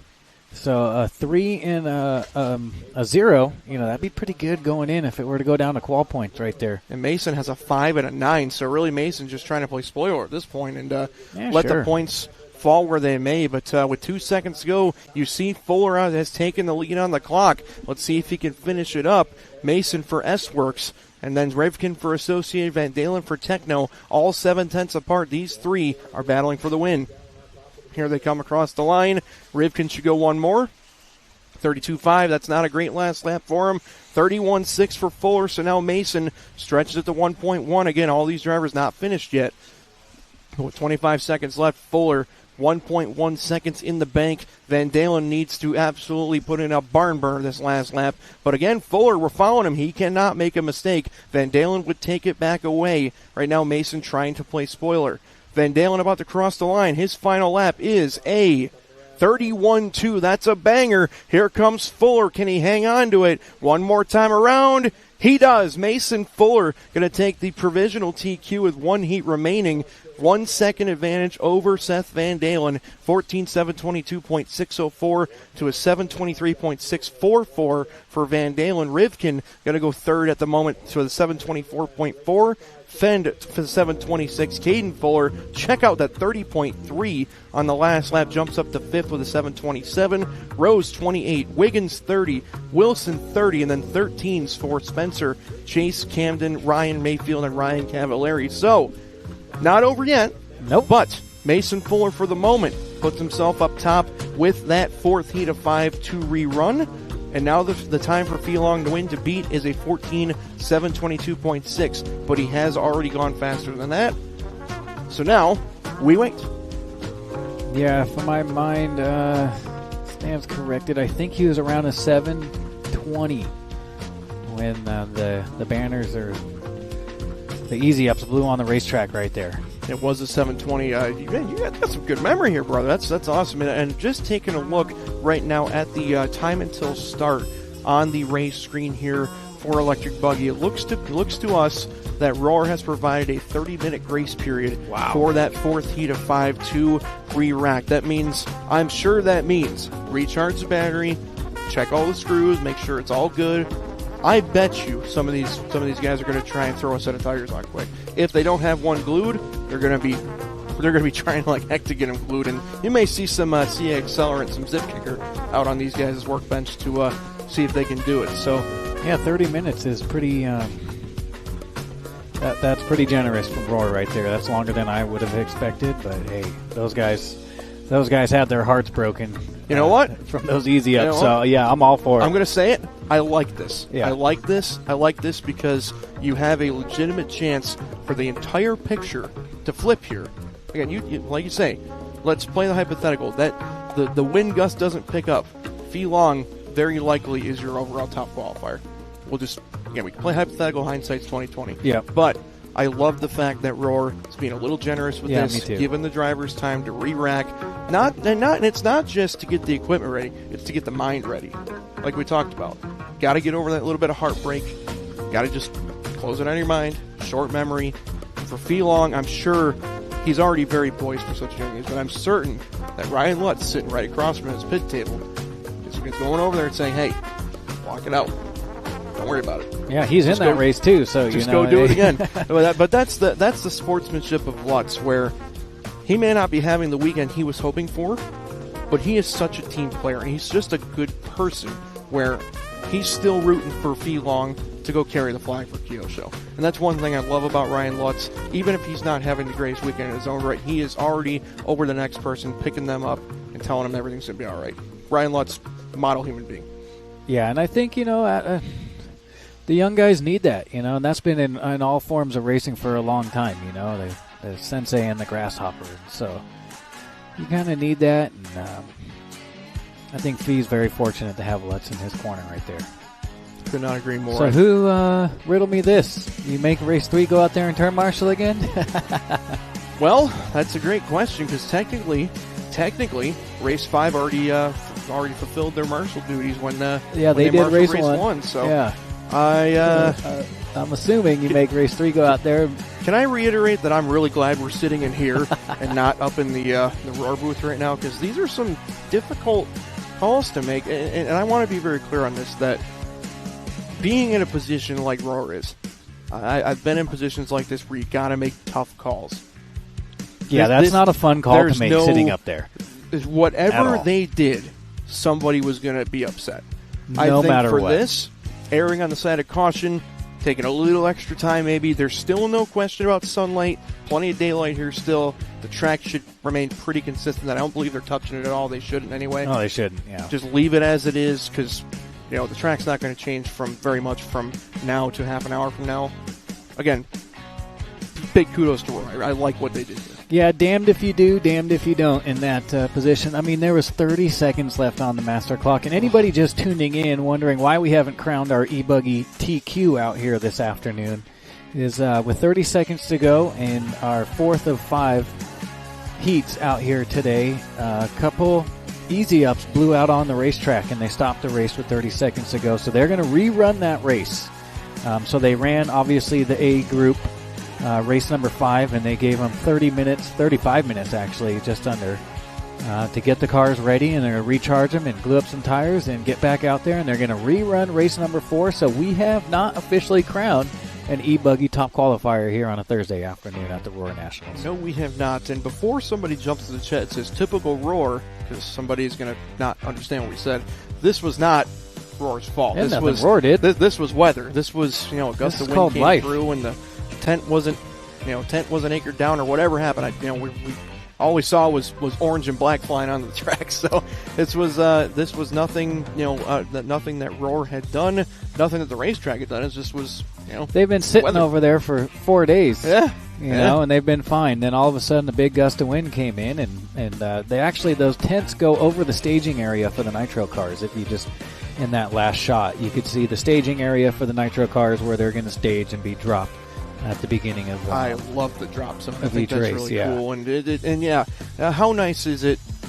How many races have you been to where it's 100 degrees in the shade, about 112 in the sun, and you're standing out there warming your car up, and the sun is just beating down on you. So just want to give another shout out to all the accommodations A-Main Hobbies has done, not just for the racetrack. Of course, they've done an awesome job on the racetrack, but they're making sure we're taken care of in here, Roar's taken care of, and so on.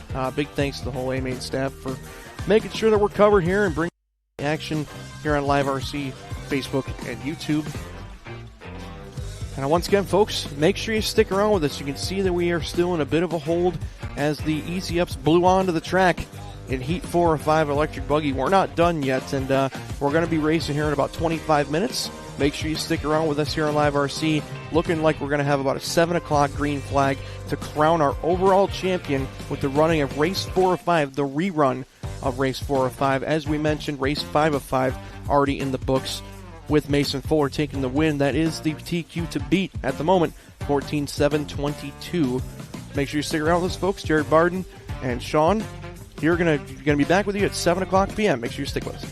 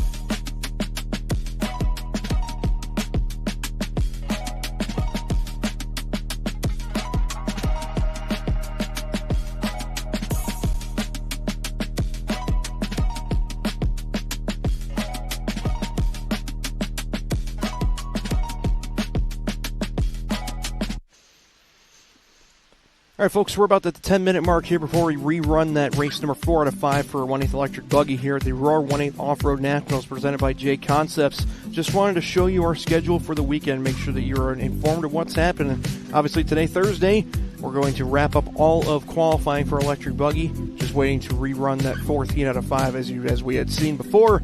The tent's blowing onto the track, as we now call it, Tent Gate here at the Roar Nationals. We will rerun that heat.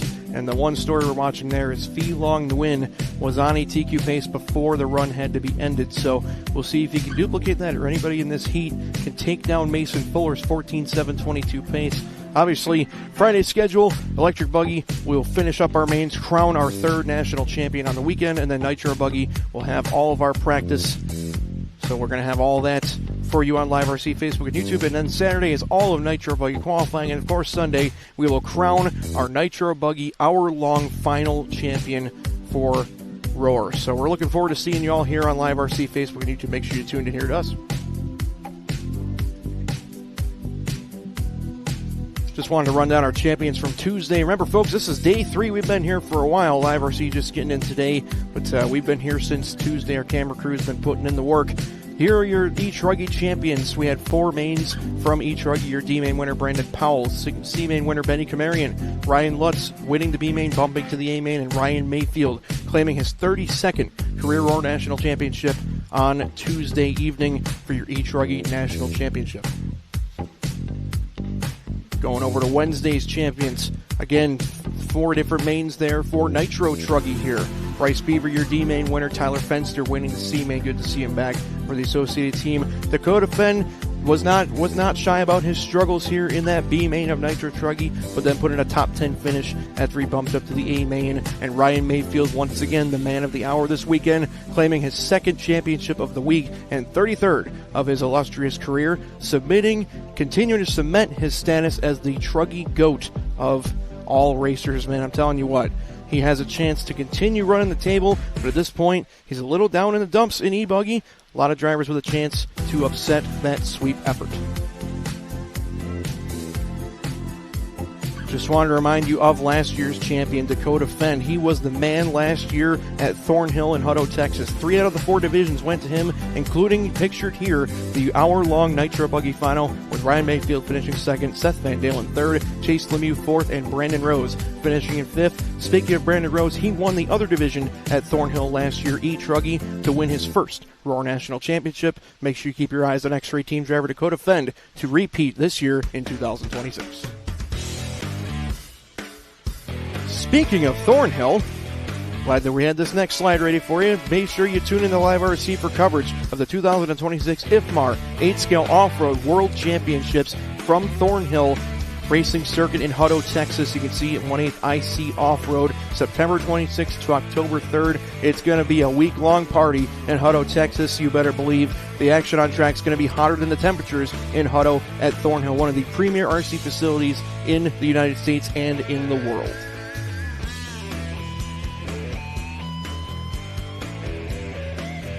Six minutes, folks. We're almost done. Almost done waiting. I know you folks have been resisting changing the channel. You've been trying to think of other things you got to do to get ready for work tomorrow, or just enjoy the rest of your evening. But make sure you give us about 20 more minutes of your time. We're going to crown our overall top qualifier here in Electric Buggy at the Roar 1/8 Off-Road Nationals, brought to you by J Concepts. 3 separate top qualifiers in 3 rounds of qualifying. It has been certainly a thrill to watch. Of course, you got to think about Seth Van Dalen, your round 1 TQ. Chase Lemieux, TQ in round number 2. Fee Long Nguyen from the B sort, TQ's round number 3, and he has a chance to claim the overall TQ if he can beat a 14.722 put up from Mason Fuller. You can see the track here. 5 minutes until we get back going, and this beautiful shot here from the driver's stand, thanks to our A-Main Hobbies track crew for putting in a fantastic layout. Of course, Factory Tracks, Anthony Westergaard and his whole staff coming in here and putting in a very fitting layout to crown 4 champions. We've already crowned 2 so far. And you can see just how much character this track is getting. This is that far Dragon's Back coming onto the front straightaway.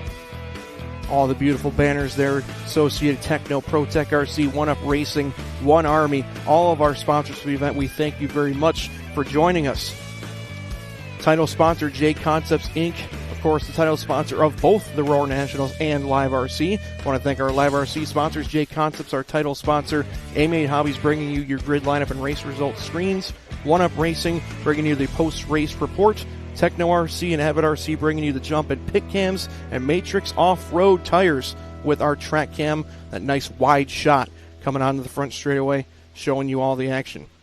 Also want to thank all the event sponsors. Again, J Concepts, title sponsor of the event, but also want to thank One Army Racing, Team Coyote, ProTech RC, A-Main Hobbies, Team Lucy Racing, J&T Bearing Company, One Up Racing, Team Marks RC Racing, and Vision Racing. Thanks everybody for joining us and making this a truly one-of-a-kind event. We are very much looking forward to crowning our national champions at weekend's end. For the Live RC staff, I'm Jared Barton on the play-by-play. I got Sean Sexy Leg Miller joining me in the color commentary. Absolutely could not ask for a better booth partner here. Sam Barczyk in production, making sure we got all our ducks in a row, making it look like you know what we're doing around here. Lucas McCabe and Travis Melton on the dynamic cameras, making it look awesome. I want to thank our Roar staff, Clayton Young, your president and race director, Cal Southworth, Vin Manchin, and Chris Crowder running tech, and Mike Braun, your at-track announcer. And of course, a big thanks to the whole A-Main staff for hosting us this year. Kendall and Kelly Bennett, the owners, along with Sean Clovis, Troy Hansen, and everybody here at A-Main Hobbies in Chico. You can see that everybody's starting to make their way up. Ethan Mechanic, that young man there on the pit lane, hailing from Shippensburg, Pennsylvania, X-Ray Factory team driver, home track LCRC Raceway in Oakland Mills, Pennsylvania. Fantastic racetrack on the East Coast, right in the middle of nowhere in Pennsylvania. Kevin and Krista Muma absolutely run a fantastic track, hobby shop, web store presence as well. We wish them nothing but the best for their Mugen Challenge event next weekend. Again, you can see the beautiful shots here. Plenty of sponsors, plenty of advertising space here at A-Main. As you can see, those tents have been removed from the premises here as they played a factor going into that fourth heat out of 5. They have since been adjusted. Those will be Nitro warm-up tents so that the Nitro drivers can get a little break from the sun while they're warming their engines. And you can see some corner marshals starting to make their way out to those orange buckets. And those look to be specially decaled buckets from A-Main Hobbies. I'm telling you, A-Main does it proper in every single facet. You can see a beautiful driver stand up on top of the C-Can. See that we're in for a treat here. The Roar 1/8 Off-Road Nationals presented by J Concepts. Thanks everybody for joining us on Facebook, Live RC, and YouTube. Everybody in the chat, make sure you let us know where you're watching from. We want to know who you're rooting for. And then let us know your thoughts on that crazy turn of events there before the end of race number 4 out of 5. The tents blowing onto the racetrack. That was probably a first for most of us seeing that happen. And we'll see if Thelong Nguyen can back up the magic he was working before those tents blew onto the track with 35 seconds remaining. His pace before the track got shut down was a 14 at 7:20. So if he can do just that, emulate what he just ran, he will unofficially be your overall TQ. Of course, a lot of things to happen between then and now. You can see the drivers are making their way to pit lane, setting their cars down. There you can see Julian Oliveras. You can see Lee Setzer giving him some encouragement there. Look at all those drivers. This is, again, Heat 4 out of 5, the rerun before the track was shut down. There is Setzer. Fantastic stuff right here. You can see Hanato Tradardi Jr. just to his left. There's Jimmy Fish back in the blue Techno shirt, taking his spot. And these are some bad drivers right here. This is your B sort, and you see many household names. A lot of you guys watching may see your local hot shoe at your racetrack, and they're scrapping for A-Main spots at this present moment. 3 different TQ runs, and again, top 12 cars will transfer directly to the A-Main tomorrow, and there are bump-ups here at the Roar Off-Road Nationals here this year. So 1 through 12 make the A, 13 through 24 would be the B, and we take 3 bump-ups from the lower mains. See Ryan Lutz, the tallest man in RC, taking his spot on the driver's stand. And we're about to get this thing rolling, ladies and gentlemen. We're in for a treat. Thank you for sticking around with us. We appreciate you sticking it out. You're in to be rewarded for that. And Sean Miller, I don't think you could ask for a crazier way to end this day on Thursday. Still only the third day here in Chico, California, but could you have ever scripted this? I don't think you can, Jared. I mean, about 40, if you want to go back and see what we're talking about with about 45 seconds to go in that fourth heat of 5 here in round number 4, you'll see the couple tents blow onto the track. So about 47 minutes ago, if you're watching live right now, if you go back about 47 minutes, you'll actually catch kind of the chaos that has brought us to this point right here. And not expected, but it is what it is. And they gave these guys, we actually ran race 5, and then they gave them about 33 minutes after that to get these cars fired up. So, I mean, what kind of work do you think they did on the cars? You think they rebuilt diffs and shocks and stuff, or you think just new set of tires and clean the car off and go? Well, let's be honest with you, Sean. I mean, again, everybody's got a different procedure, but at this point, if they gave you 35 minutes and your car was pretty good, I wouldn't touch the diffs and the shocks, and not just for the performance factor, but what are the chances you leave a screw loose, you leave a shim out and the mesh is wrong, or something silly like that happens where you're thrashing a little bit. 35 minutes sounds like a lot of time until you got half the car torn apart. So if it was me in that situation, I'm putting myself in the racer's shoes in that point. I would go back, peek the battery off, make sure my screws are all tight, make sure there's no dirt underneath the droop screws that's making things bind. Maybe glue up a set of tires if needed. If you already had one on your person, then great. Just make sure that those glue lines are all perfect. You bolt the tires on, give them one extra crank with the wheel wrench, and honestly, if I'm feeling to win, I send my car right back out there the way it was. It was clearly the best car on the racetrack, and honestly, with the way the track has stayed the same, I go with the same set of tires. Oh, really? Even after the 7-minute run, huh?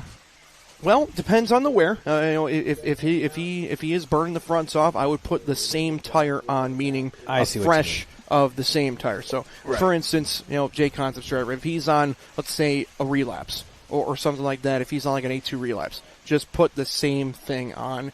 Don't change a thing. There is, I think, a bit of a mental advantage now, knowing that Felong knows the time he has to beat now.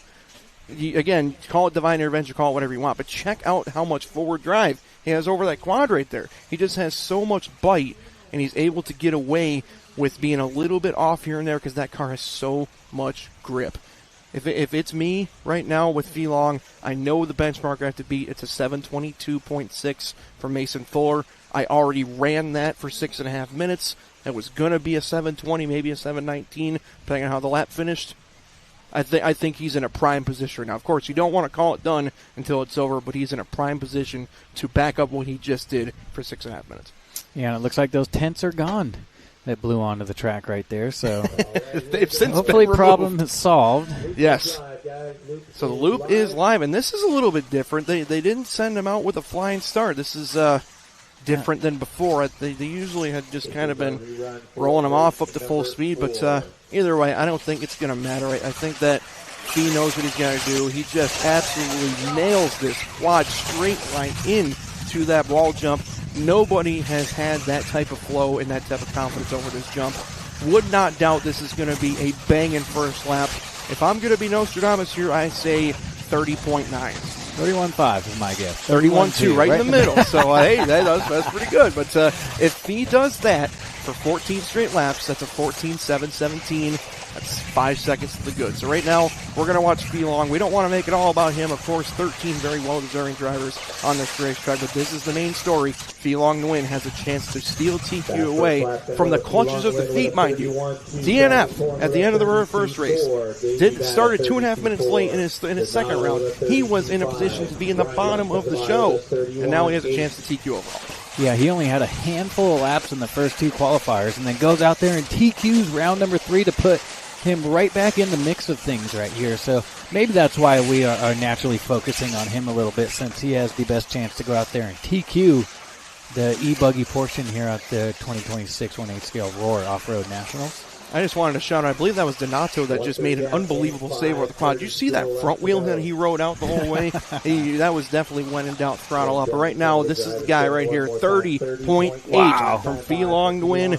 Great way to back up a 31.6. He is on a TQ pace with a minute 45 and 5:15 left to go. Davey Bada in that second spot. Aiden Horn will be running third currently. But only 2 drivers on that 14-lap pace, so you got to think. You wonder if the track has degraded a little bit. Maybe sitting out in the sun wasn't good for it. But at this point, I don't know if these B-sort guys are going to be taking advantage of their rerun other than your leader, Felong.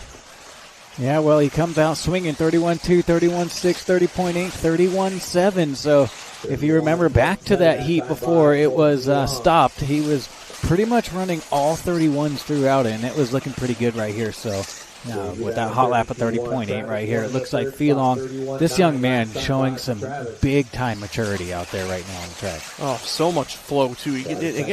These drivers are the best in the business. I'm just watching the behavior of that car. It has so much bite. Wow, what a save right there from Davey Bada. But that car has so much bite. It changes directions. It keeps the back end under it. It flies perfect. He straight lines after that quad.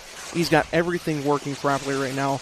You really hope that nothing goes haywire here, because we were all heartbroken for him. It was all but decided when the Easy Ups had their malfunction. So right now, Felong doing business as usual, but check out Aiden Horn making the best of his second go around here. 14 at 7:29. Aiden is definitely a bubble guy right now. He needs some help right now, looking to go 8th overall for the round at a 14.729. Then it's going to be 13th all the way down the board for Horn, Bada, Fishback, Donato, Tyler, Lee, Frankie, Ethan, Julian, Ryan Lutz drops to 12th, and Hanato in 13th on a 12-lap pace.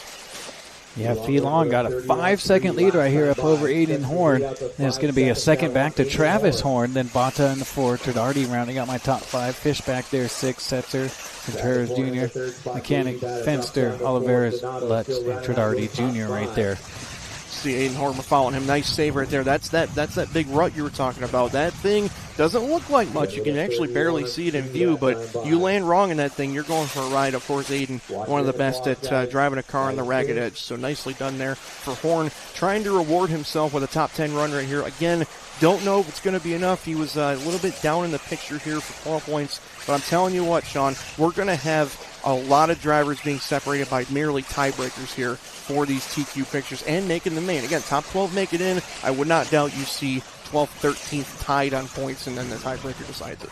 Yeah, Felong looking locked in right here. 31-3, 31-2, 31-2 his last 3 laps right here. Bunch of traffic, but Oliveras bails wide for him again. These guys get it. These pro drivers, they understand what's going on, and that's the best part of watching pro-level racing, is the race director doesn't need to babysit these guys. They know what's going on. They see him coming. It's a foregone conclusion, and I love that the racers are letting themselves settle it out, not letting lap traffic be a factor. They're just letting this play out. And Felong has been perfect to this point. 4:50 in, 14 at 7:18. He is currently just under 4 seconds to the good, so that's not terribly comfortable, but it's still looking very good. Watch this quad right here, just gorgeous. Again, he even lands it over jumping it, and he still is able to just correct it, set it down right in the corner. This is otherworldly stuff we're watching. I've not yet seen a car that can do what he's doing right now. Yeah, that K car is looking pretty good right there. A little shout out for Yuichi Kanai right there. So let's see. I think Lutz was running, I don't know, second or third when they had to rerun that race. Both K cars right there. Lutz not quite having the run we're looking for. A little mistake right there from Felong. Just a minor one again over that quad. A little short. Saved it, but that's going to give away that mulligan that he had. He had about 4 seconds to play with. That's going to really tighten things up, and now Felong has not made it easy for himself. And again, with Mason Fuller not really being in the points picture, it may go down to tiebreakers if Felong falls behind the pace, but he's still 2 seconds to the good on a 14 at 7:20. He has to beat a 7:22.6. He's on a 7:20.7 right now, 1.9 seconds of insurance with 1 minute to go.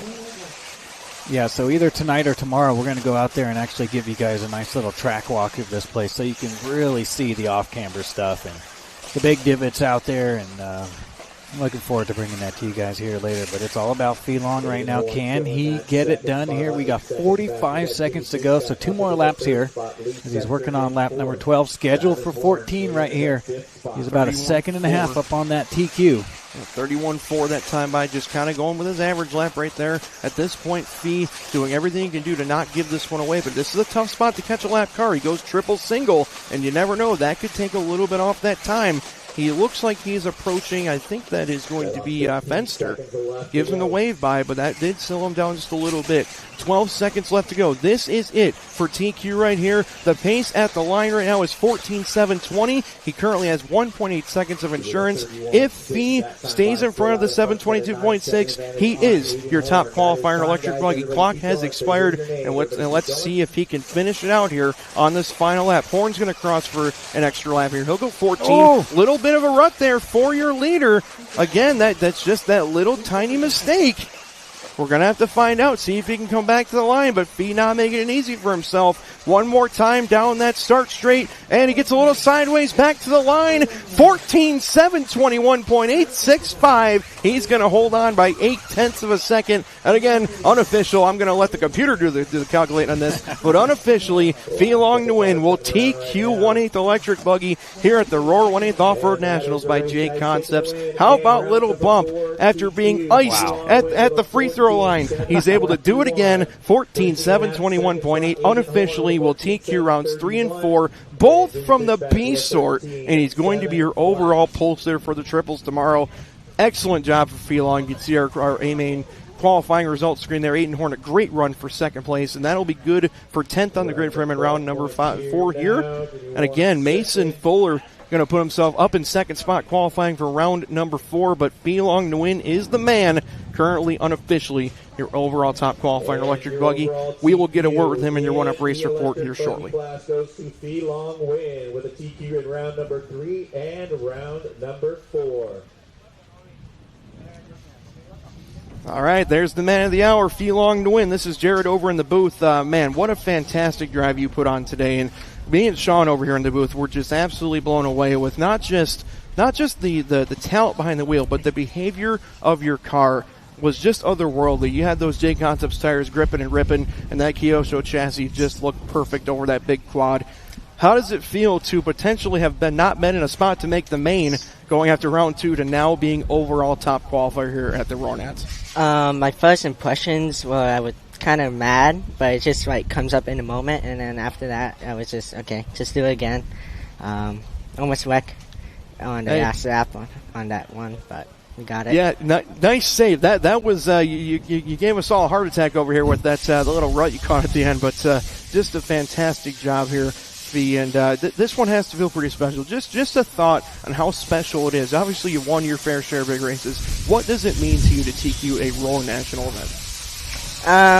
It means a lot. Just got to bring it home, pretty much. I like it. Seal the deal, man. Business as usual. Hey, obviously, a lot of great people and companies have gotten you to this point. Who all would you like to thank for this TQ effort?